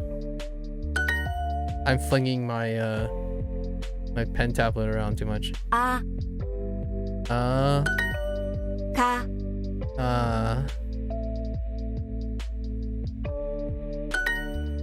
Ka.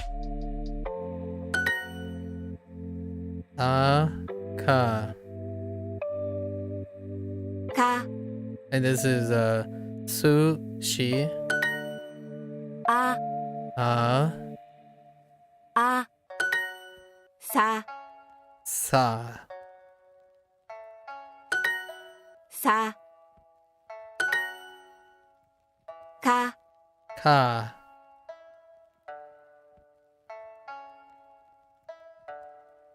Ka. A.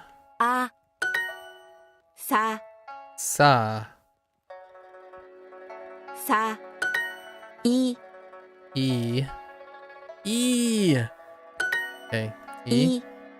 Okay. E. E. And this is what? This is she. Ka.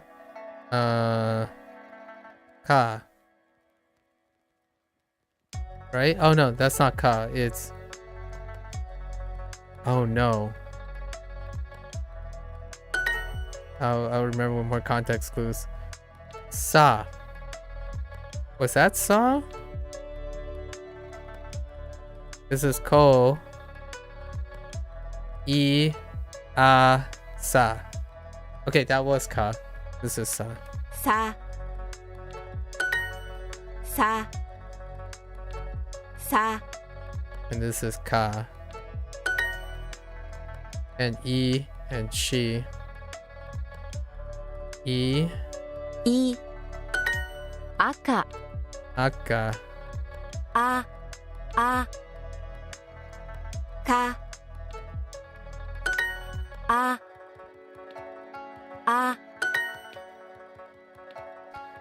A. Su. Su. E. E. A. Sa. Sa. Ka. Ka. E. E. Ka. She. Sa. E. A. Kasa. Casa.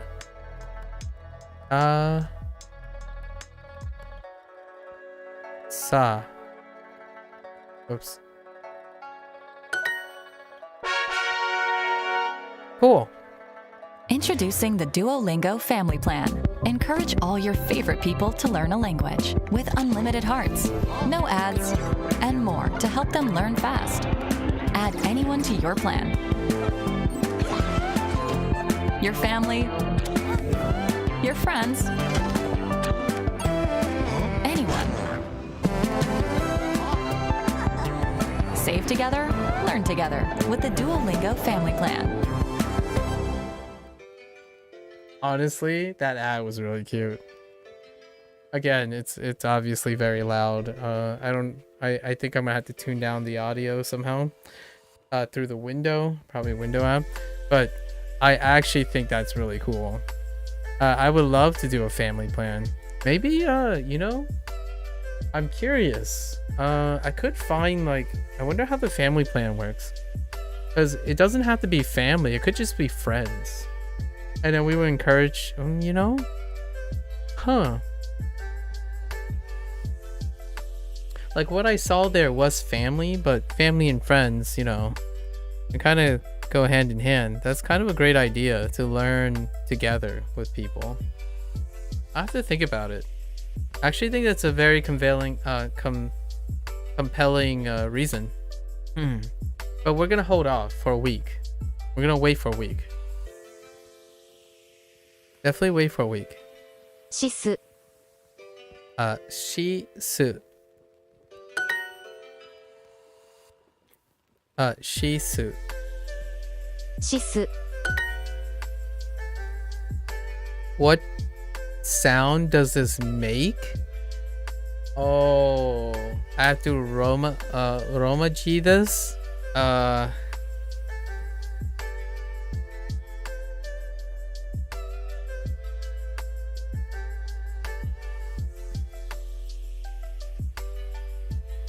no, I don't remember this one. Is it... I keep leaning towards Ko, but that's not it. Is it? Ko... Su? No. Can I... Oh no. Let's go over all the context clues, right? She... Oh. Maybe it's, Su?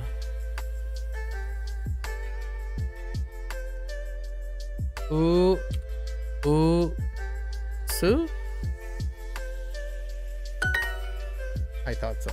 Okay. こす。 Kosu.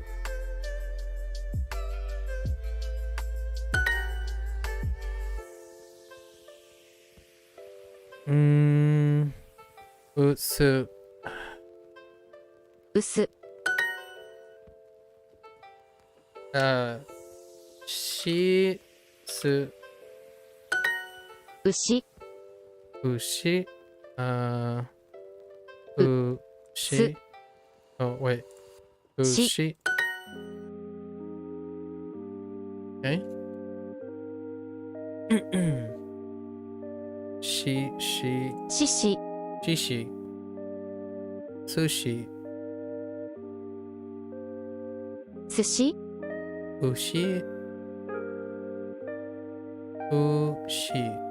牛。 Usu. うす。 Kosu. 腰。 Koshi. Sushi. 寿司。 Sushi. うす。 Usu.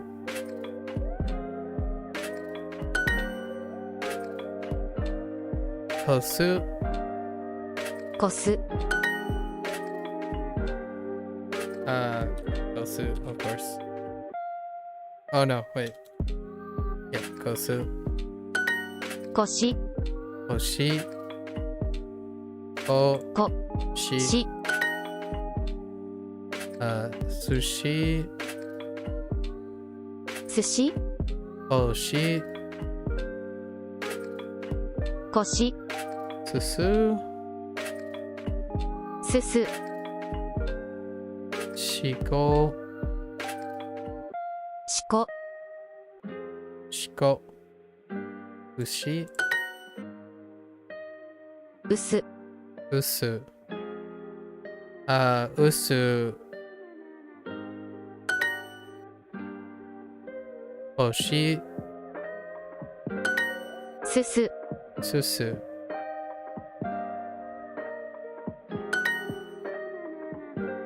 Shiu.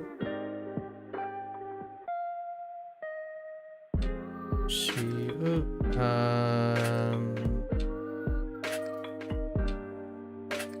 Usu.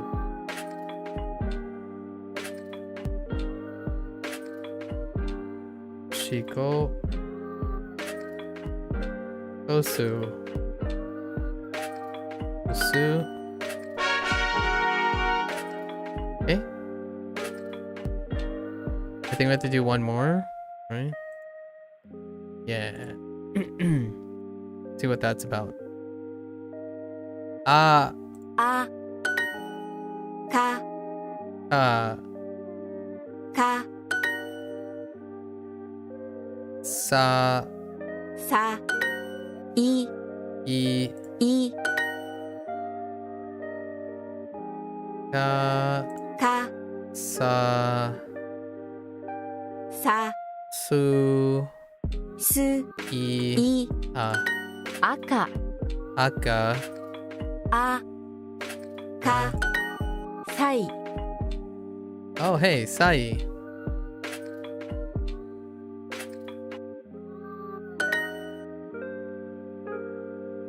Shiga. Shiga. 鹿 Shiga. うさ Usa. U. Usa.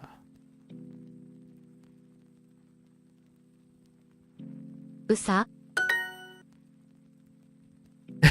USA. USA. Sorry. USA.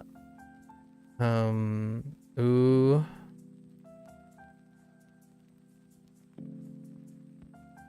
Usa. Shika. Shiga. 鹿 Sai. Sai. Sai. サイ Kasa.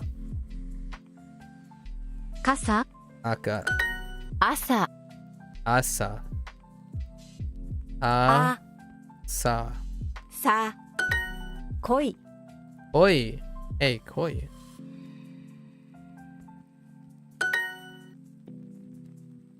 Ashi. Ashi. 足買う Kau. Wait. 買う Kau. Kau. 買う Isu. Isu. 椅子 Isu. Koi. Koi. Kau. Oh, oops. My bad. I didn't mean. I didn't 恋 mean. Asa. Koi. Asa. Asa. Asa. 朝 Ashi. Ashi. 足 Kau. 椅子 Isu. I. い Su. す Okay. Ka. い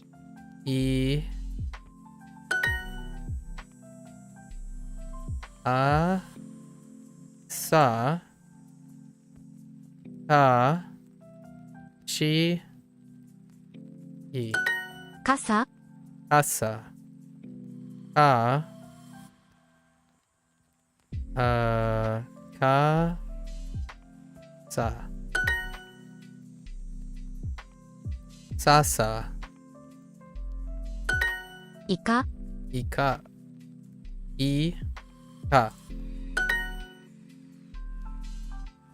Ika. Asa. Shika. Shika. Shika. Asa. Usa. サイ Sai. Sa. I. Hooray! Okay. It opens the door. Oh, okay. Oh, what happens when I open this? Do I just get gemmies? Well, there you go. I think that's good enough for today. How long do we play?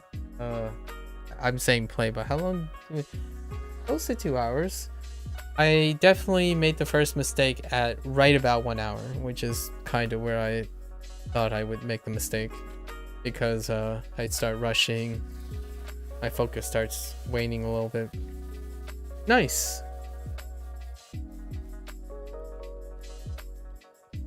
What the heck is this? Let's view this league. Interesting. Top 20 advanced to next league. Wait. What does that even mean? Oh. Oh, that's cute. Oh, hey, I can set my status. A poop? Aw, that's kind of cute.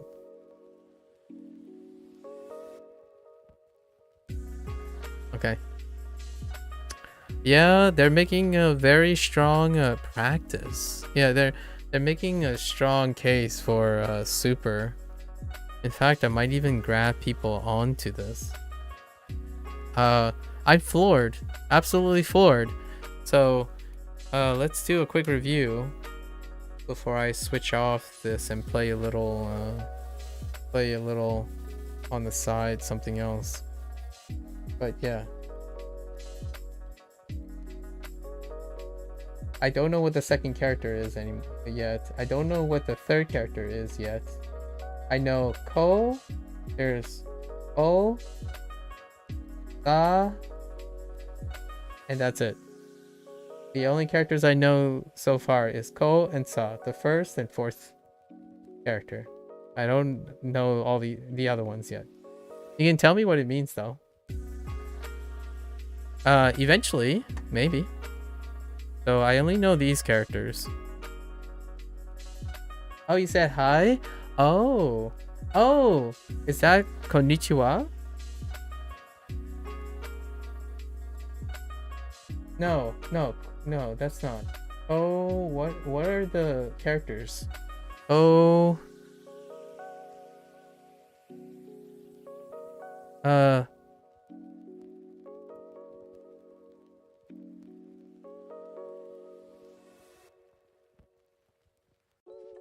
Can't seem to find this character. What is this?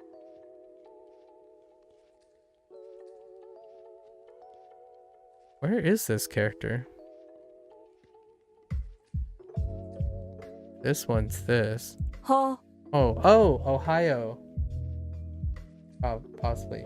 It's pronounced differently than spelled on the last one. Oh. Look down like this here. Oh.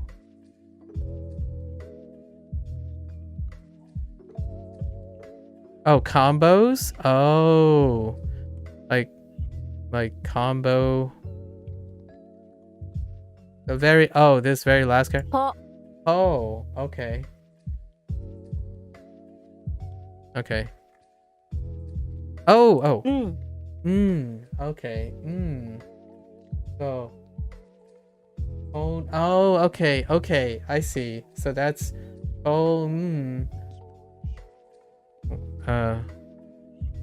Ni? Ni. Oh, yeah, I didn't learn Chi yet. Chi. Yeah, I didn't learn Chi yet. Yeah. Oh, I don't recognize the fourth character. I was thinking of Sa, actually. What did Sa look like?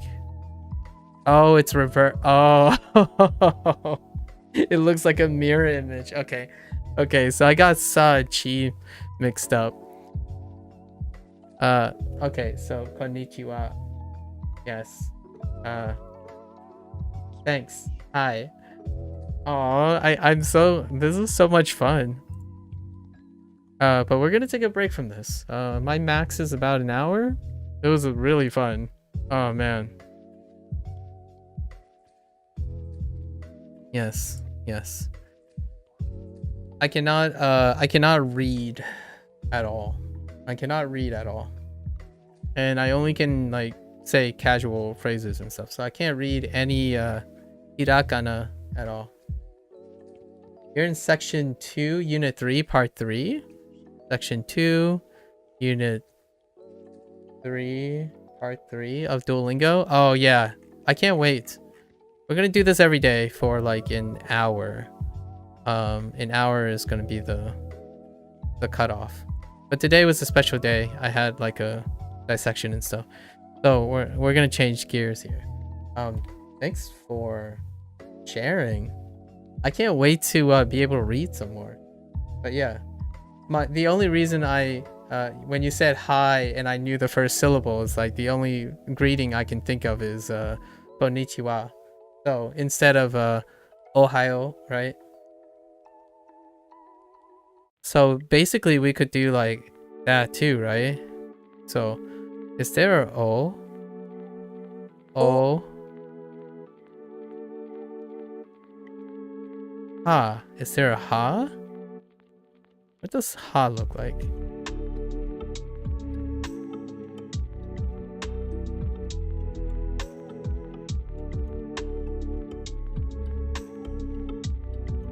ha yo.よ Cool. O ha yo. おはよ This is kind of fun. Sorry. I'm all right. We're gonna switch gears now, but I have to pace myself, obviously. Lots of deep cuts there about pacing myself. All right. Well, I'm gonna be switching gears here, so pardon, folks. That's a wrap for Duolingo today. Duolingo Japanese.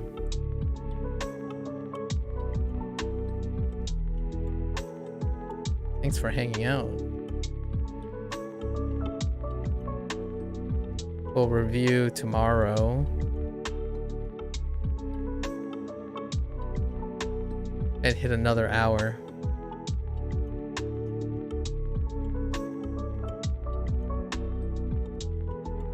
All right. So.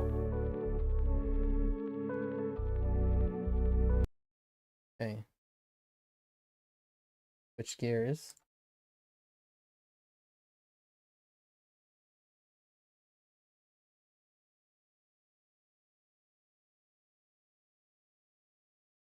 Okay.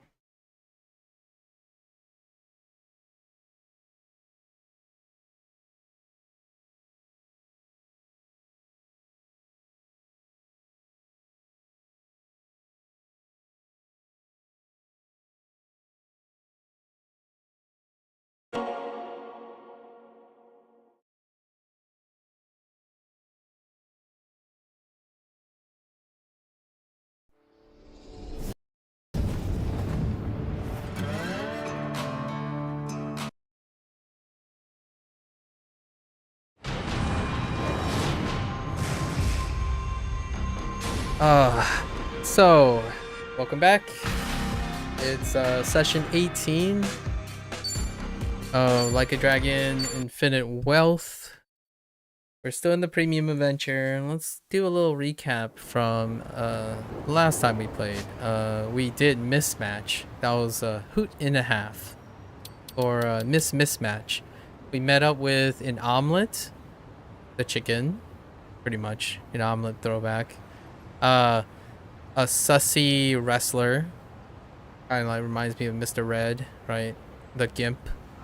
And then had one of the saucy ladies. I think the saucy lady was let's go to Casca's menu. Personality, challenge, mini game, mismatch.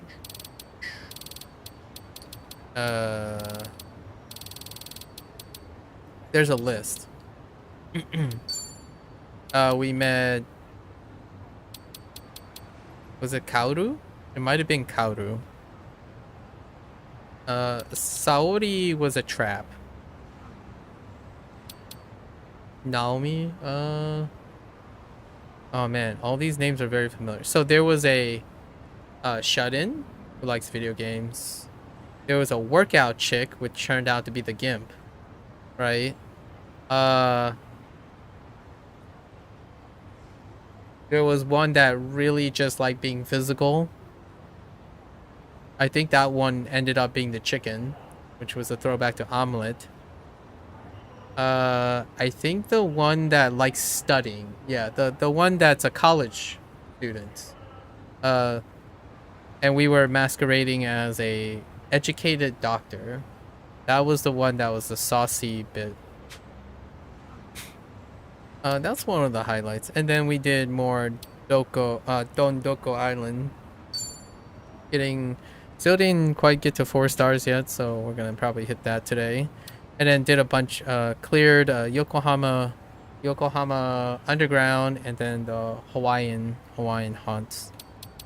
Meanwhile, we spent a lot of time figuring out what we were gonna roleplay as, the secondary jobs, and then all the guys that are not in the main group are getting their texts for the secondary jobs, and then we're gonna phase them in, and then cycle out the secondary jobs of. Oh, you know what? Having Kiryu and Casca. Having Kiryu and Casca would be changing into their second jobs would be kind of ideal here. Why am I at Kiryu? I guess we finished the Yokohama Underground. What else would I be doing this? No, I think we're good. So we just swap back. Right? Yeah. We're just here to swap back.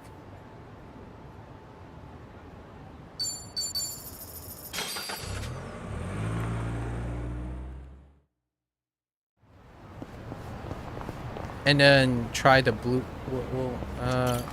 Yeah, go back for Dondoko Island. You deserve a break. Dondoko Island. Try to get 4 stars. And then do a big swell, maybe. Unless it's like really, really scaled up. We'll see.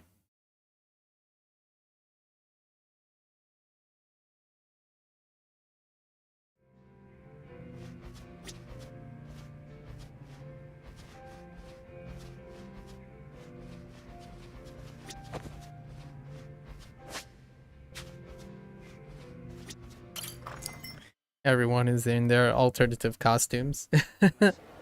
Their jobs. Yeah, let's head to Dondoko.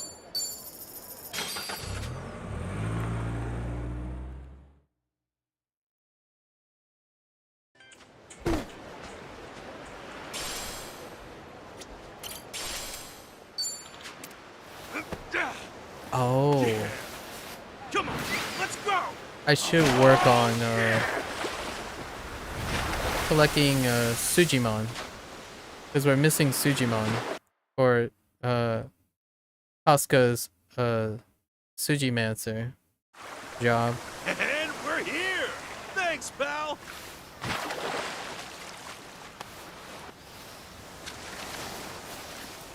Because we need to raise Sujimon for his abilities. You can't use the DLC ones. Was that a bondage chair? What the heck? That bondage chair kind of reminds me of the one abandoned cabaret club asset from Lost Judgment. Okay. Furnishing. Furnish Casca's room. The question is, do I have any furnishings left? I do. Here's one. So let's put this, just jam it in the room, right?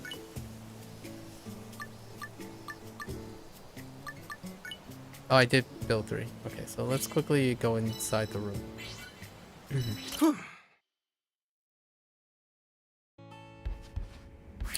We're gonna have to upgrade the house.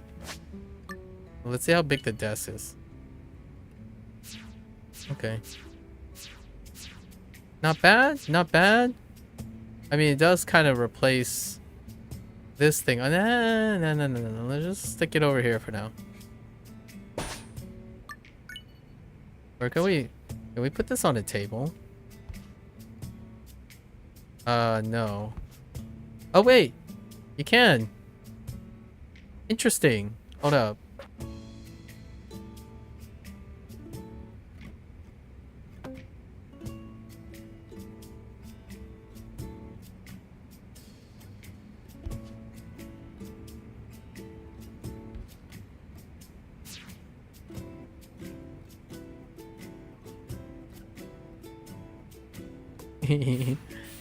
Oh, there's no way to move. I wonder if there's a way to move,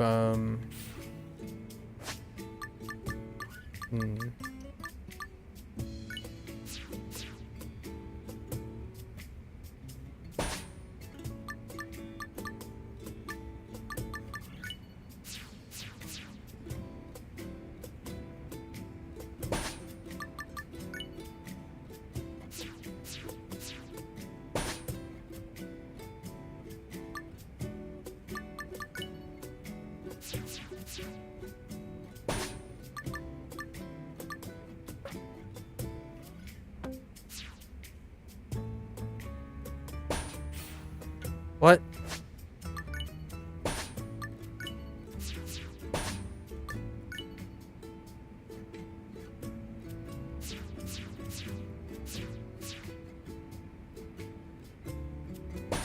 Okay.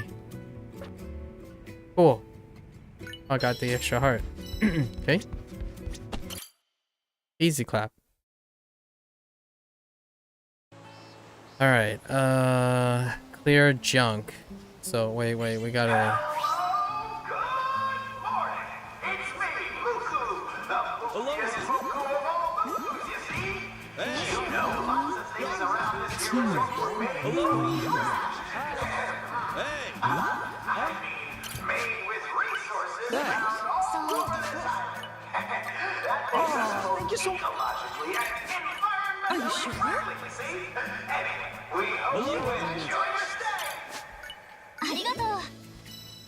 Konnichiwa.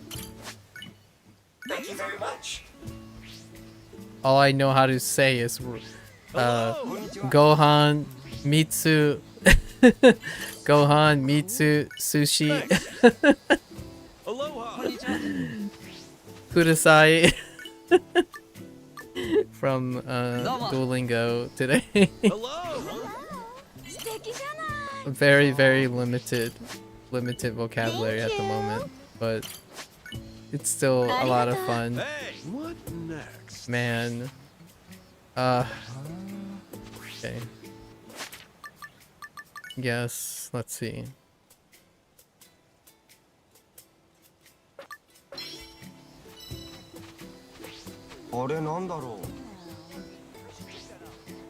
Aloha. Hi. Ocha, right? Ocha. Where's this guy at? What the heck? Where's this butthead at? Wish I had some friends here. Why can't I? Where are you?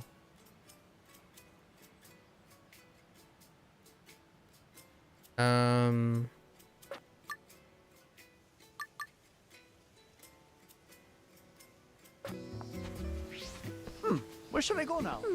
What to do now? No. Build a circuit here. Oh, I see him. This is nice.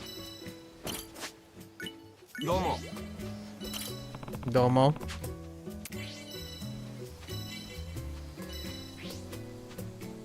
Yeah, right? No. I forgot how to say not a problem. Yeah?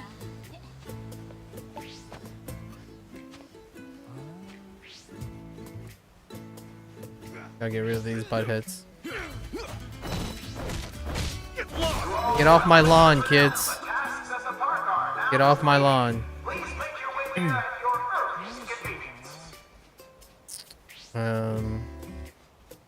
Okay. I should check that out. Oh no. I don't have garbagios anymore. So where do I clear trash?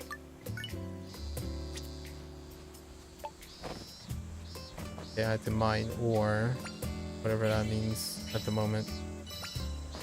Largely, I just pick him up. Pink flowers.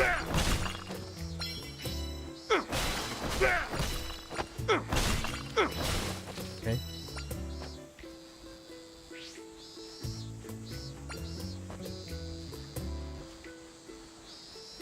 Let's fish. Where do I get... Oh, I need to place 3... This list is kind of gross. I don't want to break my streak. Okay. Is there like a specialty ore out here? Yes.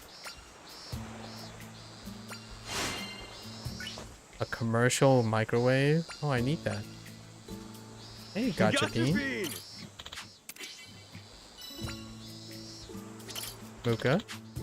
Muku, sorry. Alright, we got it. Alright, let's get fishing.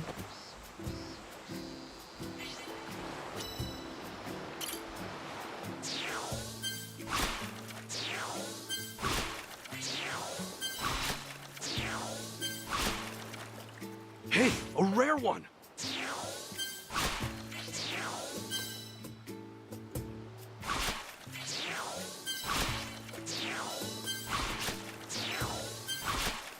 How the... Is that a shark? Big one. Ah, yes, the golden shark. Gotcha.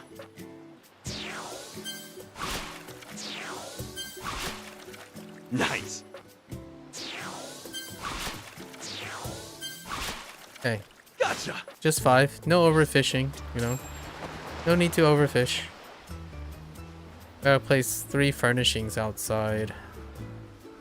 I gotta find like trash to clear out. That might be difficult without an actual place to work on. Oh wait, maybe hold up. What if... Oh, we can move all the buildings out here now. Oh. Wait.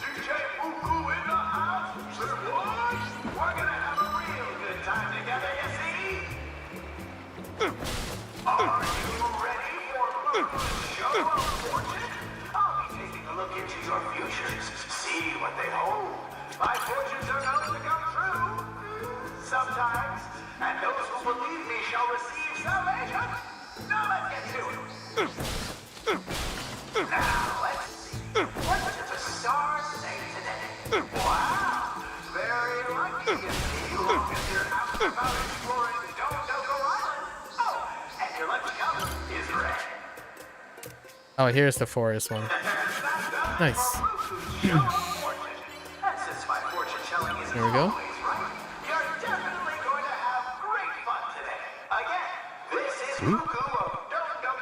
So, this is the forest. What do we have here now? What are you? What do you call yourself? Captain? Washbuckler. Order master. Okay.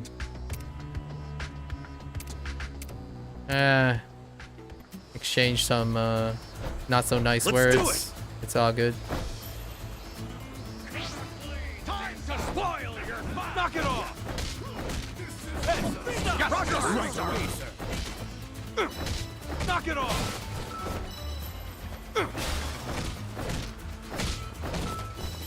Yeah. Get lost, will ya? Hey, stop. Get lost, will ya?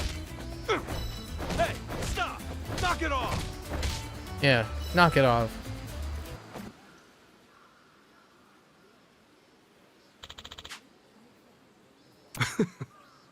Yep. Go and tell your captain. Captain. Get the heck off my lawn. Yeah, get the heck off my lawn. Heckin' kids. Yep. This is where we're gonna get the trash clear daily.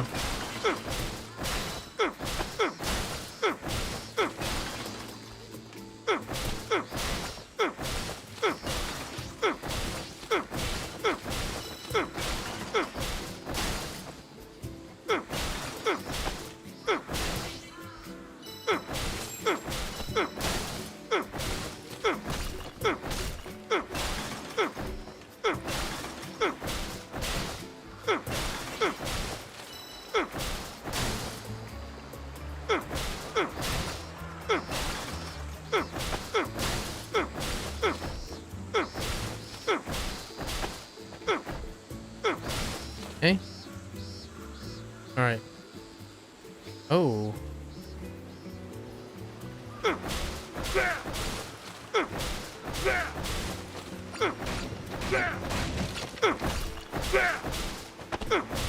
Okay.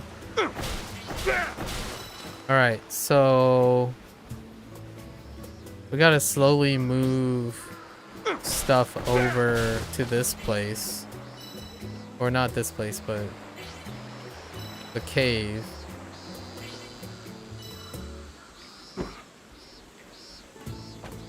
signage.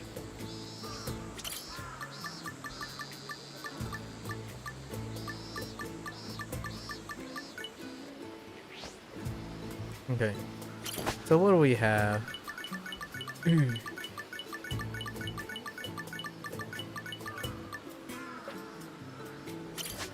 already have some buildings that we don't have room for. Okay.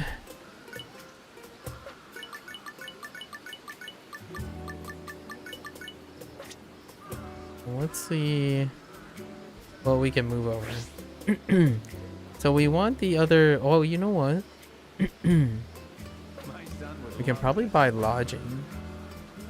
Another lodging. Welcome.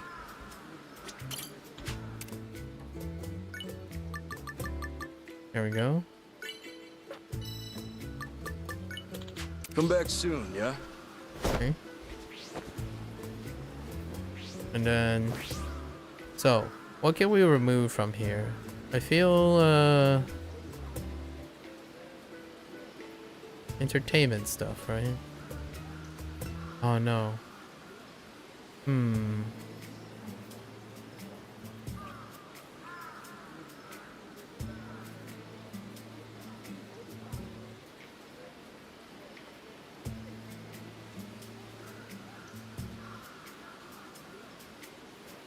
Yes, I want all the food. I want all the entertainment stuff somewhere else. Okay. You're coming along. This is the theater.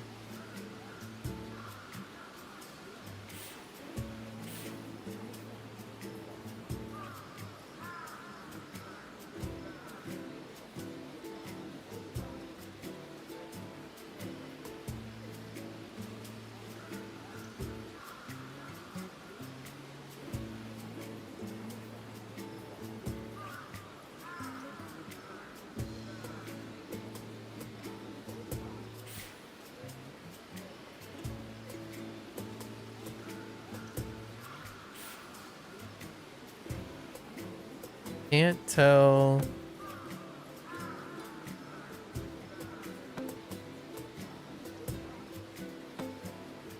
Oh man, I really can't tell some of these buildings apart. Okay. Okay, let's go out here.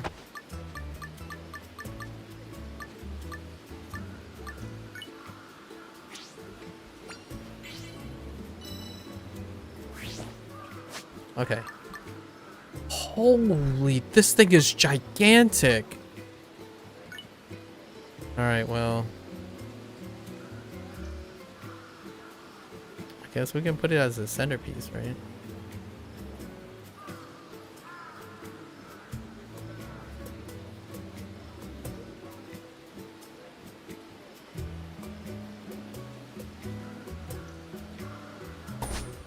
Okay. What is this? Unassuming eatery. We'll take that back down. Sure. We'll stack like little things over here.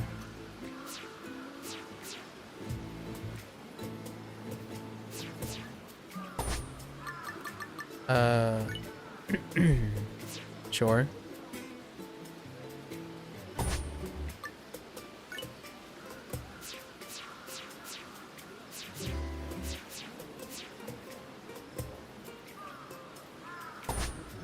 Pawn shop. Oh, Lamarck is gonna go over here.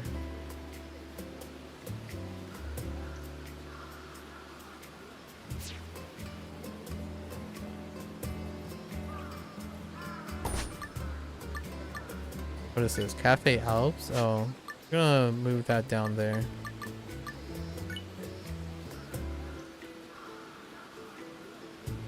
Place. Yeah, so we can place a... oh, you know what?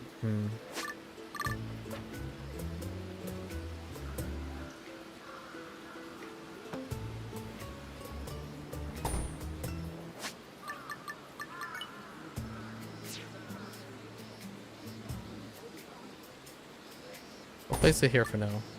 Until we have more buildings.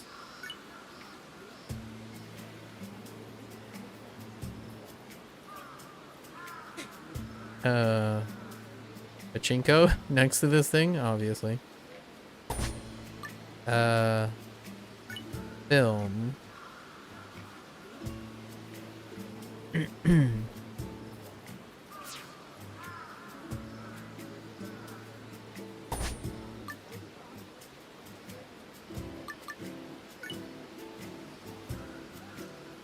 We'll just plop these things over here.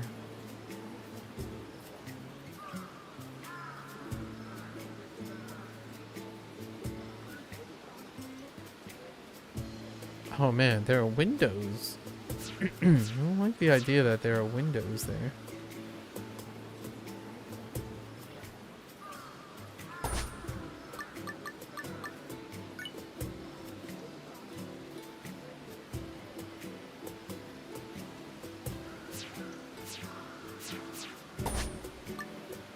What the heck is this? Oh, it's an onion. Awkward.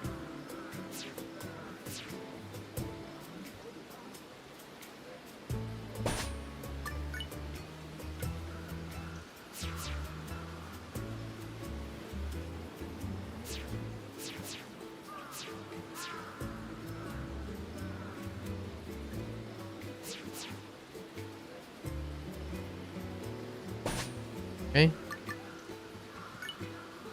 Cafe Alps, we're gonna go down.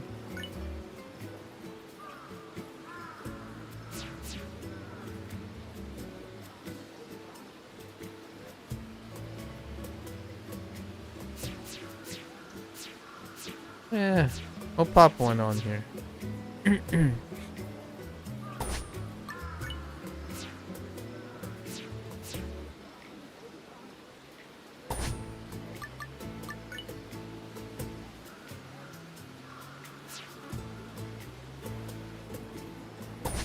Okay. Slowly but surely. Okay, let's get to the farm.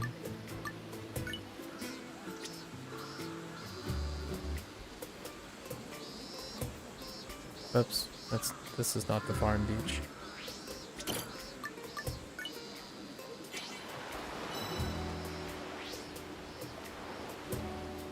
Off to the farm.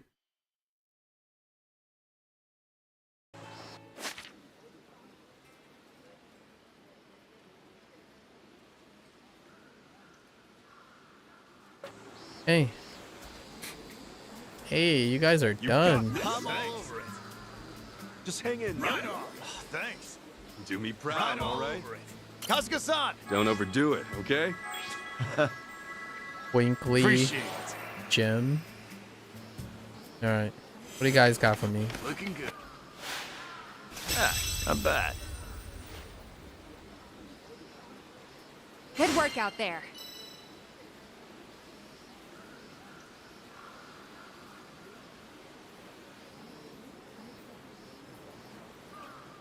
Who should take the job? Oh. Do I have light folks? Okay. Sure. Oh, what a drag. You're a drag. Oh, what a drag.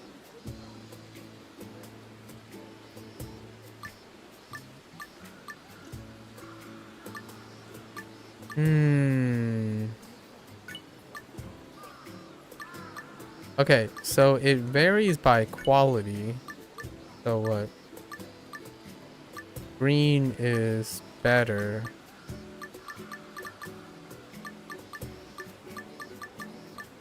Interesting. So quality goes...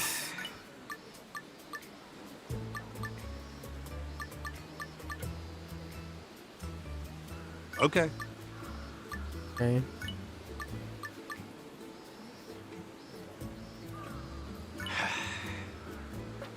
Alright, get to work, folks. Let's get to work. Oh, you guys are done too. Just hang in. Yep. I'm on it. You got this. Thank you. Thank you. Wait, are you guys done? Kasuga! Glad you could make it. Oh, Thanks as always. I'll do my best. You look freaking ridiculous, man. Nice. Okay. Come on, babies. Keep. That was good. That was great! What'll it be today? All right.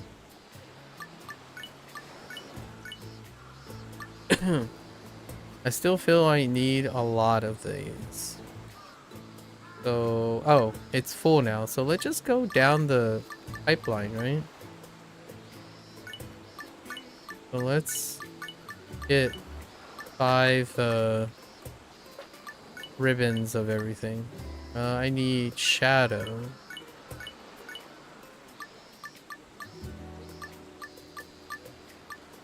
Okay. Okay. You're it. Fine. Joseph.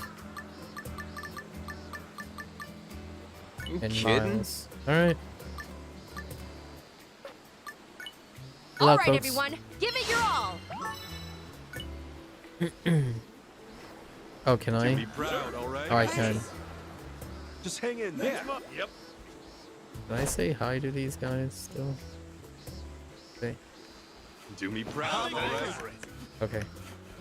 Friendship. Okay. You guys are done too. You got this. Thank you. Alright, guy. Gotcha, Edgelord. Glad you could make it. Thanks as always. Just doing my job. Thanks. You sound so much friendlier than when you look like. That about does it. Yeah? You did your best. What'll it be today? I need natural goods.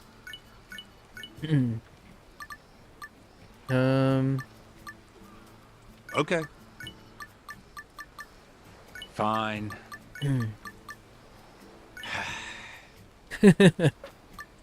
All right, That's everyone, sigh. give it your all. Alright.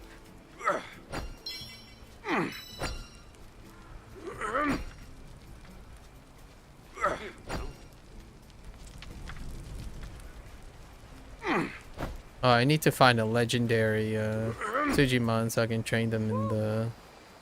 I need the Kiwami buddies. Nice. Start trading the Kiwami guys.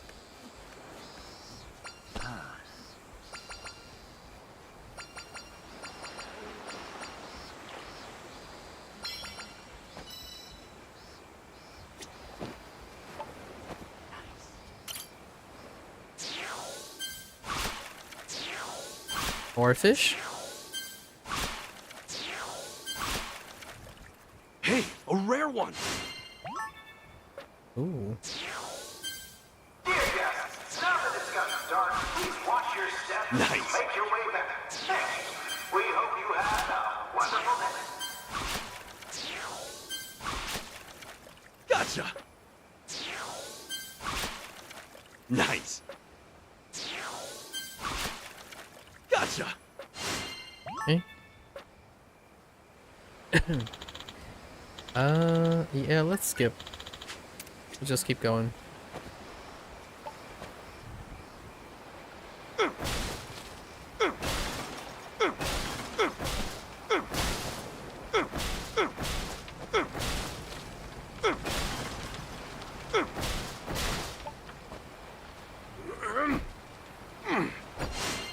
Okay.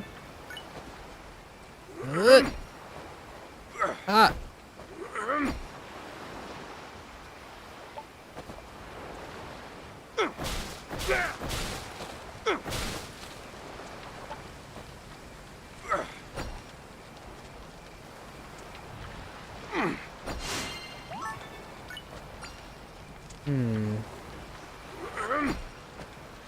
Still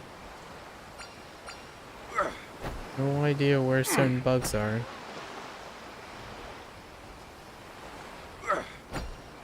Okay.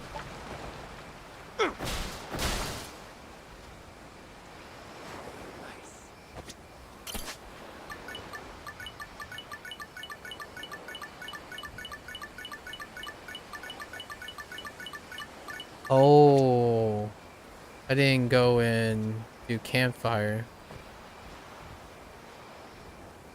It's fine.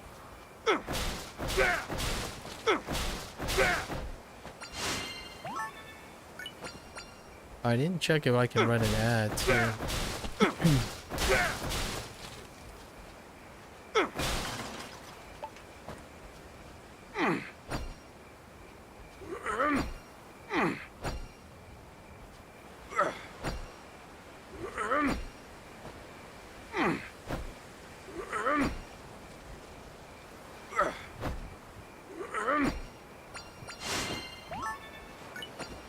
Gold ore? Okay. Progress.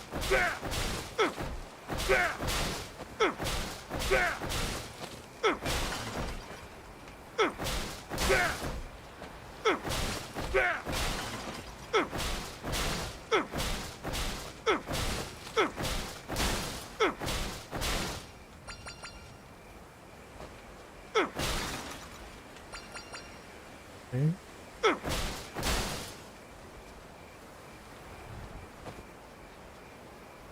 All right.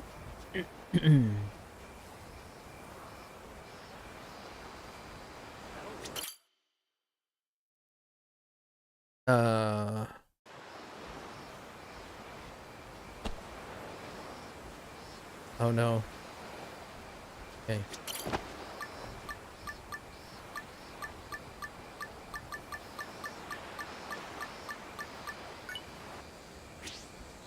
Make it.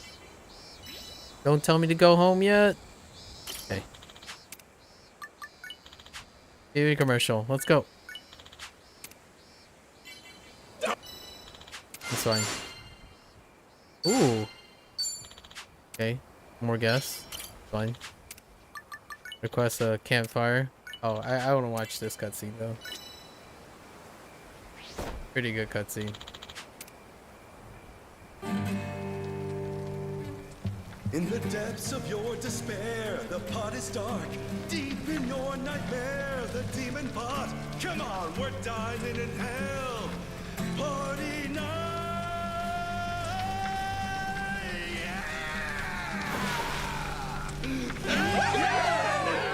Good slow-mo. Let's keep it going! Yuya is standing next to Gachapin. Feels good, man.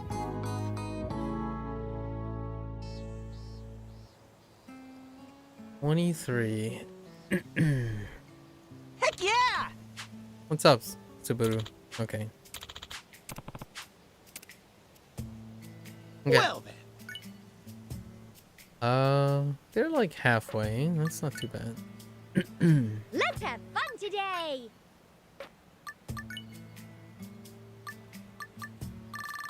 Okay. Let's make the most of today! Man, those things take forever. Creation is life!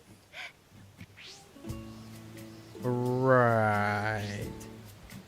Oh, I gotta place 5 more things outside. Okay, let's go build some stuff. What can we build?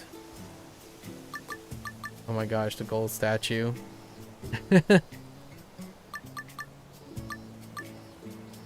Oh, we can build a cabaret club. Oh my gosh, it requires 300 stone.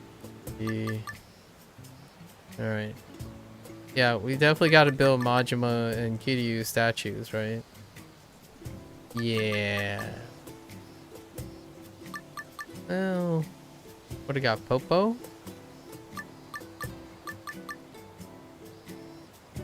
$110.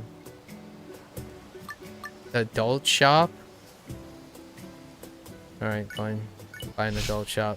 I'd say I outdid myself. Pharmacy.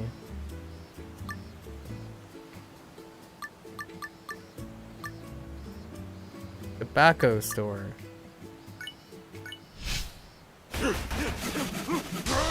Brand spanking new. Oh, hey, Otohime land. There it is. I was beginning to wonder when Otohime land. Yikes. We're running out of stone. We gotta build the Otohime land. Now, where do I put this? What else we got? Oh, hey. Oh, they're still here. Oh, the Akau Shimaru. Beeple place. A canopy bed. Interesting. Yeah, let's just build these statues. Oh no, I'm out of stone for those two. Let's build the Kiryu statue first. Brand spanking new. It's pretty small. We gotta find 16 stone. Let's quickly find 16 stone here. Oh my gosh.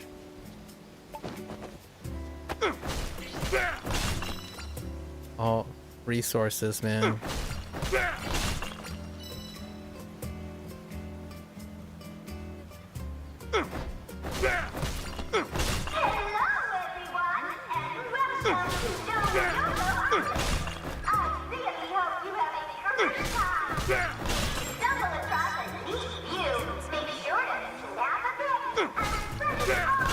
Okay.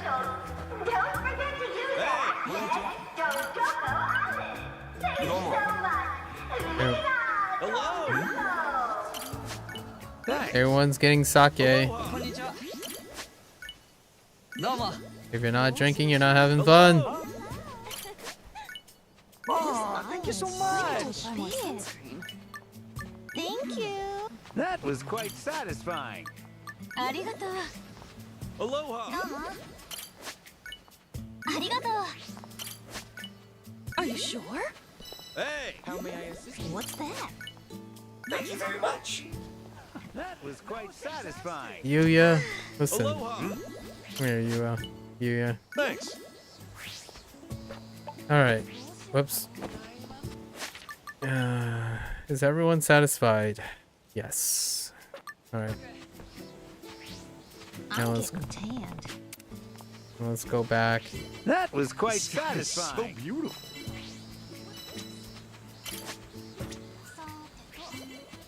What's that?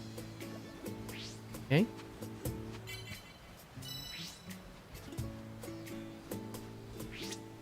Buy the other statue. I'd say I outdid myself. Oh, hey, that's a great pose for Majima. Alright, let's see if we can place this stuff here.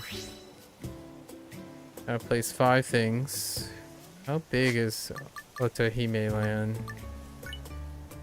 Oh, it's not that big. This is like the sussy, you know?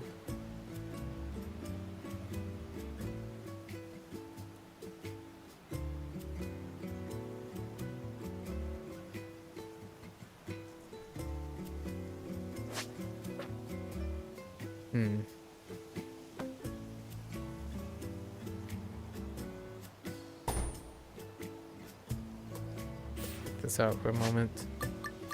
Where's the... Did I not make a popo? I didn't make a popo.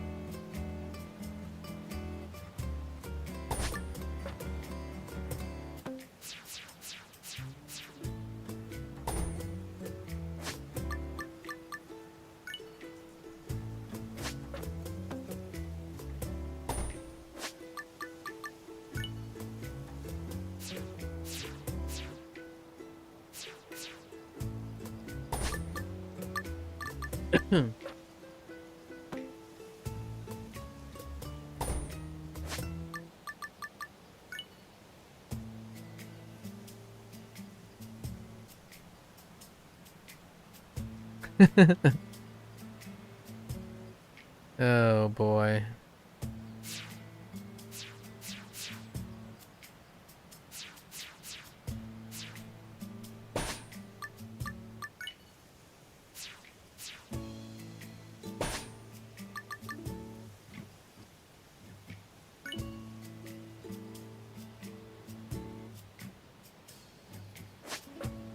I wonder if you can place these on... No, you can't.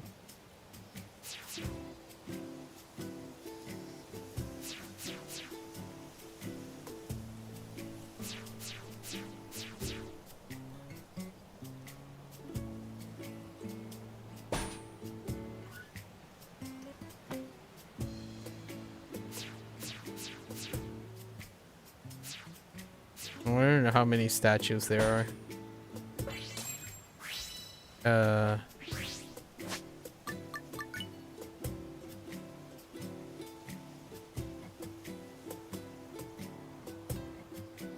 Wait. Wow. There's actually a really large space in the back here.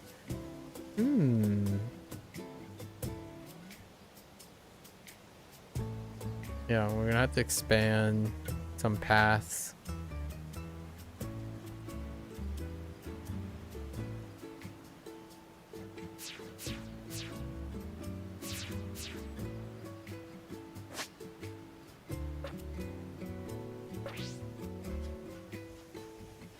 Buildings are too big.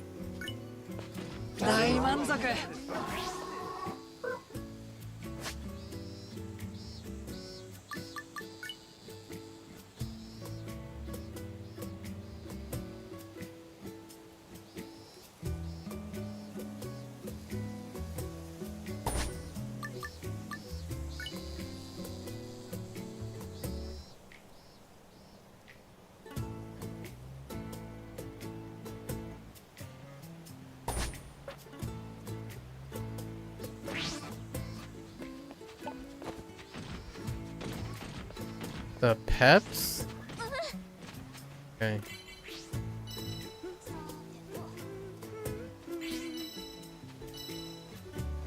Got your bean!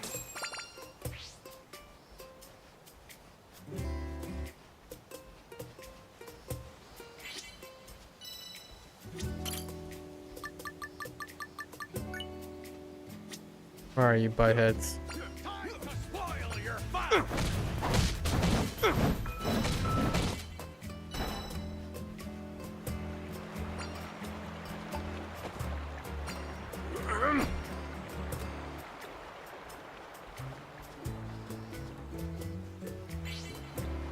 Let's get over to the other side.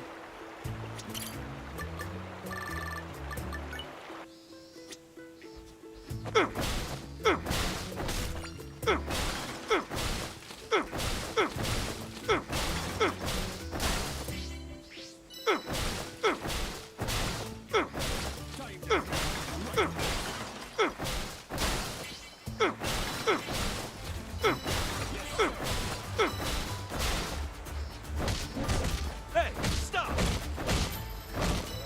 Get ready, lost, will ya? Yeah, there! Knock it off! Get lost, will ya?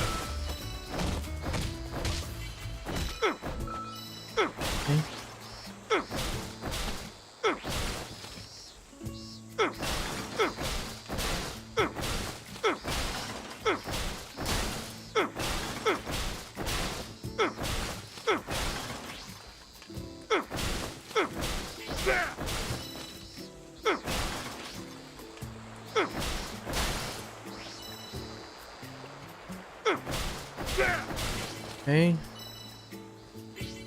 Go up here.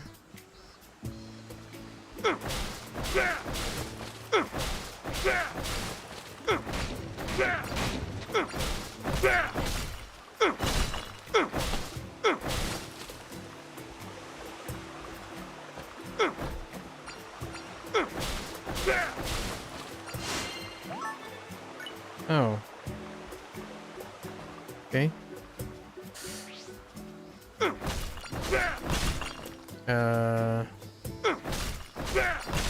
Just need lots of stones, man.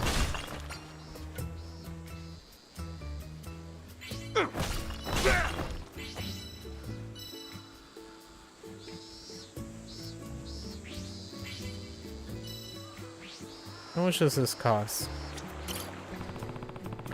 800,000. What the?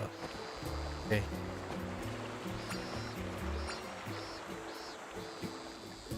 Too rich for my blood right now.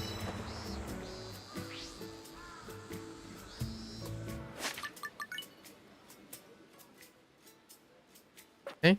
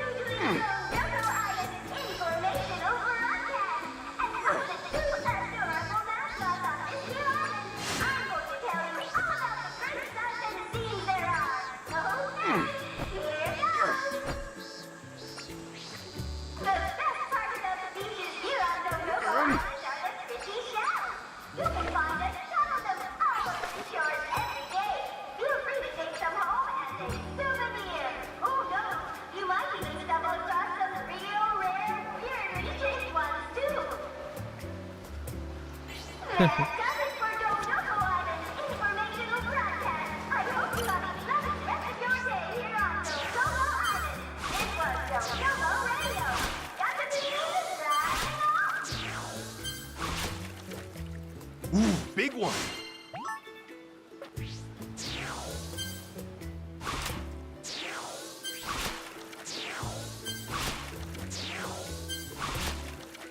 Hey, a rare one. Okay, we don't need to hoard these things, so we don't have to.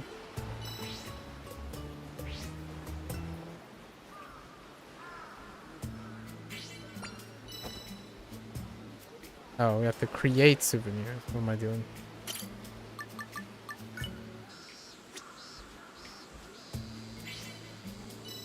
Hey.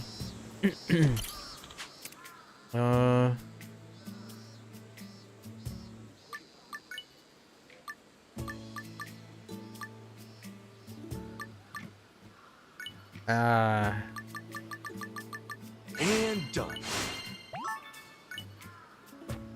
Okay. I'll make 10. Still don't know where moth. Where are these like bugs at?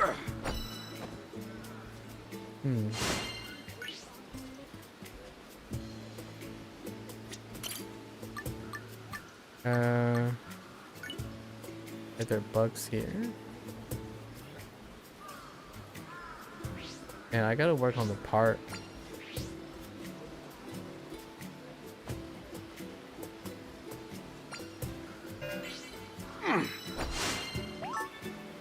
Golden stinger. That's not it. Can I get you? No.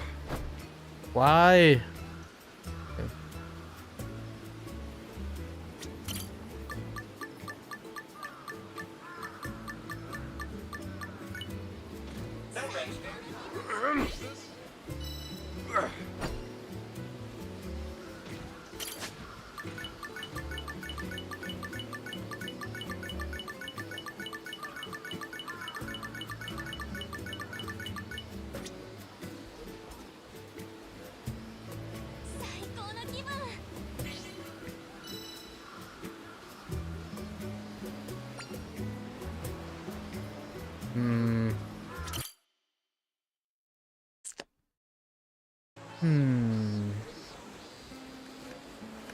Do me proud, all right?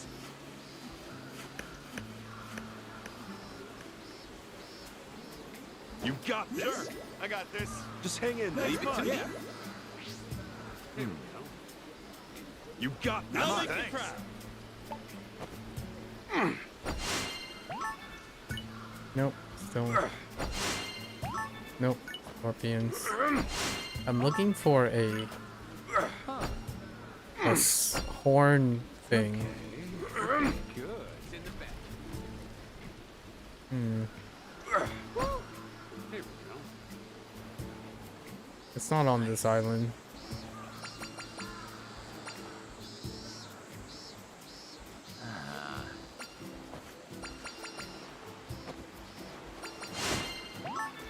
Toxic shrooms. Door.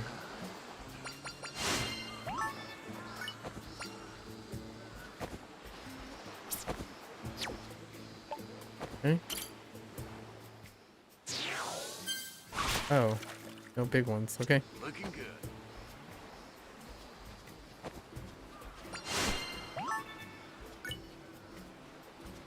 Dockies.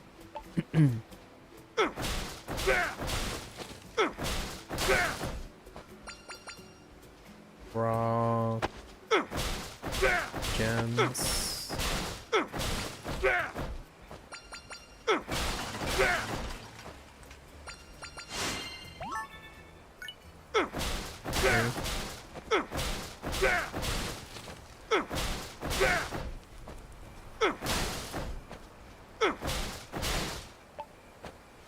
Are these all dondos?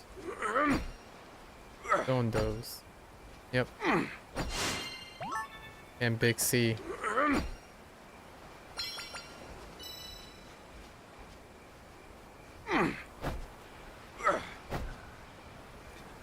Heck you.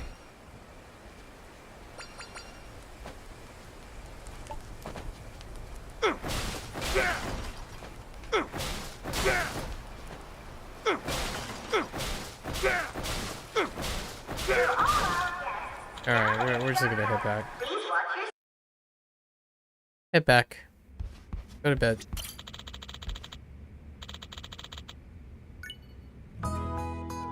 So don't know where the location of specific bugs are. Okay. Let's make it a good day, huh?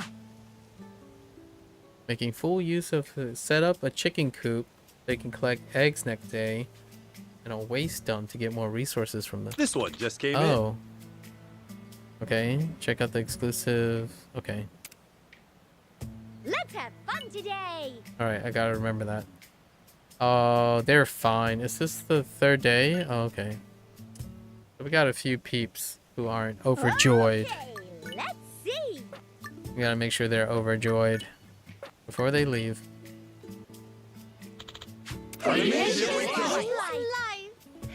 Creation is life? Is that what they said? Hold up. Welcome. Where's this chicken coop at? This one just came in.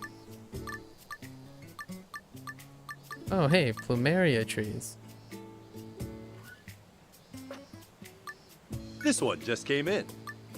Oh, I can buy stuff from here.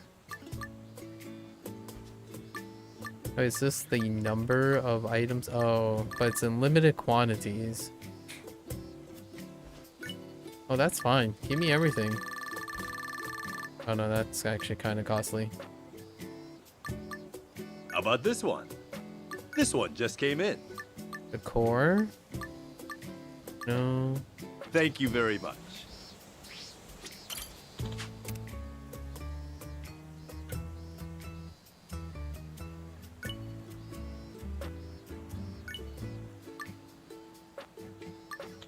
Thanks. I don't understand. You said I can... are you telling me I can build? There are currently vicious animals on the prowl around Gotoku Island. Yes. If you happen to encounter any dangerous wildlife, please evacuate the area immediately. A chicken coop. And a recycling center. Where is he referring to? Is it something I can make?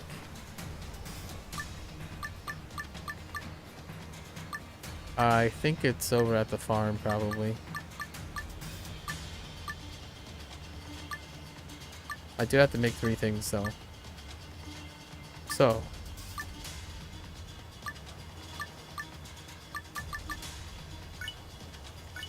Capsule toy machines, sure. Now, where do I put this?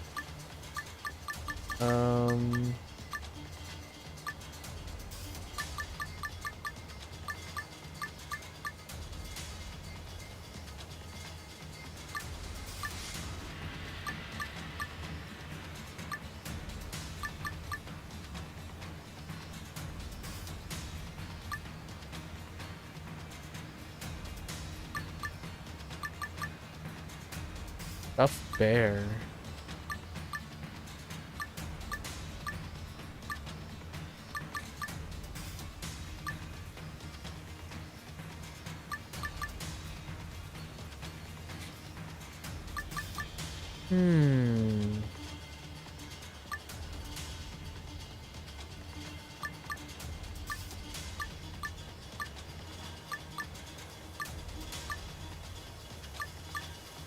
Oh, I do want the commercial microwave.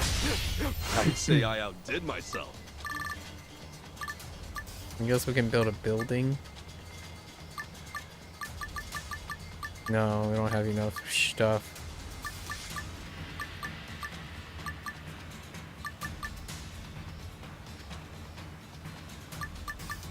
A bicycle rental place.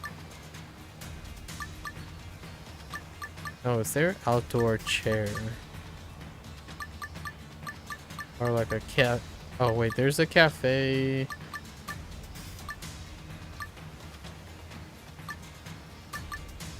Pretty sure there was a cafe seat. No? No? Gee. What's this? A mailbox? Interesting. Brand spanking new. That's a 3. Junk pile, fish, sell something.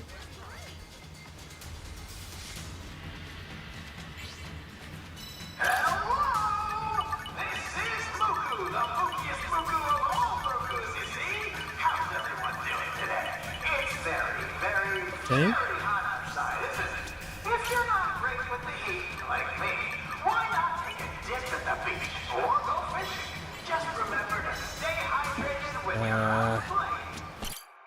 Let's solve this problem over here.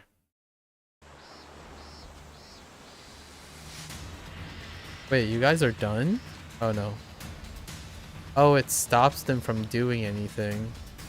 I see. Until I get rid of the problem.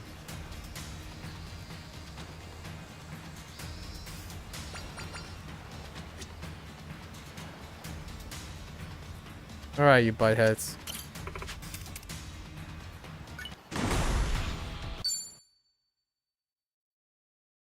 Let's give it everything we got.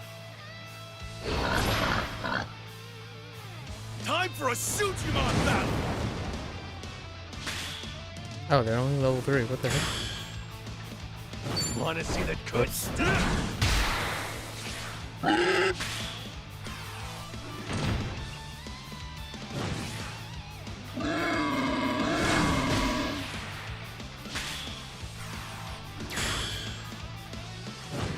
We're done here.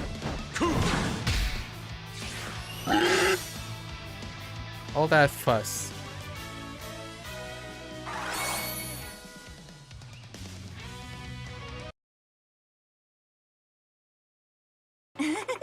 Thanks.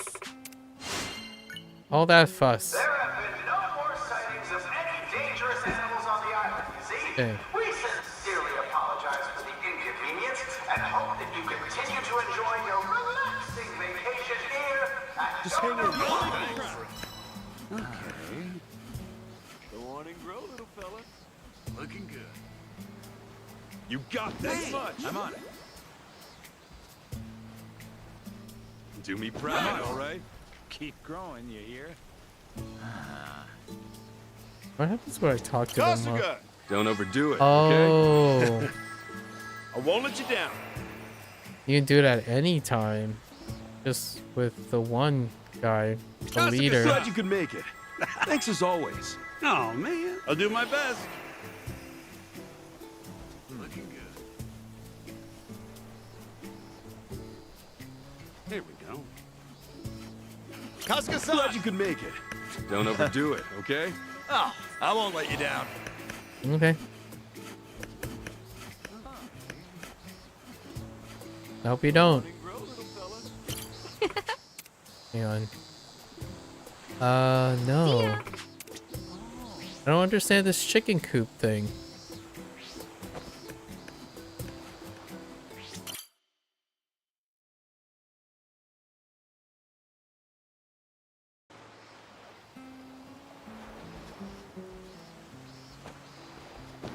They suggest something I have no idea how to make. What the?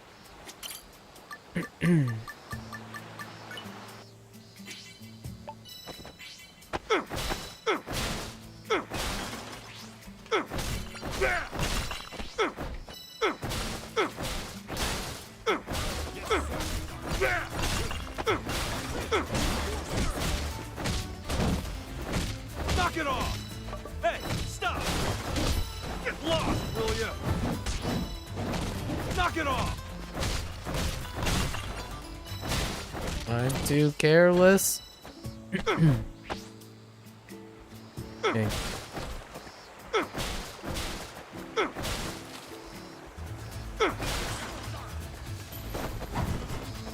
Hey, stop! Get lost, will ya? Knock it off! Okay.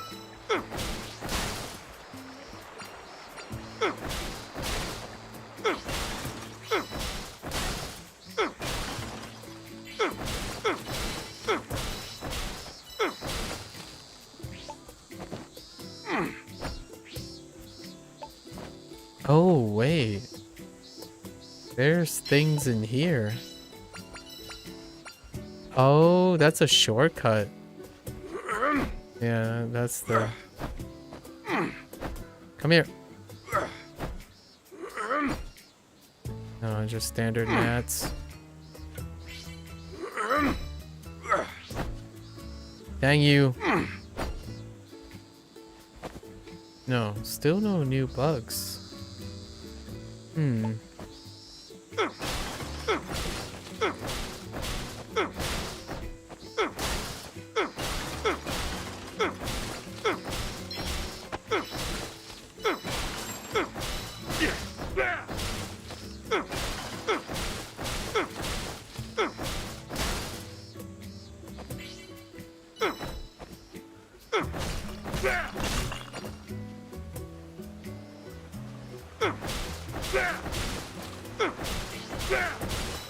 Wait. Put. Oh, you have to get them before they fly off. Okay. Whoa, what is that place? How do I get down there?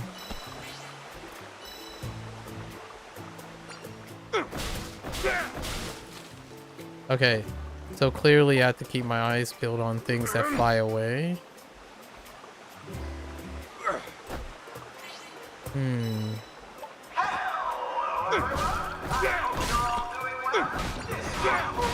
Will be today's host here on Gotoku Radio. It's time for Muku's Comedy Fun-tacular, a phenomenal radio segment that'll be sure to leave you in stitches, you see? Now let's get to it. Gotta keep an eye peeled. Get ready for my Wait. sweetest Huh. Use Rhinoceros beetle. Okay. especially on a hot day like this. Did that bus drive you nuts? Or was it real smooth? So, how was it? Did you get a kick out of that? Well, anyway, that's it for Muku's Comedy Fun-tacular. I hope you continue to enjoy your stay here at the Gotoku Island. Get lost, will ya? Tomorrow for some more Gotoku Radio. Muku, signing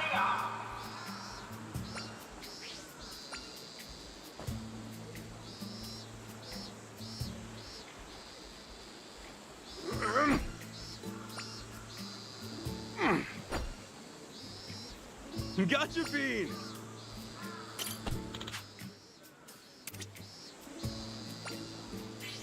I mean, it does kind of look like a green Don bug. Oh, hey, playground slide.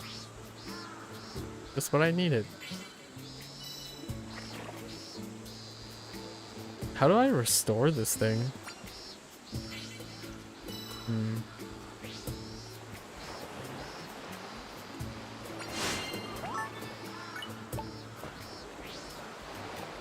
Alright. Edge 5.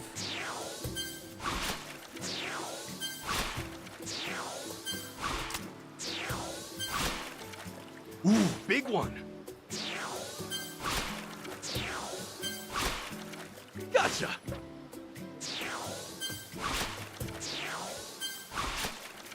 Nice!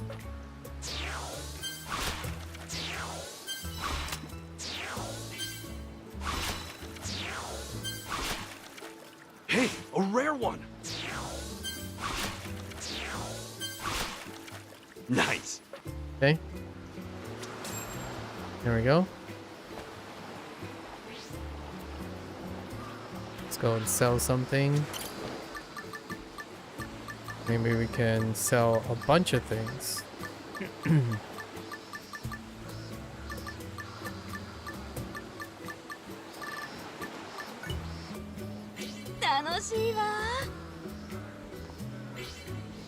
Welcome!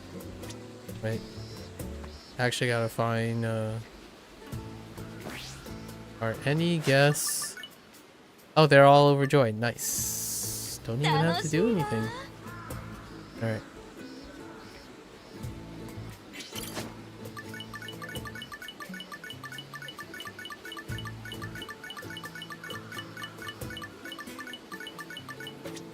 Okay.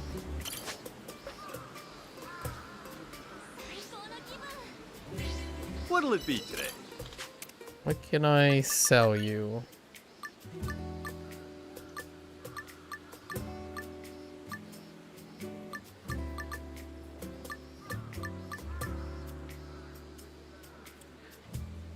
Guess I can sell these lodgings since I won't be using them.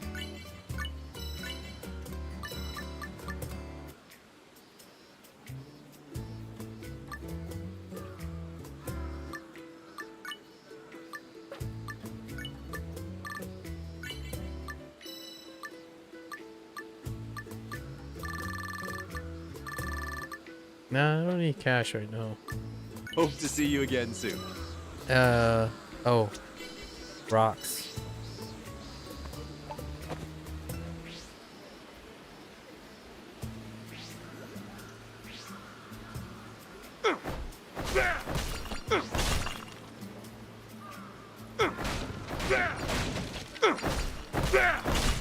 Yeah, I think I actually have enough to clear that area. I really want to spend that much money though. Yeah. How much does this cost? It's gotta cost like just 800, right? 700. Clear it out, man.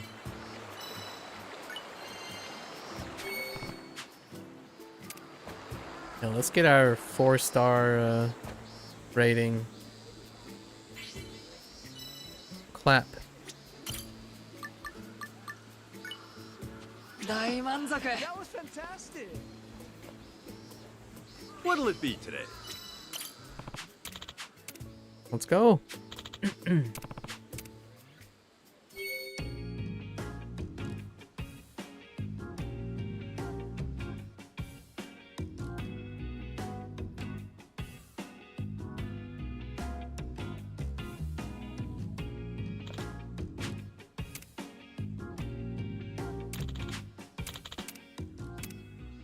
There we go. I imagine there's a 5th star. Alright, what other mechanic is left? Oversized, garbage pickup. Yeah, it is coming from him. So I need to buy whatever he said. Garbage sorting.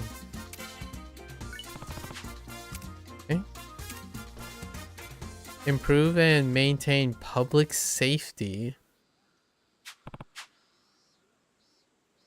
Huh. What do you mean? Yeah. Well, security is paramount for a 5-star resort. Your island must be completely safe and free of danger. To guarantee your guests' safety, a particular group that's been hostile toward you must be eliminated thoroughly. You mean the waist bucklers, don't you? Correct. That has been a nuisance to other resorts as well. Those scoundrels have done nothing but make trouble all around.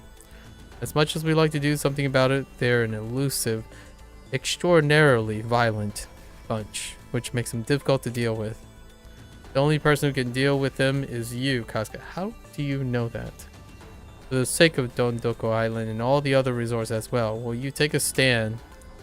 Not for free, of course. We intend to reward you with the greatest prize we can afford. Figure I have to settle things with those guys one of these days. Sure thing. Alright. それでは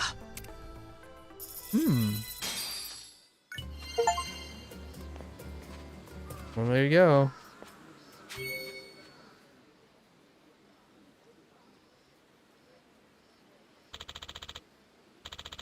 You sure about this? That's some big talk, man. Yeah, I'm sure. It's the only way we can protect our island. Seriously though, why are they so obsessed with dumping their trash on resorts? You see, Dread Pirate Hook, he got some deep-seated anger and resentment toward resorts. Okay, but why? Well, thing is, he used to own a resort of his own back in the day. He what? It was a tiny island near Dondoko Island. Called it Zundoko Island. A nice, humble little place he ran with his folks. Even though it was small, it was a beautiful island overflowing with nature. Every night was a comfortable stay, but the locals and the regulars loved it. But a rich man had his eye on the place and offered to invest it in one day. Sounds too good to be true. Right. In exchange for the large investment, that man proposed to develop the island into a highly profitable resort targeted at celebrities. Naturally, Hook opposed this plan, but his parents went along with it. The island's natural environment was destroyed. Also, the resort could be remade into a playground for the wealthy. And the celebrities who came there looking for a place to play all through noisy parties day in and day out, littering and polluting the island. In the end, Zundoko Island lost the natural charm it was originally known for, and became a floating trash heap nobody wanted to see, never mind visit. Of course, this led to a falling out between Hook and his family, causing him to split up. So that explains all the rage. Didn't think he had a history like that. Always more than meets the eye. I'm sure that's why he doesn't like seeing guests enjoying themselves at thriving resorts. But that doesn't make things right. Sure, the rich man in the world for destroying nature, and the celebrities for polluting the land.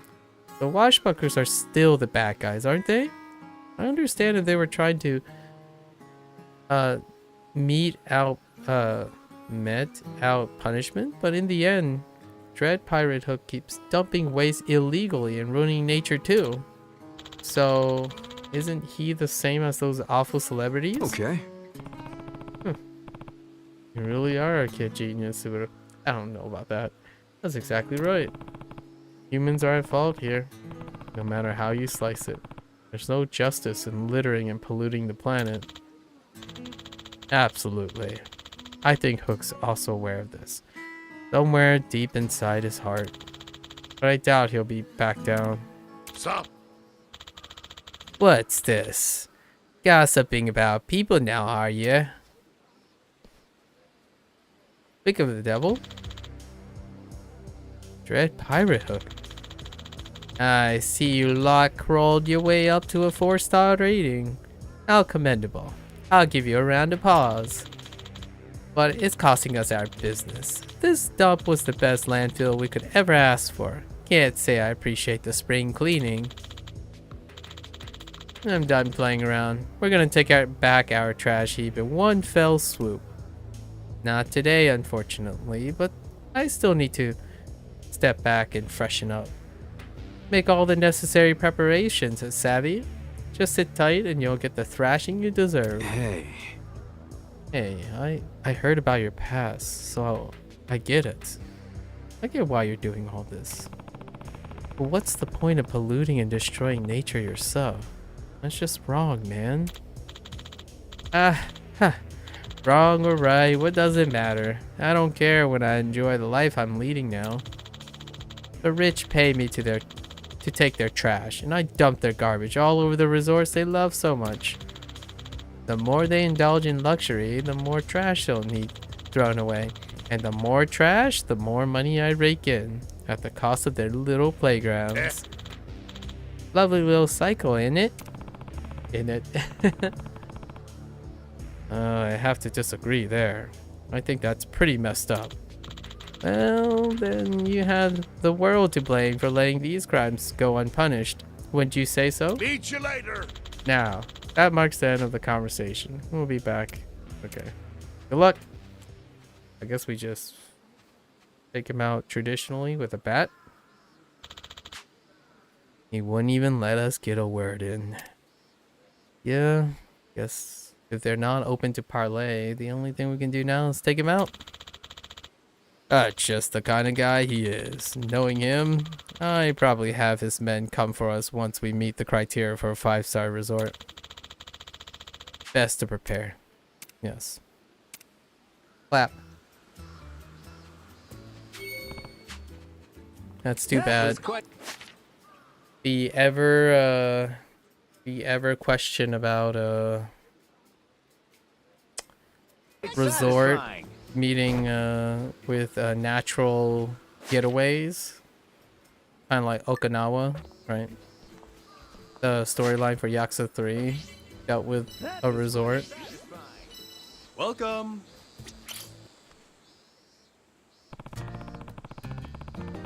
Wait, we do?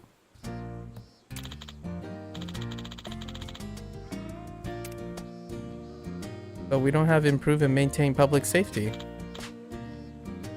Really? Yeah. Oh. They just go straight to it. Oh, I see. Oh? Alright. 3 servings of hell stew. Leave it to me. Okay.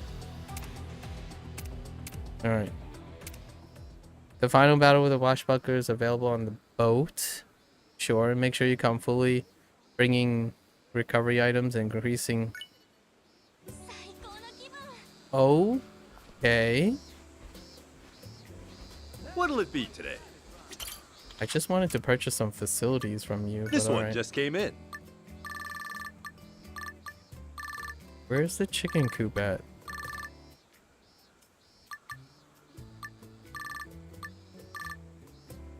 Waste dump. Oh, here it is. Oversized garbage pickup.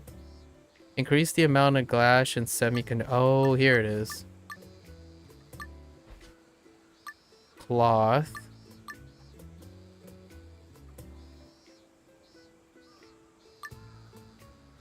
Plastic. Increase all resources. You can buy 5 of each. Herbs obtainable from a specialty area. Let's see.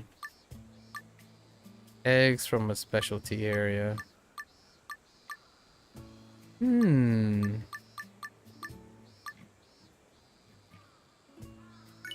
have to place these somewhere? I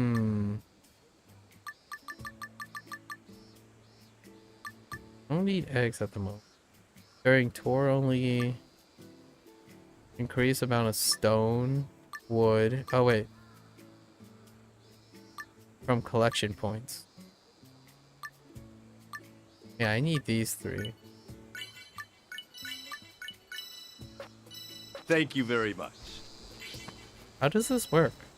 You have to place them down? I do.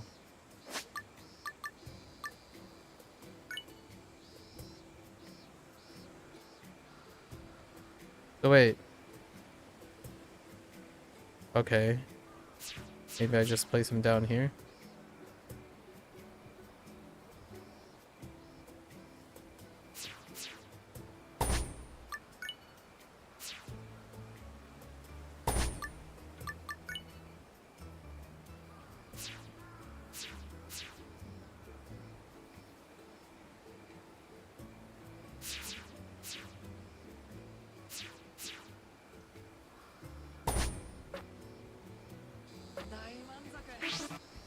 That was quite satisfying.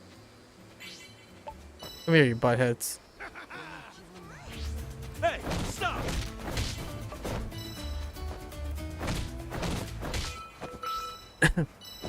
So wait.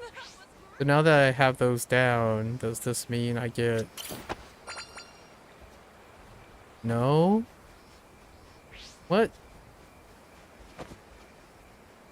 So I have to actually still do the collection.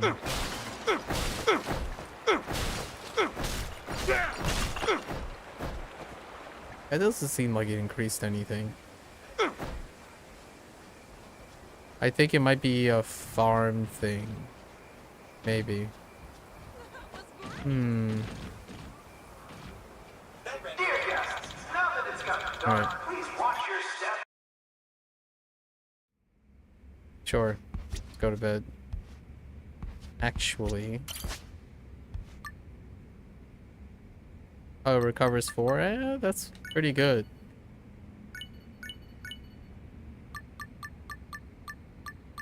I do have, that's fine. I'm good. We can take him out, right? How bad could it be?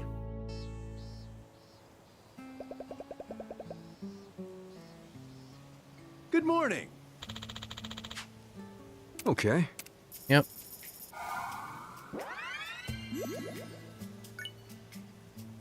We'll do it next time. That was amazing. I'll be back for sure.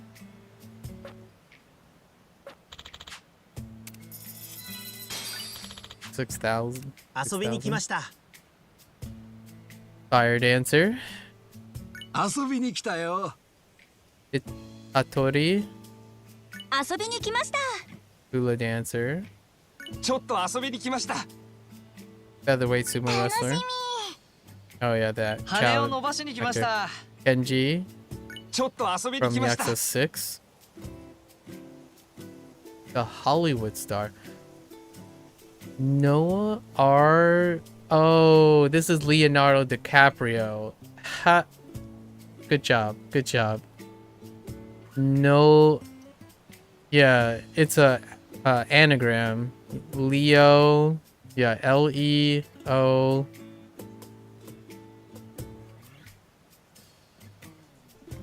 NR. Yeah, Leonardo DiCaprio. That doesn't look anything like him though. 羽を伸ばしに来ました。 Hanabe, sure. The guy we helped hook up with his crush. So this is your turf, Kasuga-san? Nathan, the weeb. Get crazy. Charlie from Crazy Eats. I'm Kazuki from Stardust. Kazuki. 1, 2, sunshine. There's Yuki. It's me, Yuki. We got Koyuki already. Well then. Alright, let's assign. Alright. Looks good. Okay, let's see. Let's see if we even Real have exciting stuff, you see? all this stuff. Oh yeah, we do. Dang. What to do? Okay. Let's make the most of today. And that's it for today. For Dondoko. Now let's head back to Honolulu. Welcome to Dondoko. I'm Kazuki Kazuki. from Stardust. また来ちゃいました。I can't wait to get the entire cast. Like all the cast characters back.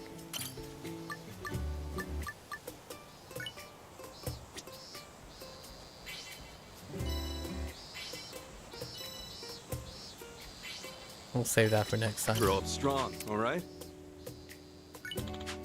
Get back.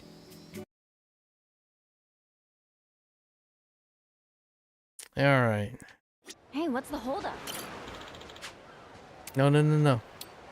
What are you doing? There were still sub stories. Yeah.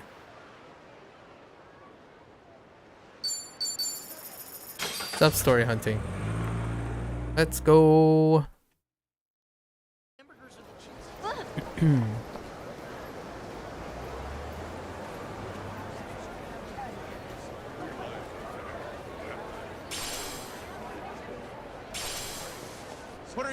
What are you staring at? I'm not staring at you.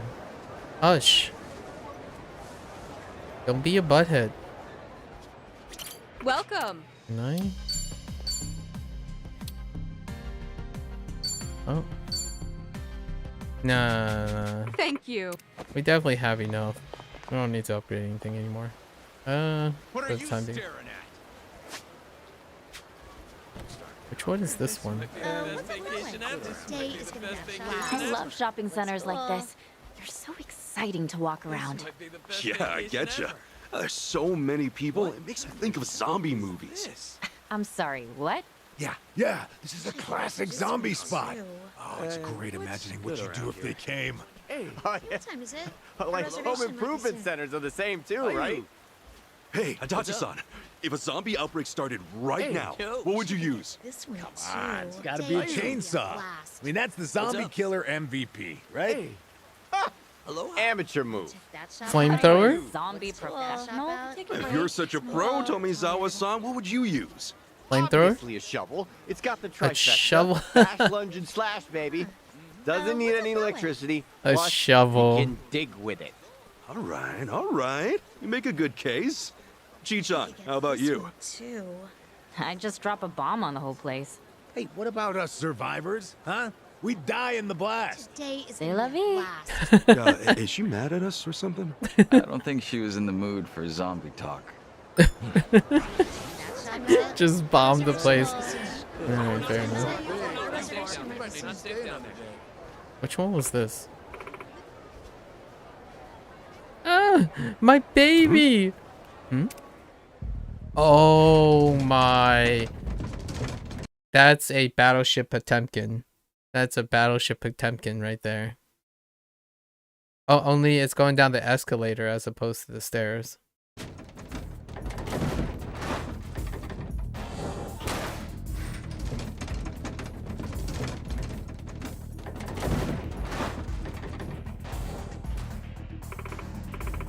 Somebody save him! Oh, it just kept going. Wait, Casca, you just let that slide by you? What the? Oh, okay, this is awkward. What the heck?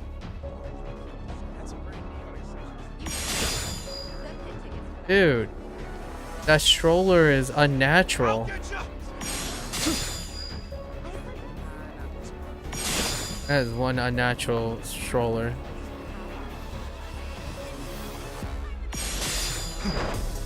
Where'd it go? Oh.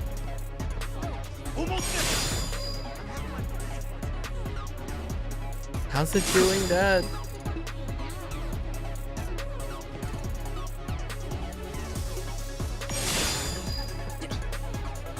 Wow.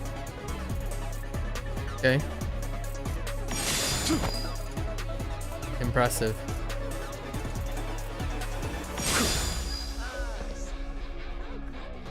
Almost there! Don't fall now!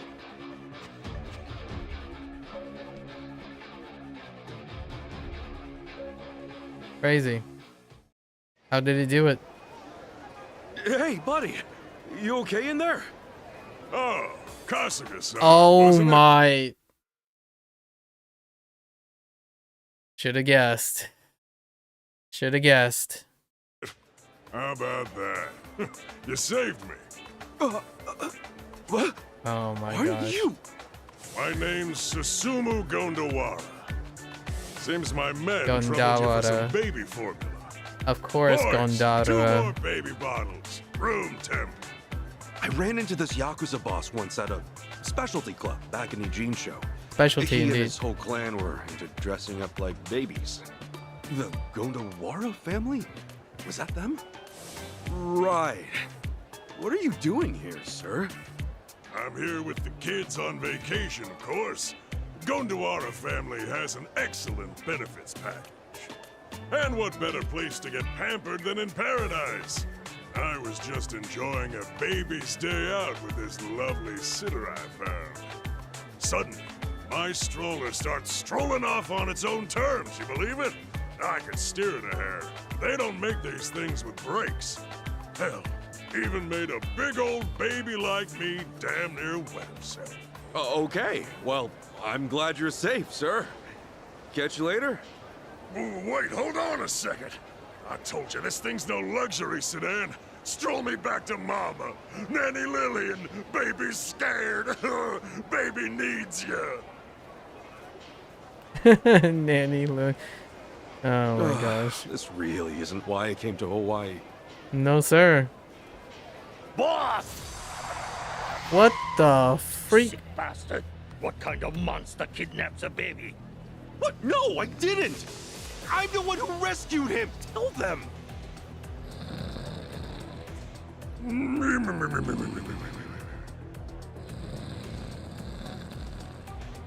Come on! Nap time now?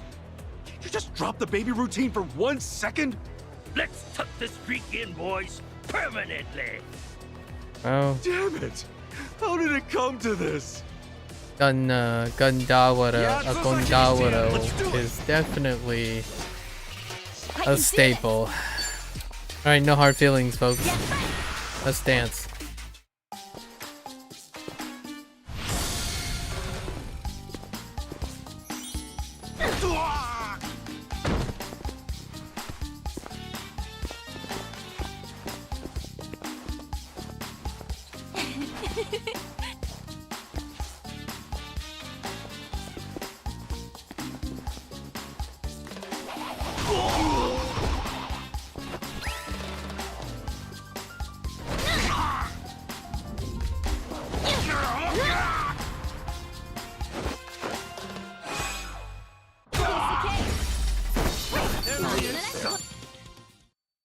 Yep.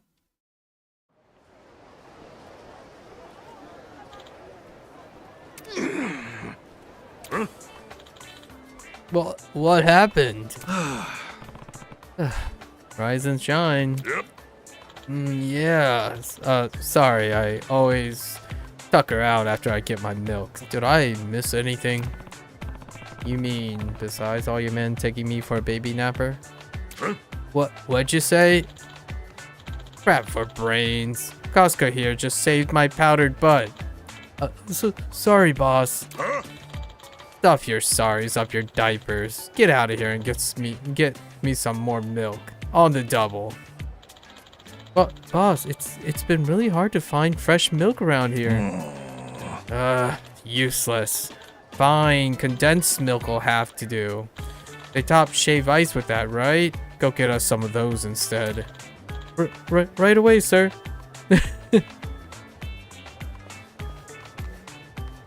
Man. Hey, you cut the line, old man. I'm sorry, it's an emergency. I just needed to buy some ice. Oh, hey, it crossed over with the guy with the shave ice thing who's trying to make it snow for his wife. Hmm? Huh, I know him. Hey, what are you doing here, Orlando? Casca. I can explain.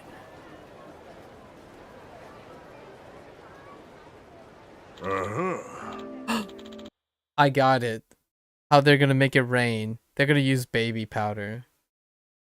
No, that doesn't really work. It doesn't really look like snow. I get it. So your wife is sick and wants to see snow. Yes. Doctor said tonight's gonna be she might not make it through this one. No more time to wait for the other options. Dang it. I said I'd help you, but I've been so caught up in everything else. Ugh. Hey. You just wasted shave ice. Alright. Take it easy, Casca-san. Sorry. I'm so sorry. It's okay. I still appreciate that you cared.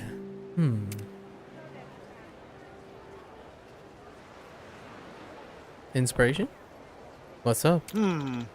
It's beautiful. Yep. Huh? That's diaper absorbent. Must be reacting to the water from the... Oh, it was. So it is baby powder. Wonder how it got there. Maybe when you beat up my idiot kids, some of their diaper ripped open. Cause oh, the diaper absorbent in the diapers. Interesting. And that's what it looks like with the inside mixed with water. Yes, so diapers got this candy powder in them to absorb liquid. Once it's wet, it fluffs up like snow. Wait a sec. Like snow, huh? Wow, diaper absorbance. Who would have thought? I see. Hey, maybe we could use this. I mean, it's basically the same as real snow, right? Sure, but there's not much of it. Nope. Yeah, don't you worry about that. My crew left Japan with a full buttload of dipes. We've got stocks for days. And boatloads. You betcha. Clean diapers, happy baby. Had to make sure we were prepared because we wanted to extend our stay. I guess that makes sense. But are you sure about this? Those diapers are important to y'all, right? Casca-san, baby play is about the joy of reverting back to a time when you had no cares, no obligations. But in the end of the day, we know that that's just a fantasy. We're men of honor, and we respect people's dying dreams. Ain't that right, boys? Yes, sir. You're a real man after all. Casca, Mr. Gandawara, I don't know what to say. You heard the boss. Go be with your wife and leave the snow to us. We'll give her a winter wonderland. Trust me. Thank you. Here you go.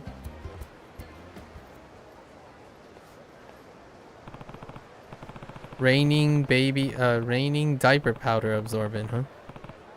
I have to admit, I've never been so sure what to make of you, Gandura-san. You've definitely earned my respect, though. And I've got to admit, tearing up a fresh diaper is tantamount to blasphemy. Would never consider it otherwise. But seeing the lengths that man was willing to go for his wife, I can't be a baby in the face of that. It's time to grow up. For a little while, anyway. Alright, boys. Back to the hotel and grab all your spare dipes. I want every last one of them.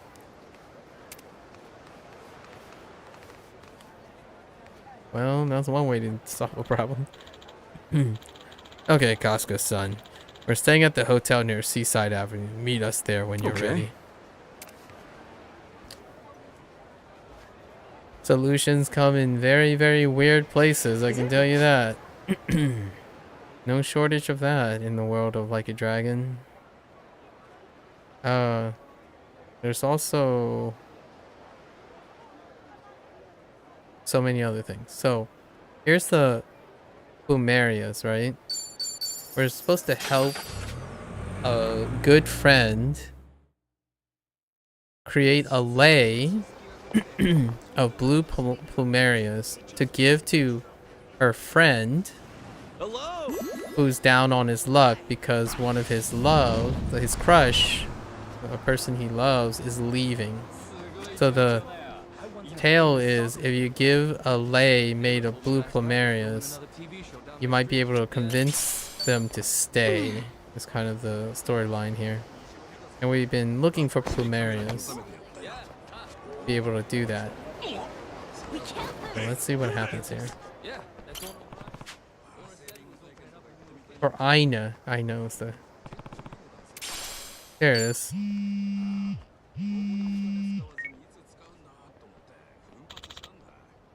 Asuka-san. Okay. Oh, Aina. I just found a few more. Need a bit more time to get the rest. That's a problem. I just found out Jessie's leaving town sooner than we thought. Her flight's this evening. Oh, okay. That's soon. Okay, don't panic. Let's meet up, back up, and see what we got. Okay. Art wall. Alright. That sucks. It'll work out. All good. Let's get back over here quickly. The art wall.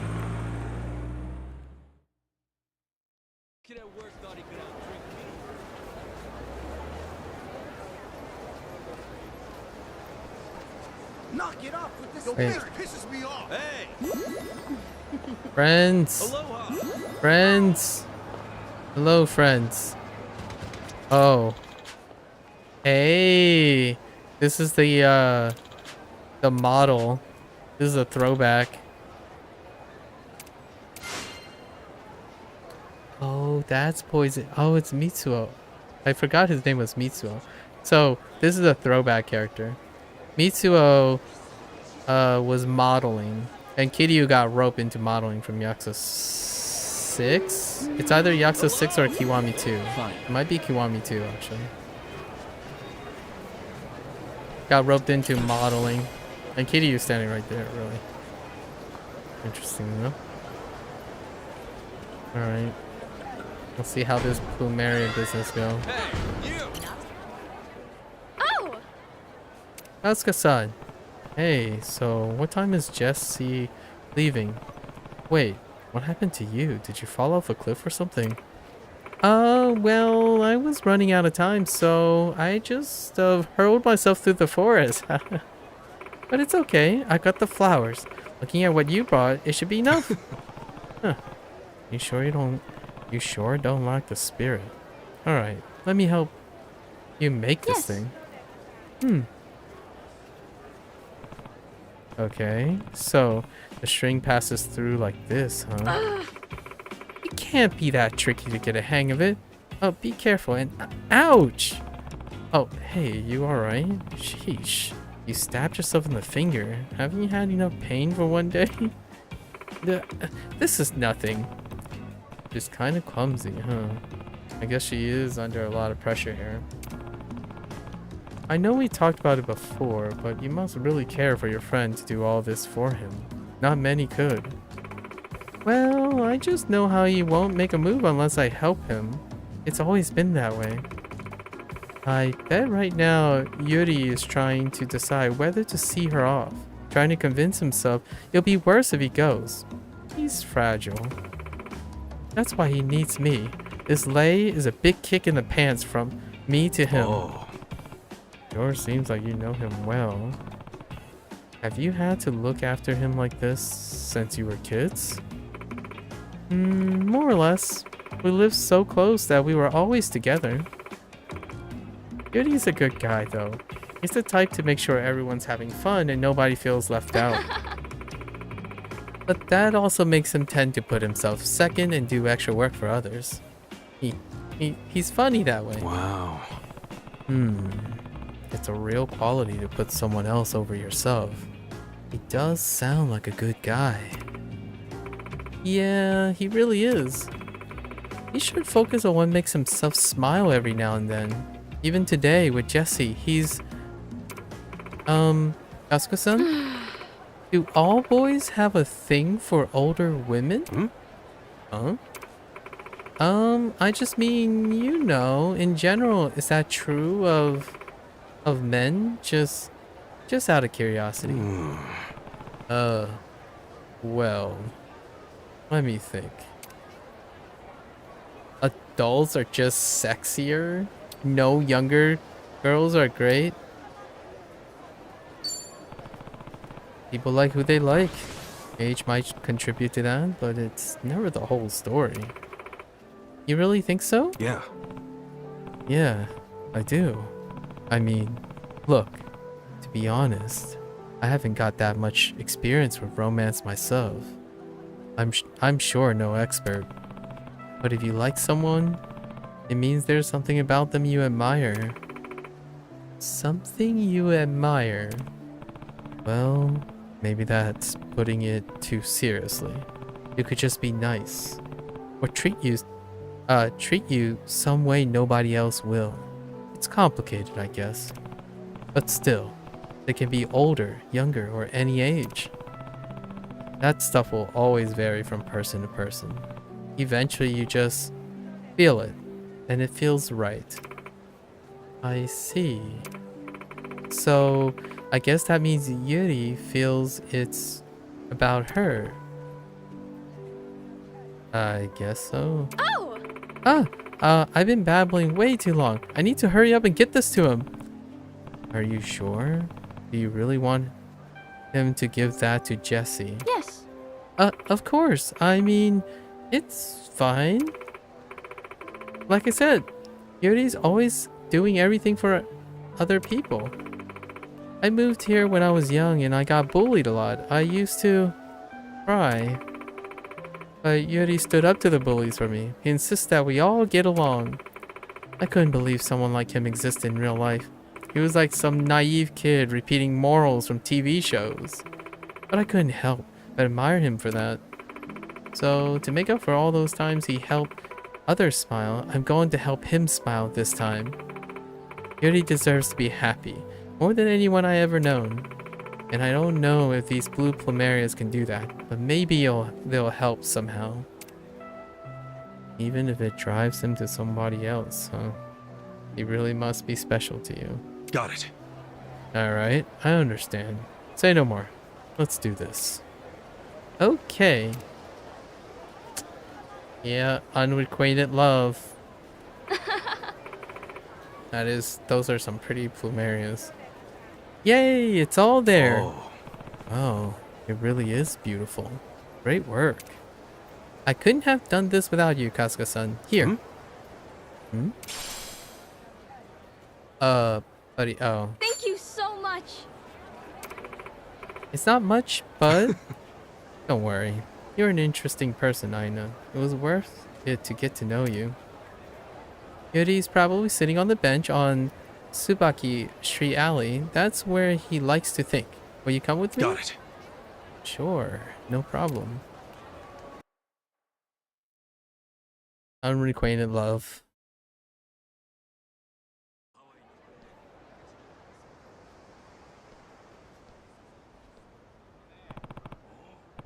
There he is. She called it exactly.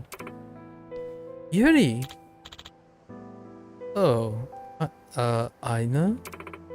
Don't Aina me. Jesse's gonna leave. Why are you still standing here? Even if I went after Jesse, what would I say? I haven't got the words. If all I can do is stammer and make things weird, it's better not to go at all. Ugh, I knew you'd say that. If you don't go tell Jesse how you feel, you'll regret it. Forever. So what? It's got nothing to do with you. Of course it does. I hate seeing you sad like this. See? That's why I made this for you. You pep? Huh? A plumeria lay? I don't understand. Just take it, okay? Give it to Jessie and tell her how you feel. And why is she taking it with her? I don't think that's how that was supposed to go out. How I feel. Wait, I know. Awkward.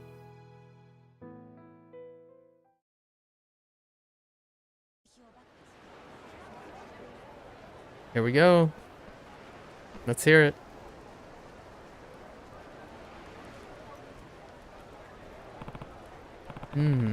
Where's this Jessie woman? Did she already leave? Is she here? This is the right bus station, isn't it? Oh no, is he getting two-timed? Yuri?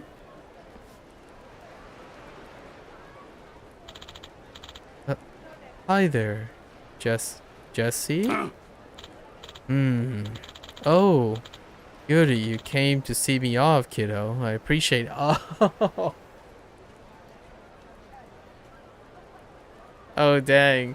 I guess Yuri never told Aina who Jessie is.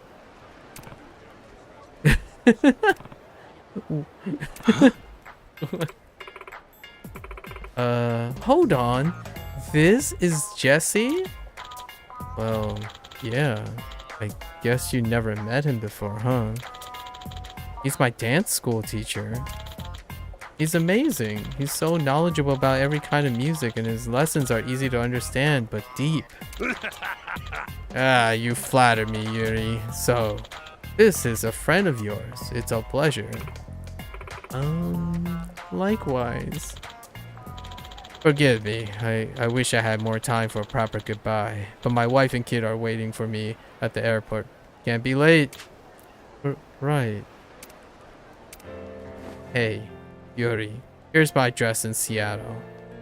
If you ever find yourself up there, come by another lesson. So far, Seattle has been mentioned a couple times already. New York has been mentioned one or two times. Make it happen, RGG. Make it happen. I want to see it. Really? You mean it? Of course. You're an excellent student. Bring your friend too if you like. Thank you. I will. Somehow I'll come visit. I'm so glad I caught you before you left. Thanks for pushing me, Aina. Yeah. Oh, hey, what about that lei? What should I do with it? Oh, I'm sorry. No. Oh, never mind that. Don't pay me any mind. Go spend as much time with Jessie as you can before the bus comes. Okay, you're acting weird. Mr. Jessie, thanks for everything. Have a safe trip. And good luck in your performance. Thanks, kiddo. Don't give up, yeah? I wish I could stay. You're gonna be a heck of a dancer, I know it.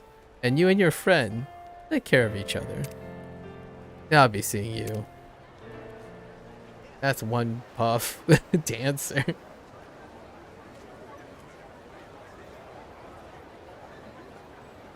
Go ahead, make up. You little goobers. Come on, goobers. Make up. What? You thought I was in love with Jessie? Wow. His voice is way higher pitched than I thought it was going to be. I mean, you never said. How was I supposed to know he was some married guy? Jessie sounds like the name of a sophisticated older woman.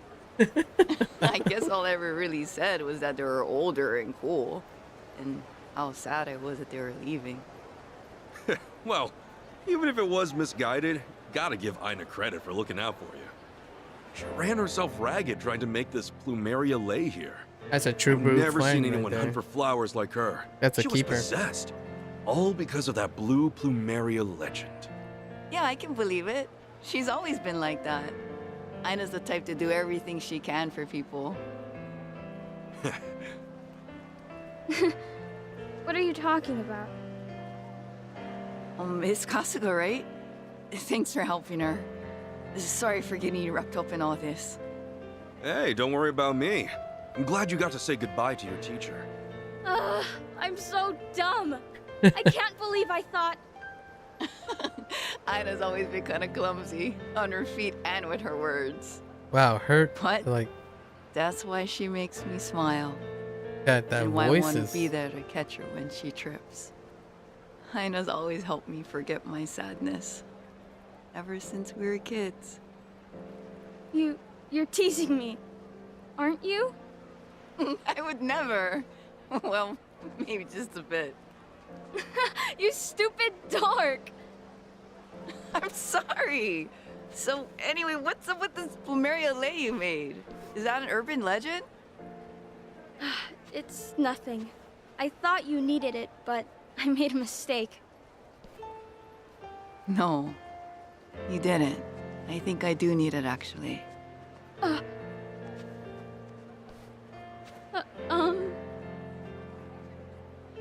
Oh, that's cute. I know. Thank you for everything. For being who you are. I should have said this a long time ago. I admire you. And I want to stay with you forever. That's a little premature, but fair enough. Romance. A blue plumeria lei will make your love come true, huh? There were ever two people who cared more for one another than themselves. It's you two. You both deserve to be happy. Yeah. Good luck. They deserve each other, really. That character's voice was unexpected. Kind of weird.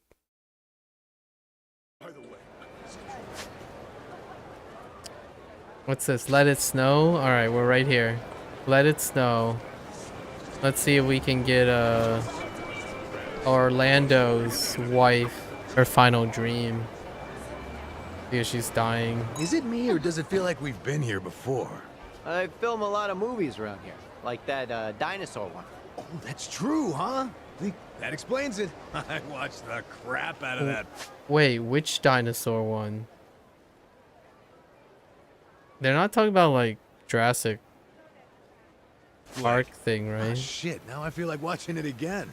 I can lend it to you. Think I've still got it on tape? You still watch tapes? What? Are 8mm that out of date? 8mm? How old are you? I don't even know where to find an 8mm player these days. You know, you can just stream all this stuff now. Just watch it on your phone. You got a point. I'll just watch it that way. Hey, my tape, though. What about that? It was, well, it was nice of you to offer. 8mm. What in the actual tarnation? Okay. Aloha.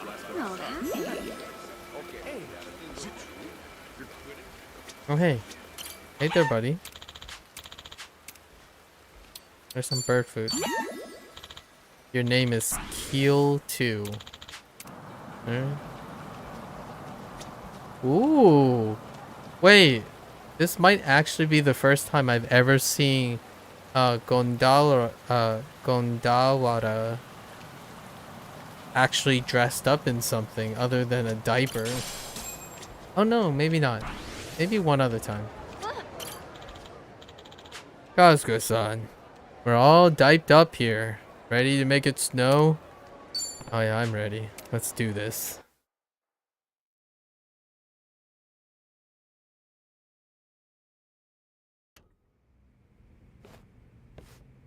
Hi, I'm here, Ellie. How are you feeling?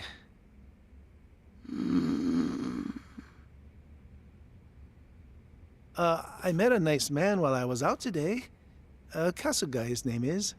He's from Japan. He was willing to hear me go on and on about everything. Never laughed or made fun. In fact, he even wanted to help. You know, there was nothing in it for him, but he still wanted to make the world a bit better, like some noble prince out of a storybook. Hey, you'd laugh if you saw him. He doesn't exactly look or carry himself like royalty. Wonder if I was ever that good to anyone. Ellie, was I ever a prince to you? I spent so much time working. I could have spent it with you. I should have. It was supposed to be time now. That was the deal. But a prince wouldn't have made you wait. It's too hot in here. I'll open the window, okay?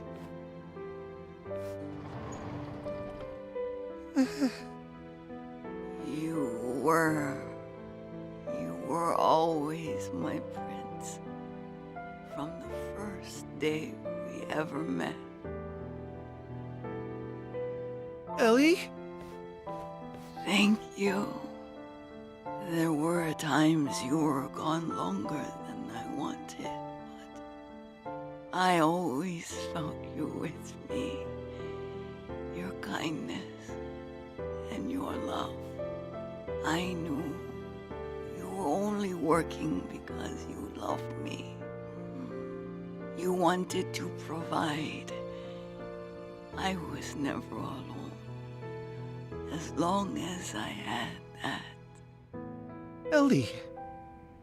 Now don't look so sad. It's beautiful. No.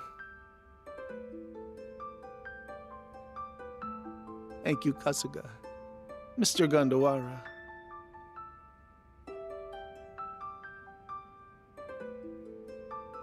Gondawara family, let's do it! This is some hard work, I know, but it's worth it!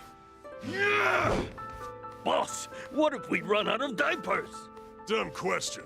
If it comes down to it, we'll use the ones we got on too. Even if we end up ass-cheek naked, we're seeing this through. Yes, sir!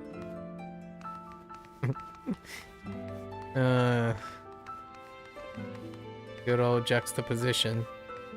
I can't believe it. It's just as beautiful as our trip to Japan. It's really snow. It's diapers from Japan. Orlando, you're not just a prince. You're a magician. Oh, you got that right. For you, I could do anything. I made snow fall in Hawaii. So then, ask me for something else. Anything at all. Just say the word. No, it's enough. You've already made me the happiest woman in the world. Thank you. No. There's gotta be something more. I can. I only have one last wish. Be happy. Anything. Will you smile? I want to see your smile again before I fall asleep. Surrounded by beautiful snow. I would hate for my prince to look unhappy. Please. For me. Of course. Anything. You deserve it all.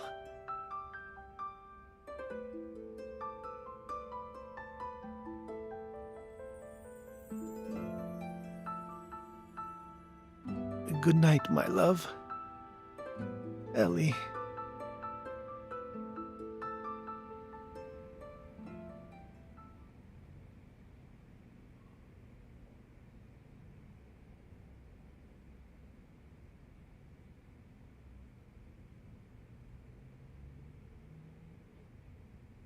I think the snow is melting.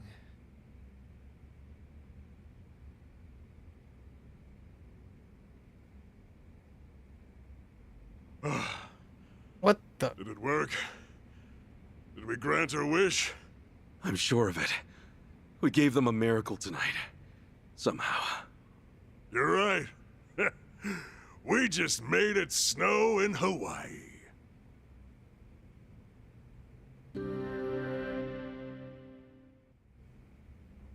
Well, closure is definitely one thing.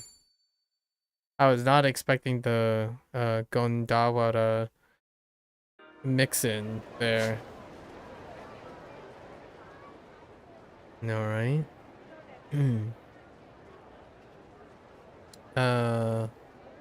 What's this thing?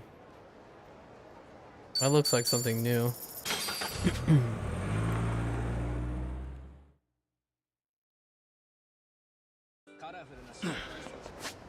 Where are we at with his sub-stories?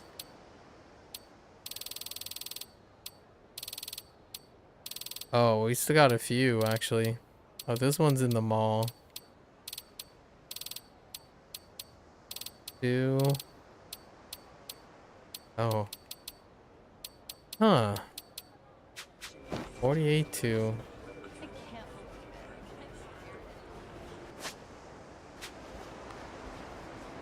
Hey! Hi.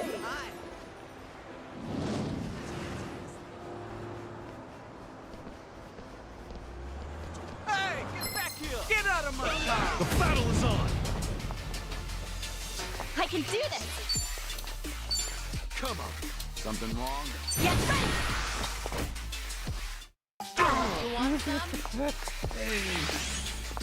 I'm on a roll. Let's No go. hard feelings, guys. You asked for it. Easy. Wait. Damn, that felt good. All right. Aloha! Hey! Sorry to hear that. Well, listen to this. We can't lose. Hey! Huh. Who are you?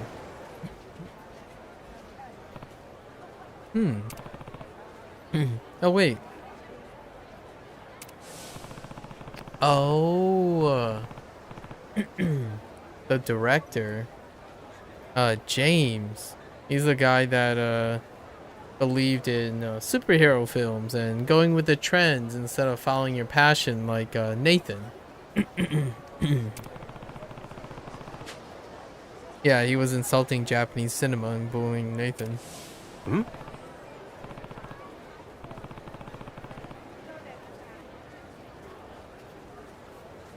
What is he doing? He looks down. I thought he was a big-time filmmaker.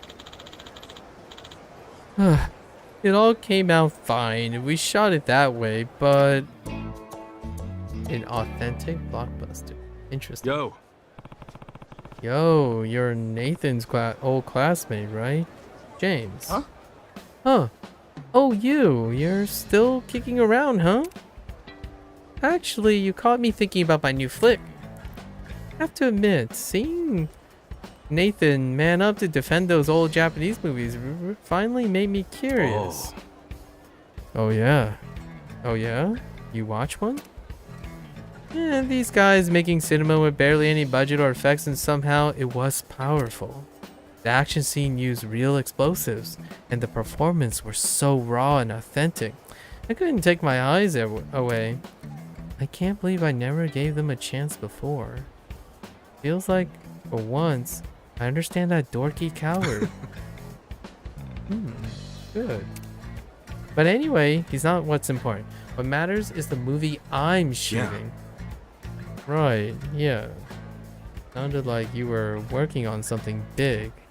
It's a summer blockbuster with cutting-edge CGI, or well, it was supposed to be. Now it feels like it's missing something. I mean, sure, the dailies look great and all, but everything's so clean. There's no tension, and the script certainly is not helping. He's slowly but slowly describing the most recent MCU stuff. Once I noticed all that, I couldn't ignore it. I don't know what to do. I feel like I should just quit the whole business. If I keep going, I'm stuck with a cast and crew that specialize in CGI. Nobody knows anything about practical effects or traditional stunt work. But these fake explosions, the canned performances, it all feels so cheap. I'm dying for real cinema, man. What do I do? Huh. You know, you didn't strike me as someone with so much integrity at first. But you really do love film. If my name's on something, I want it to be the best it can be. That's a good thing, but hey, do you really still think Nathan's a coward? Nathan? I don't know, I guess I feel bad about how I treated him. I have my own views of what movies would be like, and when he didn't conform to that, I harassed him for it. It was a crappy thing to do. It was. Doesn't it sound like you need me to tell you it was wrong? When you can, you should go apologize to him. I'm planning on it.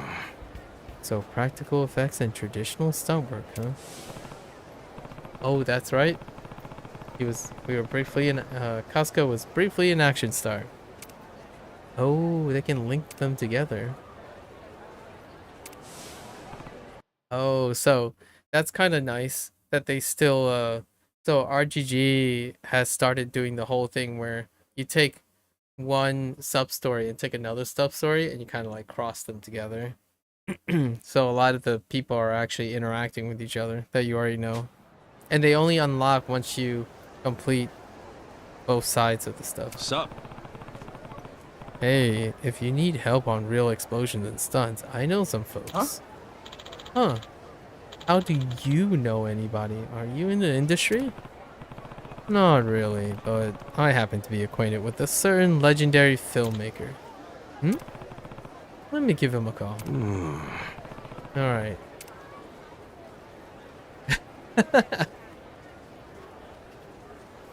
You can call Adachi and Kiryu.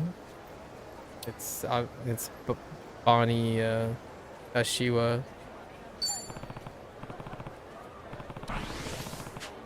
Doesn't compromise on realism. It's kind of like a Christopher Nolan reference, in my opinion. They're kind of going for a Christopher Nolan thing.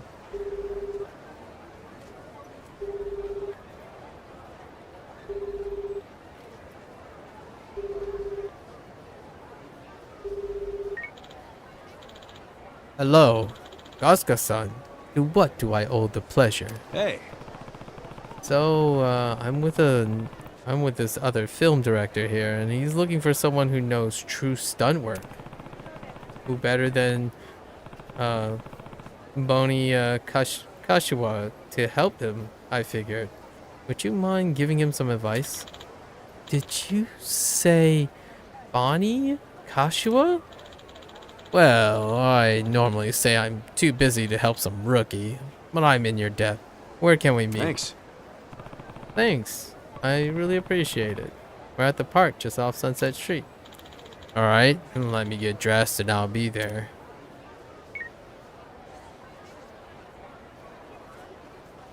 Two birds, one stone. That's what happens when you collect a lot of connections for helping people, you know? There's some very satisfying feeling when you put like one and one together, you know? You meet a lot of different people and you just get the right people together and allow them to make magic on their own. Ahoy! Sorry to keep you waiting. Huh? Holy crap! You're really him! Bonnie Kashiwa, the stunt killer. What's that? Wait a minute. I know your face. James Taylor. You know him? By reputation. We've never met before, but this boy's the man of the hour in film circles. He's a bigger celebrity than his stars. Director Kashiwa is the visionary behind the legendary vehicular stunt in Sway the Car 1 and 2. He's a genius. I can't believe I'm standing face to face with you. Why would you need of me, though? When I hear James Taylor, I think flashy top-of-the-line CGI, not my style. Why would you ever go practical? Oh yeah, that's right. Kashiwa hates CGI, that's right. I'll fill you in. 6 hours later? Okay. I see. What a funny little story. No. Oh, don't mind me. I'm simply happy to have skills I can pass down to the new generation. So, very well. If you're really serious, I'll show you how to craft a true action scene. Yes, please, sir. Let's discuss the plot. What's happening? Picture this. Hundreds of heckin' semi-trucks combining to form a giant no crab robot to protect the city. Wait. It almost feels like a combination of a kaiju film and low-key Transformers reference. So is James Taylor really aiming at a Michael Bay thing? The key shot is the hero running through all these colliding semis to make it to the command room. Okay, maybe not. Normally, I just record the actor running in place and do the rest digitally, but now I see the value of realism. My boy, you're making cinema. And not only have you enlisted the perfect advisor in myself, you have the industry's premier stuntman before you. I trust no one else to gratefully elude life-threatening traffic hazards in Kaskasan. What? Seriously? You never told me you were a stuntman. Wait. No. You don't want me to do more stunt work, do you? Please, I can pay you generously. Won't you do it for cinema?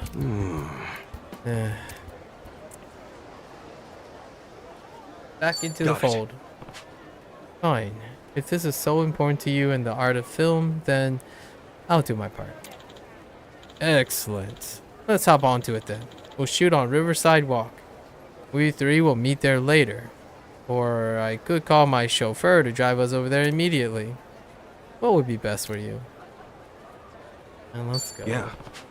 What the heck?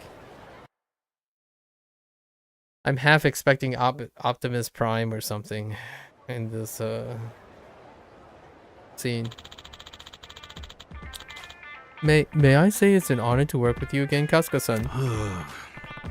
Honor's all mine, I guess. Although these explosions last time were brutal. Well, you're running through a pathway of bombs loaded with kerosene and gunpowder. It had to be pretty brutal. It better be brutal. I'm sure you'll shed any latent fears once you see the passion of our directors at work. Or not.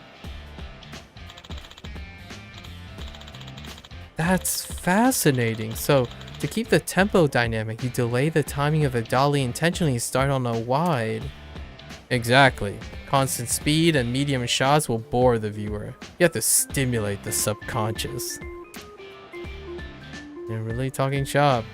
Guess he's not just some old sadist after all. Of course not. And just think, these two brilliant creators from the rival ends of the creative spectrum collaborating at last, it'll make history. It's really that big of a deal? Suppose this isn't your average film set. Maybe. Maybe not. Whoa. There you are, Kasuga-san. James and I have gone over most of the details, so we're ready for you. Okay. Alright. I'm gonna be doing dodging car in a fancy suit again? More or less, but this time you'll be dodging semis. What's that mean? Oh. Yeah. Oh, right. This one's about a bunch of trucks crashing into each other. We have a much higher budget to play with, so we could use far more explosives than last time. Trucks will be flying to and fro, non-stop. Brake lines cut. Oh boy, your character is in for some pain if he gets hit. So dodge them all unless you want to ruin the movie. And have fun out there. You know, somehow it's only starting to sink in right now what I signed up for. Remember, speed is crucial. If the camera sees you hesitate, the entire take is ruined. Got it. Yeah, I get it. Dodge the trucks, reach the finish line, and do it fast, right? I knew you were a prodigy. Good luck, Kasuga-san. That's my guy, ready to roll. Lights, camera, action. Yeah. Alright, let's go. It's fine. It's the same thing, right? Yeah, we're fine. Let's make it happen. Action! Semis, you say. Oh, those are... Holy! Why are these semis so fast? Wait. Hold.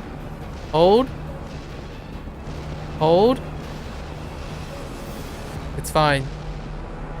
Oh! Okay, it's fine.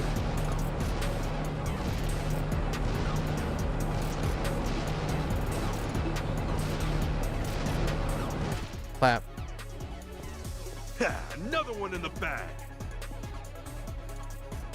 It's okay.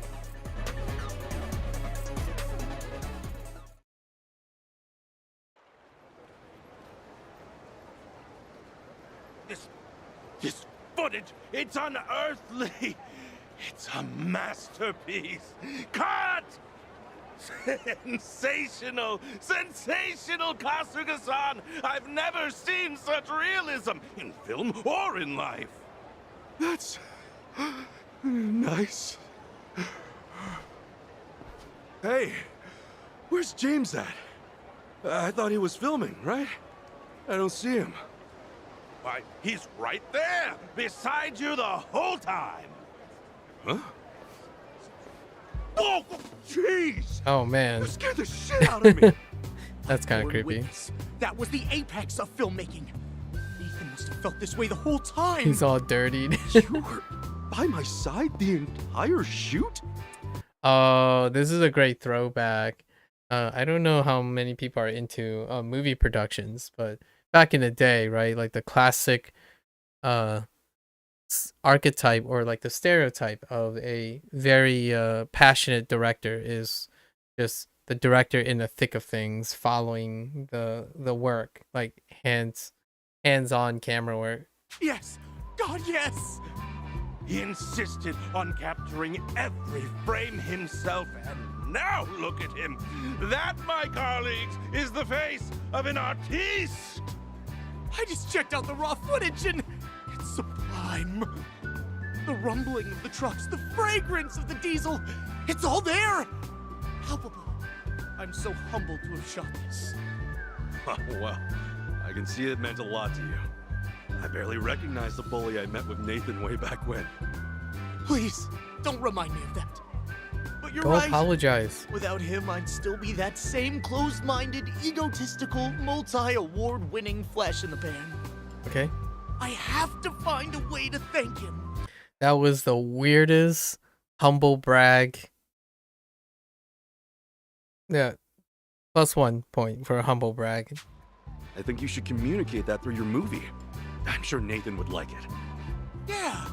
From now on, I'll pour my heart, my passion, and my regret into every scene for the rest of the shoot. Great. Good luck to you. I'm curious, how are you planning to use today's shot? Even with our practical effects, this won't pass for science fiction. Glad you asked. I'm going to use CGI, but only to alter the background and augment our real footage. Splendid! You must let me see the final print when it's complete. Huh? What's gotten into you, director? After all this time, you're capitulating to James's use of special effects? You literal moron! I'm capitulating to nothing! I'll never abandon my pursuit of realism! That said, I'm wise enough to know that verisimilitude alone does not entertain an audience. Verisimilitude. I've learned that James I really Taylor's like that chic word. cinematic sensibilities stand for something as well. If I can master them too, I'll be unstoppable as a director. Both worlds. That's awesome! Please, you have my invitation to review everything I do. I want all the advice you've got. Sounds like you both found a way to grow from one another. See, we can underlay a backdrop here, no problem. But in the tight shot, we'll lose momentum. Indeed, the farther shot would be more appropriate, which would... Hey, what if an extra gets blown across the screen as we transition? That would certainly draw the eye. That's such a weird... They're in their own world, it looks like. Guess place that's how to see masters of the- an art form communicate. Yeah. Mm-hmm. It's useless trying to stop them now. Oh, by the way, James gave me this. He said to consider it a bonus for nailing the shot. He asked me to hold on to it for you, just in case either of you blew up here today. Let me guess. Action star glasses or something? Anyway, here you are. It's been a pleasure once again, friend. Thank you. Okay. Modified rocket launcher. Yeah, thank you too. Well, guess Okay. I'll head out. I mean, yeah. That's Okay, Vancouver. with the truck driver wailing as he flies headlong through the windshield. Post or practical? I think that's one that calls for the magic of the set, Mr. Taylor. Oh, Kasuga-san! No. Would you Run. mind getting into the driver's seat of that truck for a second? Run. The seat the driver gets killed in? I'm asking you as well, boy. Don't worry. We've got loads of pillows and blankets for the pieces of you to land on. What is it with you and thinking pillows and blankets make it okay? No, I'm done. I'm leaving. No, come on, please! We have a chance at making the perfect movie here! Please! We need you. Okay, get this straight. I'm retiring from movies. Forever! Wait, hold on, Kasuga! He really committed to that. Kazuka!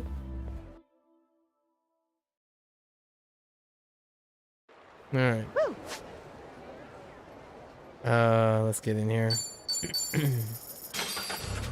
think that's the second floor of the Anaconda shopping center. I don't remember what this sub-storyline was. We definitely started already. Oh, it might be the singer? Forgot his name. Tony something? Oh hey, I can recruit this person. Don't worry. Your feet are tired? Come to Dondoko Island.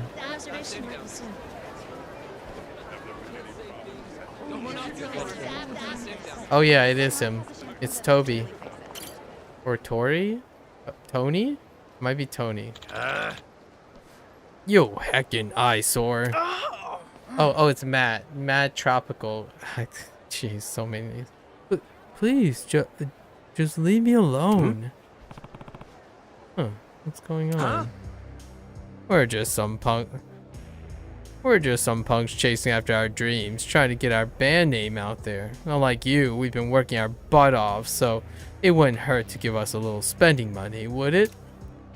Sold off your pride and soul all to become popular. By now, you're probably making the big bucks, aren't you? Well, what do you say, Golem Gunwolf? Huh? Don't call me that ever again. I'm Matt Tropical now. You think I don't know that? You used to be that one fun guy, you know, letting loose, going wild, playing real music. Here, how about this? Become Golem Gunwolf again, and we'll drop this whole thing for today. Works for me. No. I'll pass. Golem Gunwolf is no more. Oh yeah? Then hand over all your cash and beat it, you freaking sellout. Oh well.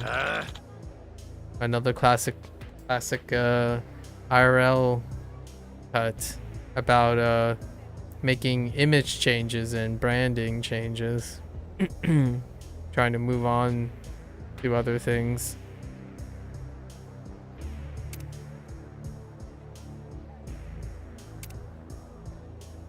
Yeah, let's keep. Huh? What did he do? This guy made hundreds, if not thousands, off trash music. Maybe he ought to spare his old pals a dime or two. But first, let's. Okay. Yeah. Think I'll enjoy this. Envy and jealousy more than reasonability. You want some? No hard feelings, guys. Get out. Get off my lawn.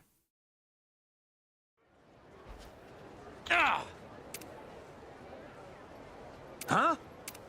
Get out. Shoo. So, Golem Gunwolf. Yes.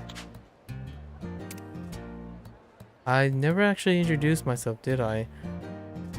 I guess he technically did have. Okay. Sup? Matthew.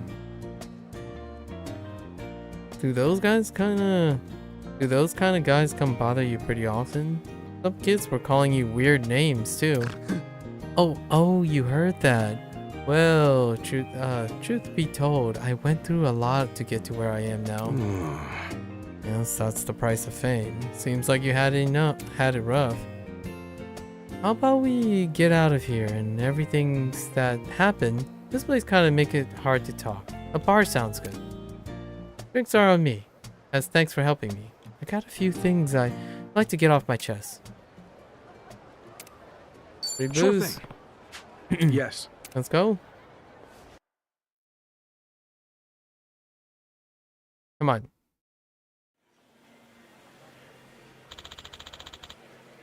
To our chance encounter. Kampai.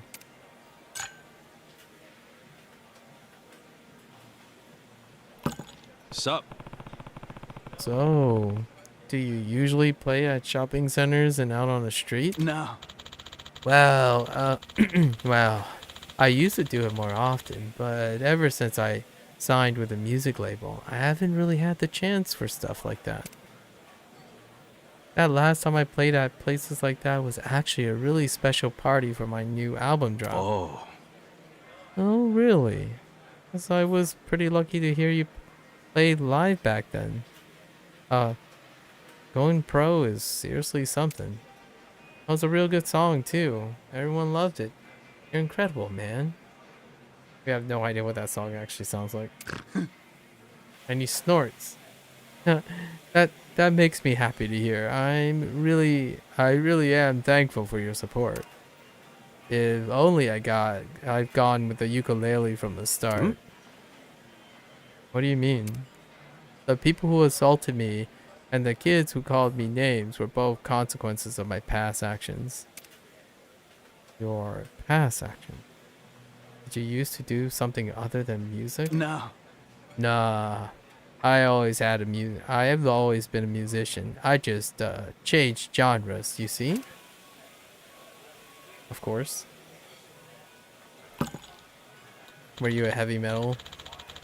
In the past, I was a pioneer of wild rock. Okay. What? Wild rock. What's that, like rock and roll? Yes. Sort of. I wouldn't expect you to know it because, well, it's a music genre of my own invention. It's where you become one with nature and channel the raging storm you feel inside however you feel best. Wow. I don't really follow, but sounds like it's the complete opposite from what you're doing right now. Mind if I ask, why the change? You don't have to answer if you don't want to. Yes. Nah, I don't mind.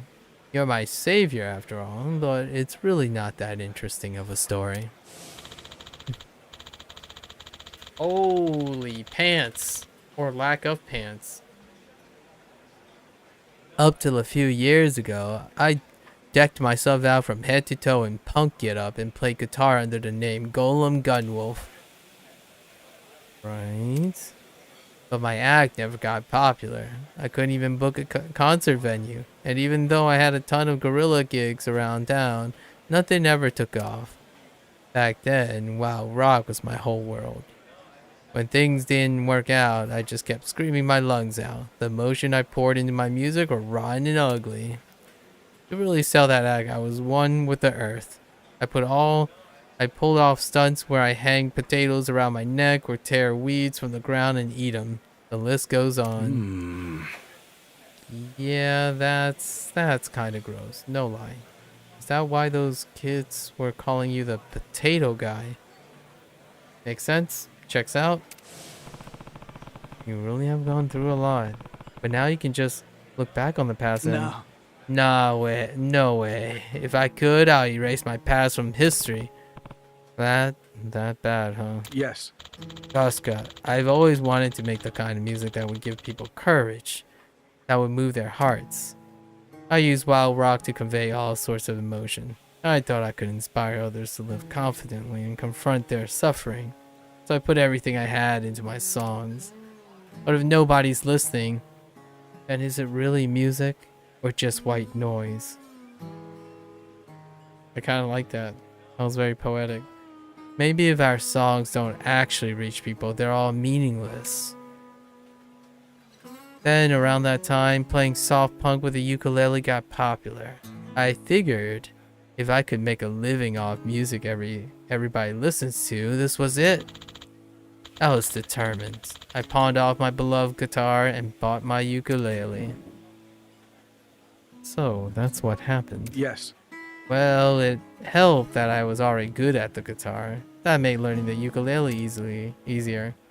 Somehow, I managed to push through and make it as a pop artist. Now I'm more popular than I have ever been. But after I became famous, people from my past started tormenting me.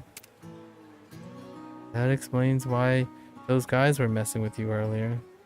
And those kids, too. After all this time, it's like someone's rubbing salt in an old festering wound. Like they've exposed my dark past and it's not a pleasant feeling at all. Yeah, I bet. All I'm hoping for now is that enough time will pass for everyone to forget my history with Wild Rock.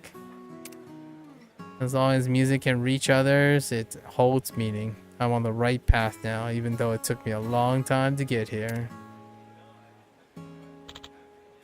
Oh, I kind of dampened the mood there, didn't I? Sorry, I guess I drank it too much. A bit too much. I appreciate you joining me today. I hope to thank you for helping me. I just ended up going on and on about myself. No, don't worry about it. I learned a lot about music today. And well, I think your songs are great. Keep up the good work, man. I'm rooting for you. Thank you so much. Thank you. That means a lot. Let's talk more about you some other time. Alright. He said his music has no meaning if it can't reach people. And maybe he's right, but I don't know. I don't know either. I disagree.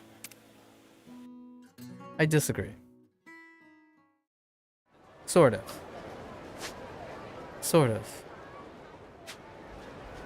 No problem so far.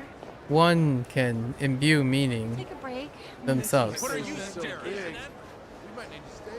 Although it's not enough to make one successful. It is enough to make one content and happy. Usually. Alright. Let's get over here. What is he doing in the middle of... I don't know which building that is. It's kind of like the hotel.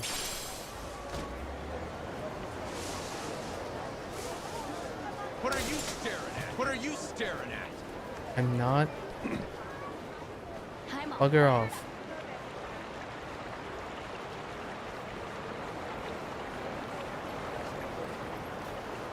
What do you want? I don't want anything. Go away. Oh, hey, new friend. What are you staring at?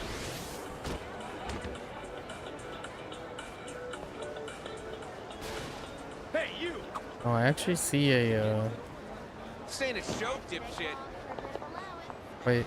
Hey, you! Dialogue option. Hey, you! I can handle anything. Oh, these guys are in the way. I'll kick you down and Show me what you got. I can do this. Let's finish it. Now. I'm on a roll. Let's go. Easy. Wait. Look at the size of that hotel. Gotta be a real bigwig to stay there, huh? Oh, is that This your plan? one? Disguise yourself with a big wig and sneak in? What? No, it's just... I just mean, I'd have to be rich. Like, they got suites for just presidents and oil barons, you know? All right. Well, good luck. Doubt the presidency's in the cards for us. How does somebody become an oil baron then? I don't know. Start digging, I guess. Shallowest answer possible. Thanks. What you looking Shallow's at? no good. You gotta dig deep for oil. Oh. Well, didn't strike oil. We sure made the mood barren, huh, Kasuga? Hey, don't make it sound like I was a part of that. 2 points. 2 points for Adachi for dad jokes. This'll be a good workout. The battle is on. There's a chest here. Must You're collect. going to regret this. Try to block this. You asked for it. It's a rumor. I can do this. Got your back. Allow me.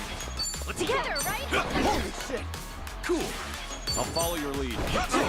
Are you serious? What? Dude. Let's go. What is your evasion, yo? Here we go. Another one in the bag. What the heck? Should I open it? Sweet. Okay. You got one of those electric bikes for your commute? Hey! Oh, hey, Gazka. Hey. Yo, sup, Matthew? We've been running into each other a lot lately. Where are you heading? Another live show or something? Actually, I have to meet with an event coordinator today. Oh yeah? Yes. Yep. This time we're planning to throw a concert at the beach. If you have time to spare, please drop by. Wait, seriously? That sounds fun. Oh no, the potato. Huh. Excuse me, sir. Are you Golem Gunwolf? I've always been a big fan. Golem Gunwolf rocks. Huh? I used to listen to you at the empty parking lot. Is that right? I'd love to hear you play Wild Rock again sometime, Mr. Golem. Sorry, kid. I'm not a part of that scene anymore. What? I go by Matt Tropical now. The man you know as Golem Gunwolf no longer exists. Oh, okay. I'm sorry for bringing that up. No. Yeah. Feels bad, man. Maybe he'll relive his old times? Let's find out. It's probably at night or the evening. So let's go change it up.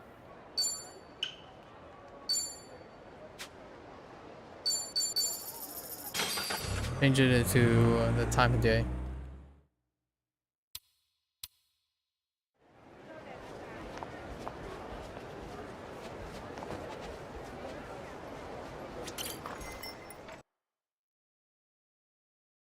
Brilliantly done. You gotta love their outfits. Look at Numba.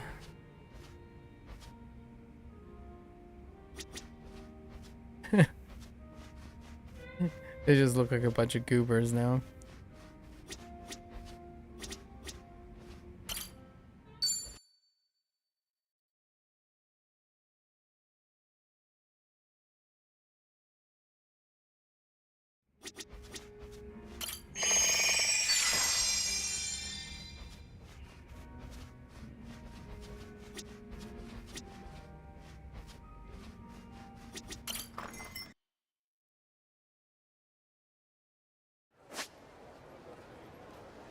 No?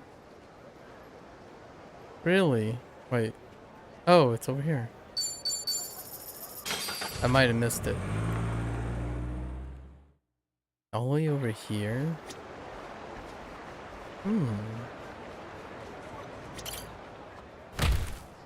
There's a task for shaking down coconuts.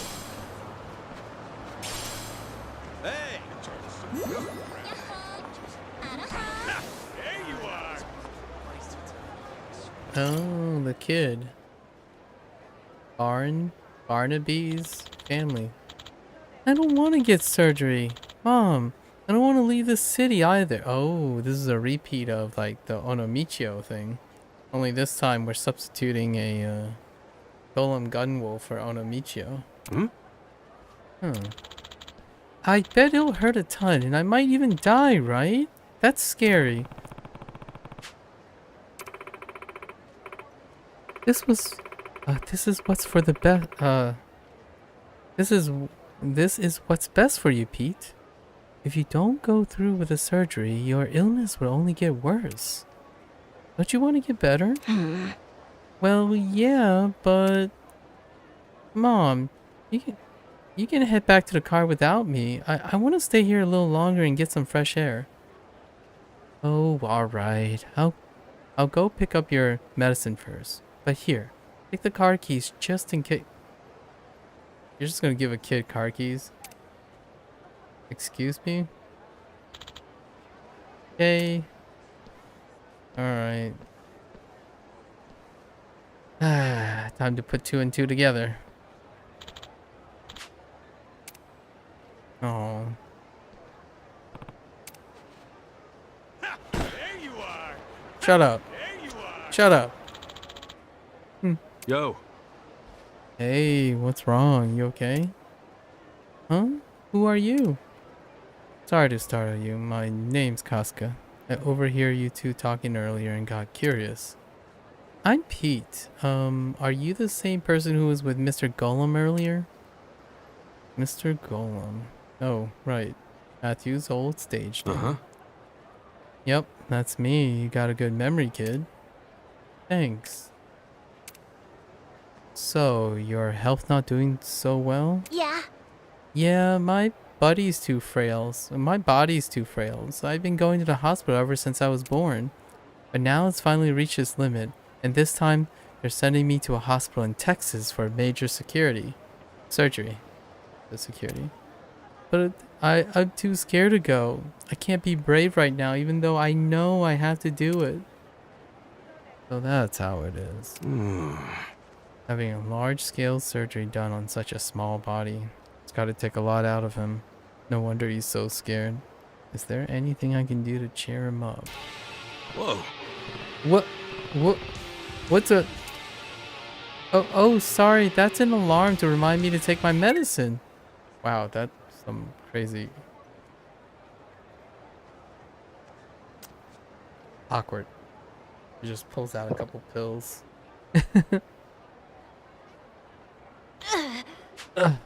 Gross.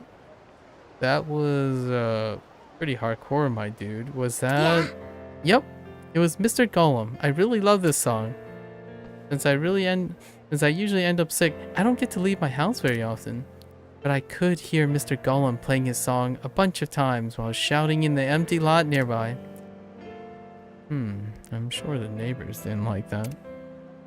My mom was furious with him, saying that he was being obnoxious, but I liked it.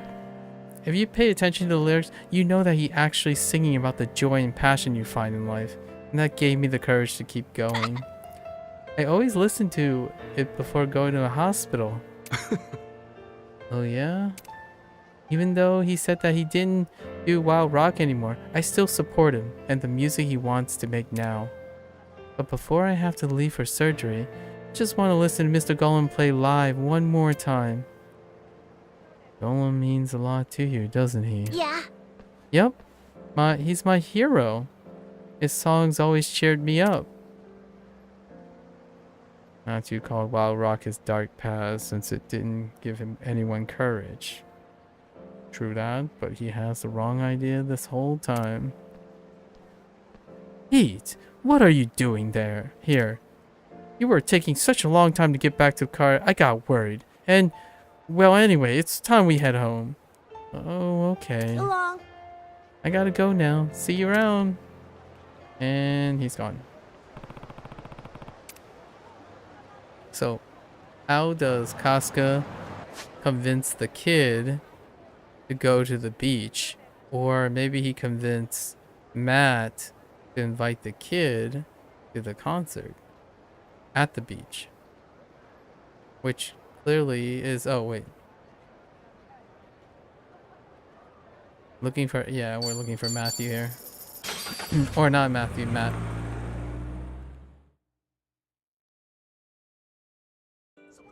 Come on, Matt. Don't be a pep. Hey. Aloha. Cool. News to me. Oh, there he is.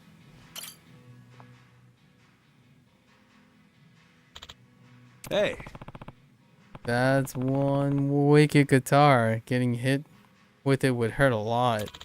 A ton. Hey, Casca. Who would have thought we'd meet in a place like this? Now that you got a ukulele, you're buying a guitar? No. Nah. I'm going to keep playing the uke. I won't even pick up this guitar again. This guitar. Truth is, this was my guitar. The one that I used when I was in the wild rock scene. The same one you pawned to buy your ukulele? Wow. Looks like you're pretty hardcore, but guess no one's biting. Yeah, seems so. Well, it's wasn't anything expensive in the first place. I did get a little crazy with the customizations. Figure it wouldn't be worth much. That right. Hey, Matthew. You know how you said that wild rock phase of yours was something you wanted to erase from history? Because you thought your music couldn't reach anyone. Well, it actually did. You probably just never realized it. Huh. Remember that kid with the specs who came up to you a while ago? I ran into him in town after that.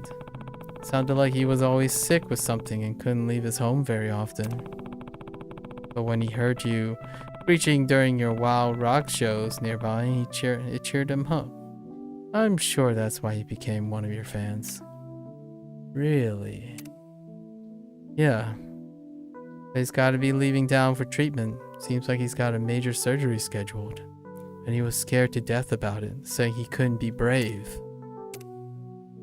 Look, I ain't telling you what you should or shouldn't do. But the Matthew who was super into wild rock, I think he's pretty darn cool too. Even if people made fun of him, calling him lame or whatever, someone who cheers up kids is one stand-up dude in my book. And I hope one day you can embrace your past and be proud of who you are. Because you're an awesome musician, man. That snort. Huh. You're a really nice guy, Casca. I have some business to attend to, so I need to get going. But I'd like for you to come to my next concert with that kid. I don't know if I can live up to your expectations, but I promise I'll sing with all my heart and soul. Alright. I wonder if we're gonna get an actual voice sample of him singing.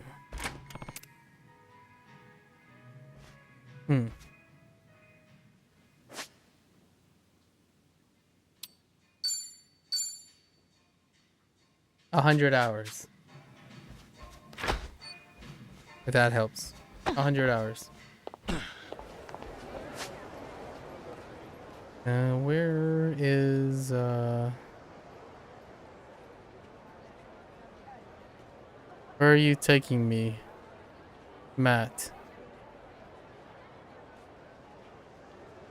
Where are you taking me, Matt?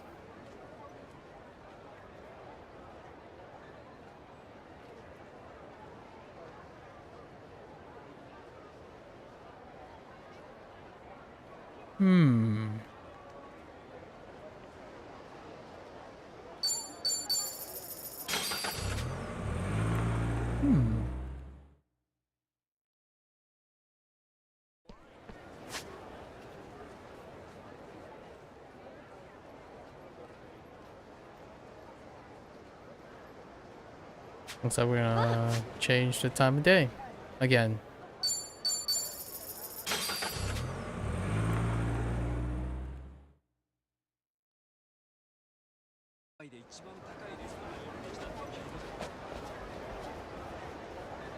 Was this one of the sub stories? Oh no, it was the Benoichi.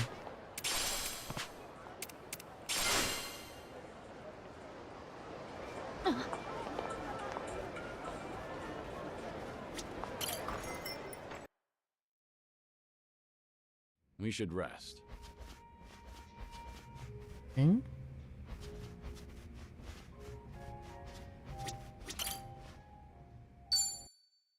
Maybe noon.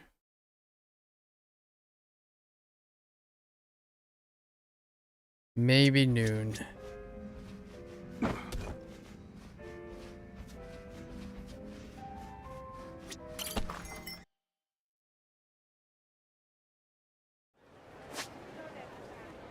Oh, there we go. Alright. Alright, Mad Tropical. Where is that, Golem Gunwolf spirit?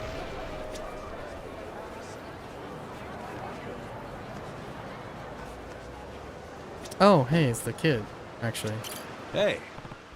Hey, Pete. Hi, Kazka. Did you also come to see Mr. Golem? Oh, wait, I mean, did you come for the Mad Tropical concert? Pretty much. I'm just thinking about I was just thinking about inviting you. Huh? Me? Yeah. Yeah. I figured if you're gonna be leaving town soon, then best you make as many fun memories as you can.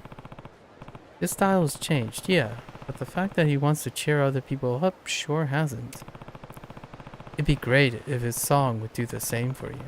That way you can face your fears with a positive attitude. Thank you very much.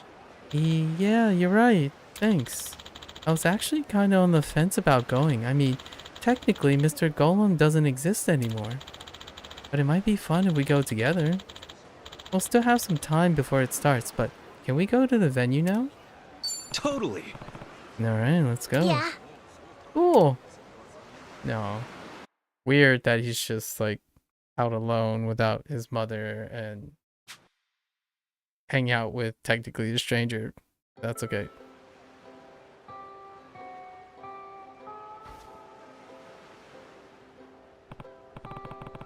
Man, just look at this crowd.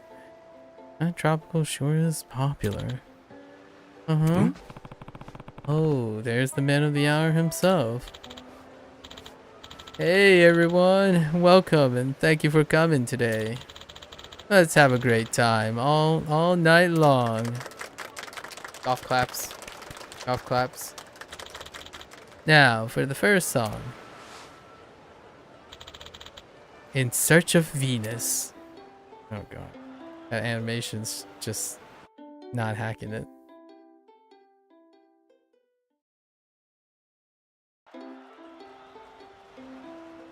Okay. All night long, he said.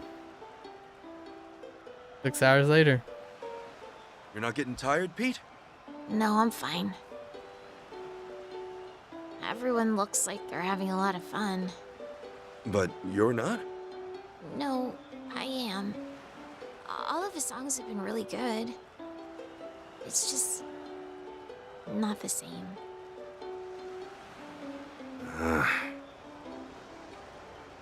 All right, this will be my last song tonight. So thank you all so much for coming to my concert. This last song is dedicated to the person who supported me all this time, and I hope that, at the very least, it gives him the courage he needs right now. Come through. Nice. The robe change. Oh, there it is. Potato rock. No. Huh? The hell? What's going on? Did someone just hijack the concert? Did he even do that? Who the heck is he anyway? Where's Matt? Mr. Golem! Hey, I heard there was a crybaby in town who's scared of a little surgery. Boo-hoo! How pathetic! I came running over because I figured my song would give him a little kick in the ass. Woo! Golem Gunwolf!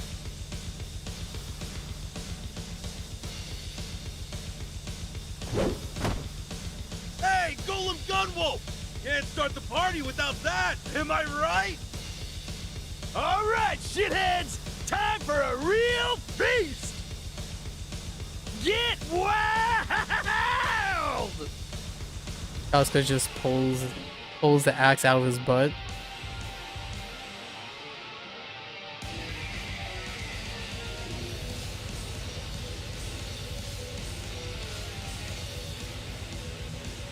Mr. Golem! Hey! Hey! Hey! Hey! No, okay. Oh my god. That was amazing. Yeah, that was one hell of a concert! I mean, feast! Now I can die happy. What the freak? No, please don't! It's like, no, please don't. Thank you so much. I've always been a fan, so that just made me really, really happy. Now, hey, don't mention it. You gonna go through with the surgery? Yeah, I will. I think I'm brave enough now. Well, I'm still a little scared, but your song gave me the push I need. 'Cause I want to go to another one of your concerts. Of course you do. I ain't letting you off easy if you die, kid. You gotta keep listening to my songs. You got it.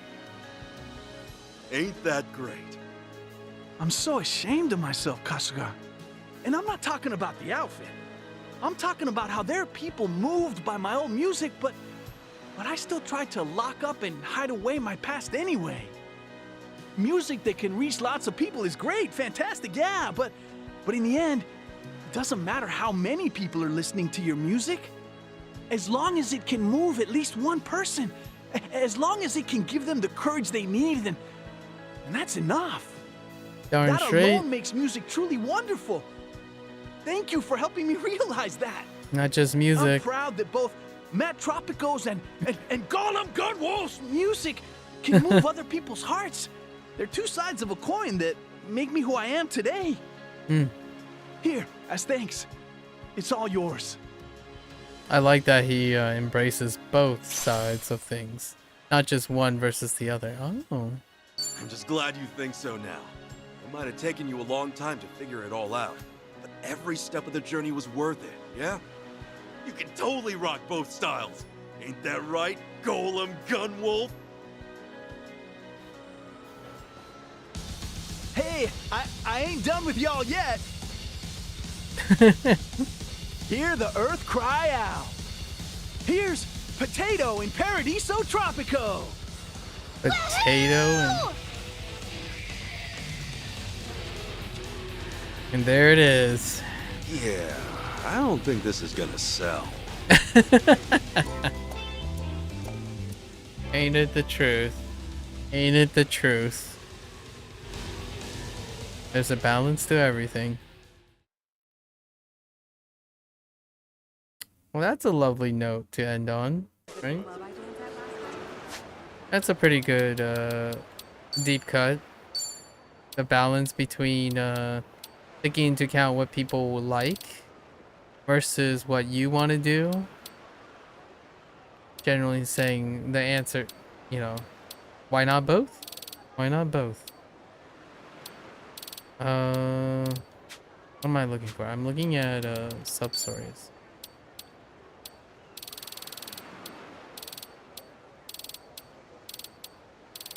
How am I... Oh, the UFO lady at night. One UFO lady and then the last 5. Huh. I'm kind of curious if these are the love interest or the characters you can give gifts to. One of them is definitely mismatch. That's kind of weird. But yeah, there must be 4 somewhere. Oh, actually. Oh no. It doesn't have like a list of them. Alright. Well. There you have it. A shorter session today, but we're gonna be able to find all the rest of the sub-stories at some point. Complete the big swell. Then maybe take a slight break and then watch the MSQ in Mandarin on Hard Plus, and then after like some farming and scaling up, and then do the Legend run in Japanese. Alright folks, thanks for hanging out, thanks for listening. A little bit tired now today. It was a really good day. Always feel free to share, comment, discuss. Always welcome to do that. Until next time, stay safe, stay healthy, learn a new language, You know, enjoy multiculturalism. Have a balanced lifestyle. Do what you like to do, but also be wary and compassionate to others. I'll catch you guys on the next time. Take care. Bye.